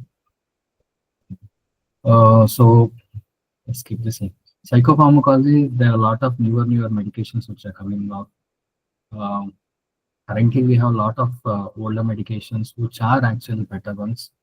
But then the newer medications, actually, they do keep on, they cause a kind of a relapse and remission of the symptoms quite faster when compared to the older ones. At the same time, the reason why we have these newer medications is because of the side effect profile. The older medications, they have a lot of problems. With the newer medication, we are trying to solve those things. The one which has come up very much recently is intranasal esketamine drug. So this is something which is not taken orally, just we have to give it via the nose, and it starts acting quite fast, and also the response is also quite fast. So prior to this esketamine, we had ketamine, which was given as intravenous. So that also had very good efficacy, and in cases of treatment-resistant depression, meaning to say that any number of medication we are giving the patient is not responding, ketamine will somehow break that depression. The newer medications in our armamentarium are dextromethorphan bupropion combination. Bupropion is already there, but then adding a combination actually increases its efficacy. Zuranolone and vortioxetine, these are something which are new. They have very less side effects, and also the response is also quite fast. And the newer one which is come up specifically for postpartum depression is brexanolone, and the other one is cannabidiol. Now, cannabidiol is nothing but a derivative which is obtained from cannabis. So it does not has any kind of dependence potency and all those things, but it is very effective in cases of anxiety disorders. And its efficacy in other disorders is also being explored. And coming to the antipsychotics, these are the ones which we use to reduce delusions and hallucinations. New ones are coming up. The one which I want to highlight is pimavanserin, which is actually used in Parkinson's disease where we have psychotic symptoms. In Parkinson's disease, psychotic symptoms management is quite tough because we need to manage the dopamine. Where the dopamine is not available, we have to increase. At the same time, as we increase the dopamine, we have psychotic symptoms. So that has to be managed. And the newer, more recent ones is the usage of this psychedelics. So as you are all aware, psychedelics are some drugs which are considered to be the substances of abuse, and these are something which are completely restricted for use. They are not available. Possessing these substances itself is considered to be illegal. But then of late, I think since a decade or so, the interest in these molecules is increasing. One reason is some of these anecdotal reports are that when we use these psychedelic substances, there is quite a good improvement in cases of depression, anxiety, PTSD, suicidality, and all those things. So some of the psychedelics which have been tried or which have been under the investigation are this MDMA, ecstasy, and psilocybin. So what they say is that this actually promote neuroplasticity, that is improvement in the formation of new neural networks. It further enhances whatever the brain changes are taking place in a good way. In that way, it reduces the negative mood which is associated with anxiety, depression, and suicide, also in turn reducing the symptom duration and the severity. They also have found to be efficacious in case of primary substance use disorders, PTSD. Some have been tried also in case of obsessive compulsive disorders and sleep disturbances. The other one which is picking up quite very fast is digital psychiatry. I think Rajesh sir has mentioned a lot of things about this technology and digital this one. And recently, I also came across a paper which was published in JAMA Psychiatry, where they were saying that how machine learning can be used to predict. And this study actually had highlighted that machine learning can predict schizophrenia very effectively. Of course, not that very good in case of bipolar disorders. So if now we have come to such an extent, probably in few more years, we may come to an extent where these digital tools like artificial intelligence and machine learning can become effective components for us in cases of predicting the psychiatric illnesses or even managing the patients with the problems. The other which are currently which are already being used in our geographical location, that is India, is telepsychiatry. And there are a lot of different models of telepsychiatry which have been used. One is from AIMS, one is from PGI, one is from NIMHANS. Each one have a different model. One which have come up very well from the government of India is Telemanas. Then digital mobile applications, digital mental health platforms, virtual reality. So this also has been tried for a variety of to reduce a variety of conditions. One which I could remember is for treatment of visual hallucinations. And digital phenotyping. This is something which is again coming up. Recently in a conference, I heard a company which was actually speaking and trying to say that with the blood test, how they can try to predict the mental illnesses. So they are trying to map the different genes which are involved, and they'll give a profile. So based on the profile, the psychiatrist or the mental health care professional can take a call whether the patient will have a particular disease or not. Then wearable devices, of course, there are a lot of legal challenges. At the same time, there are a lot of reliability issues, but then these are also picking up quite effectively. Some of the smaller ones are the chatbots, peer support avatars, gamified intervention. One which has become very famous is for the ADHD. This game actually helps to increase the attention of the children. So this is telepsychiatry which is introduced, and actually it's running very good. And this is something which is toll-free, 24/7 nationwide, offers a wide range of mental health services, and the number is also easy to remember. Personalized psychiatry, the one which I was mentioning, identifying the genes and mapping them, trying to identify before. So this is what it comes under this one. Till now, the most of the patients when we see, we give the medication which almost we give for the based on the condition of the patient rather than taking into consideration of the patient factors. So once this becomes a reality, it becomes very easy. So we can avoid all the kind of side effects, and we can also predict how the patient will respond to a particular medication and all those things. So in this, we have this pharmacogenomics and the biomarkers. Of course, the research in biomarkers have been going on for such a long duration, but then we are unable to identify a particular specific biomarker for a particular disease. So probably in the future, we may be able to do so better with that. The one in the last decade which has picked up along with this digital psychiatry is neuromodulation techniques. Of course, this is not very specific to psychiatry itself. It's also there being used for neurological purposes. And among all this, one we are already aware is ECT, electroconvulsive therapy. Been there for 100 years. We know that it works, but of course, we don't know the mechanism of action. New things which are picked up is repetitive transcranial magnetic stimulation. Here, it just works on the physics principles.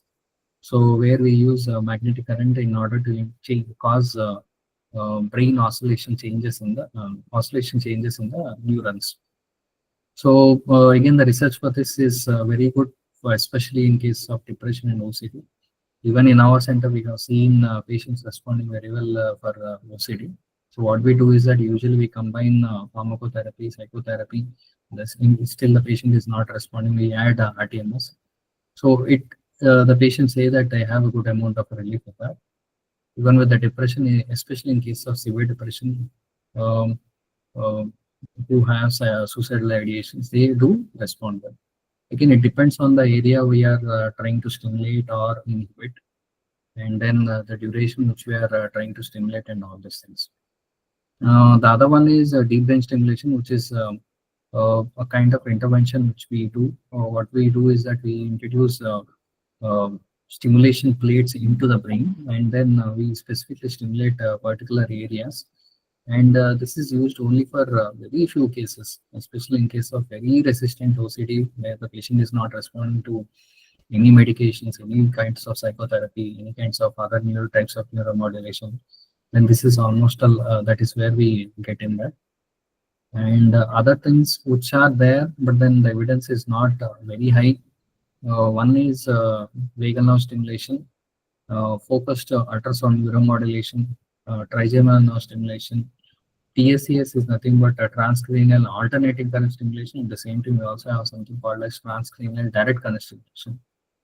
Both TSCS and TDCS are also picking up, but then the evidence is not that high when compared to the transcranial magnetic stimulation.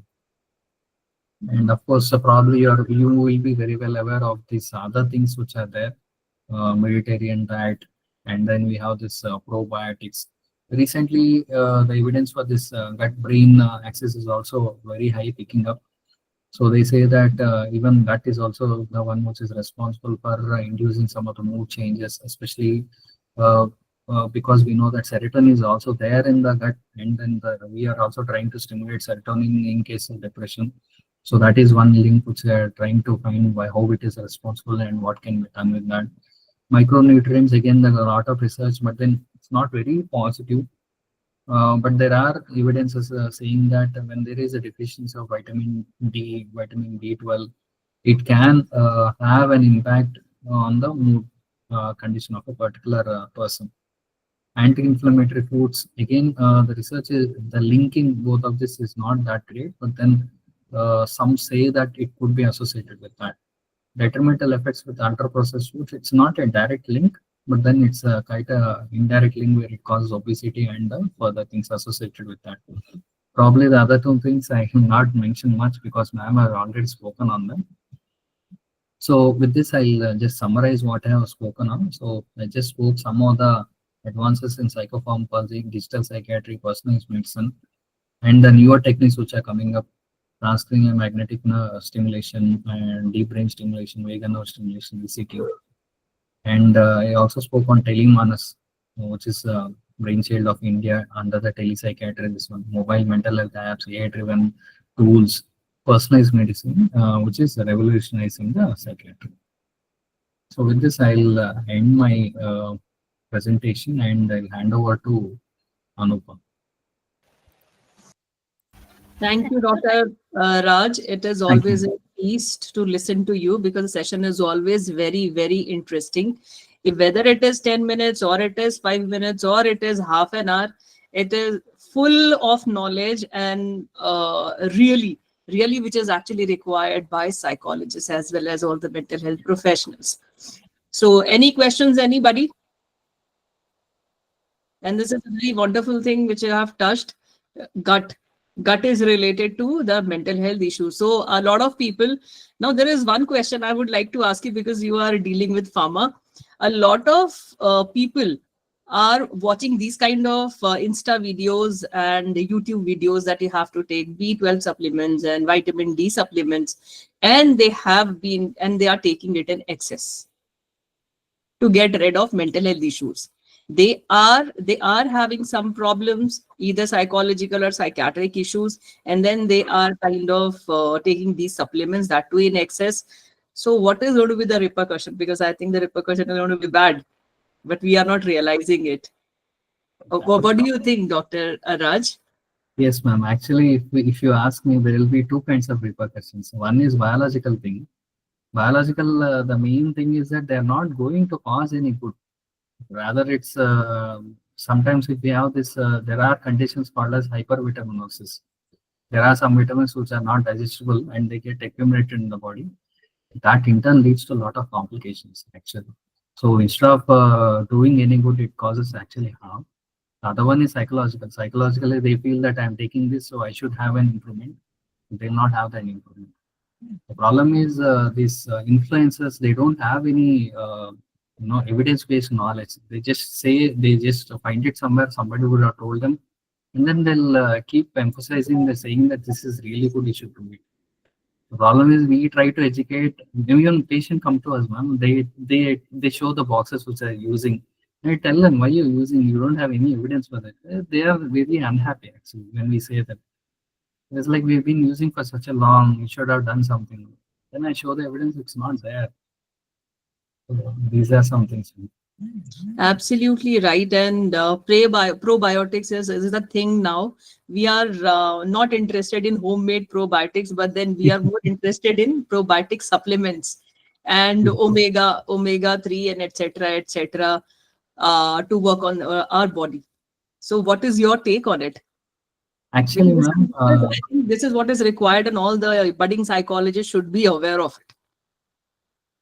Probiotics and some other things are good for particular conditions, only for specific condition, and they should be taken only in those conditions. But then if you ask me whether it has any link in treating mental health disorders, no. There is no actually established link. Even I've seen papers, finally they conclude saying that there is no evidence to link it. We require more. For the gut-brain axis, recently I saw an international paper. They just say that, okay, probably there is a link and we need to explore further. So for the budding psychologist, this is what I say.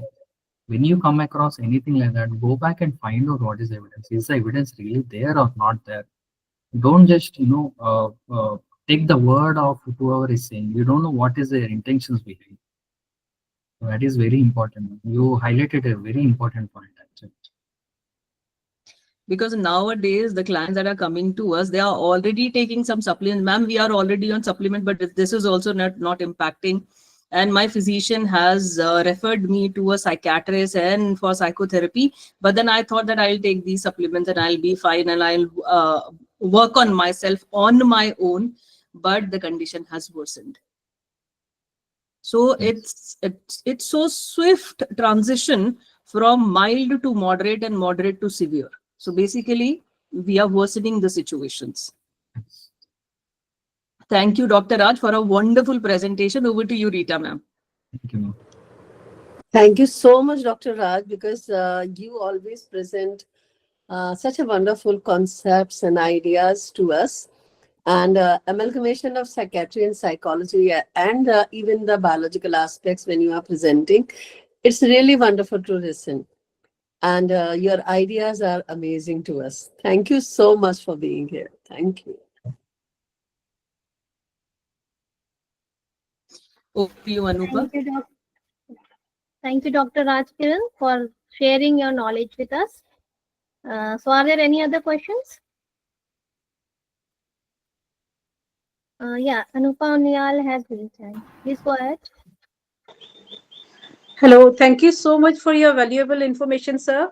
I just want to ask you one question. One of my friend is suffering from psychiatric disorder, and she is taking medicines as you have prescribed in your list.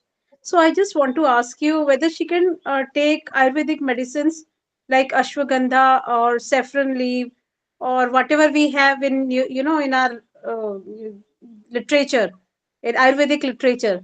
So will that be helpful for her? Or it can be, or it cannot be, whatever you suggest. Okay, ma'am. First thing I'll clarify, ma'am. I'm trained only in allopathic medication. That Okay. is the newer this one. And what I know from my knowledge is the evidence for this ashwagandha and all those things in cases of mental disorders is not that great. Okay. So we have seen, I mean, I have seen in my own the place where I work and the previous places where I work, where we have treated them, they went back. I'll tell you bipolar disorders, Yeah. depression and all those cases. They went back very well, and then they started using Ayurvedic medication. They came back with a relapse. They went to this Ayurvedic practitioner, and finally they came back to us. So I personally believe the evidence is very low. And if Okay. you, I mean, no offense, ma'am, but then the thing No. is that when you read this Ayurvedic text, you don't have any evidence. They don't give you the evidence. That's a problem. Okay, sir. Okay. See, Thank you our very much, sir. this one, it's whatever they say, each medication, it goes through a lot of phases of Research. trial. There are a lot of evidence which has picked up. The evidence is against, they'll say you can't use it. Okay. So Okay. that is my take. Ma'am. Okay, sir. Thank you very much. Thank Thank you, Anupa ma'am, for connecting me. I would also like to share one more thing. We have certain patients in common, me and Dr. Raj. And we as a team treat a lot of clients and they recover. They recover well. And there is a reason why why I am sharing it to you. Reason being, a lot of psychologists feel, okay, this is my case and I will handle it. And a lot of psychiatrists say, okay, this is my case and I'll handle it. At the end of the day, a combination is required when it is from moderate to severe. All of you, please remember. So when your client is not in the mild state, is in a moderate state, and you have already identified that, it is required to refer the client to the psychiatrist, a psychiatric expert, right? And if you can, you should be in touch, because then we can modify the therapy also accordingly. And then the client can be off medications and off therapy soon. The client can be hale and hearty soon. Right, to all budding psychologists. Yes. Just one more point, ma'am. It's like both go hand in hand, psychiatry and psychology. That is where you get that initially it might control, but then psychology, the therapies, that keeps the patient going ahead for a longer duration. And one thing which I would like to add is, even though Ayurvedic medication, they say that when they're giving, they don't cause any side effects. We have a lot of evidence to say that they do cause a lot of damage. I was personally seen my relative taking Ayurvedic medication and then going through a lot of distress and then succumbing to mortality. So they say that they don't have side effects, but then they do. So that is the only thing which I want. At the end of the day, they are chemicals. We are taking in chemicals only. They also have chemicals. Yes. So it has to be, even if you are approaching, you are taking in Ayurvedic supplements, it has to be under the expert, under the guidance of a doctor who has completed MD in Ayurveda in a particular field. So what we do is, okay, turmeric is good. So you take in a lot of turmeric every day, and then the liver will go for a 6. And this is what happened in COVID. A lot of kadhas, and then a lot of aftermath. I think during the COVID, we have seen people taking too much of turmeric and then turning yellow. I think we have come across those conditions also because of this poisoning.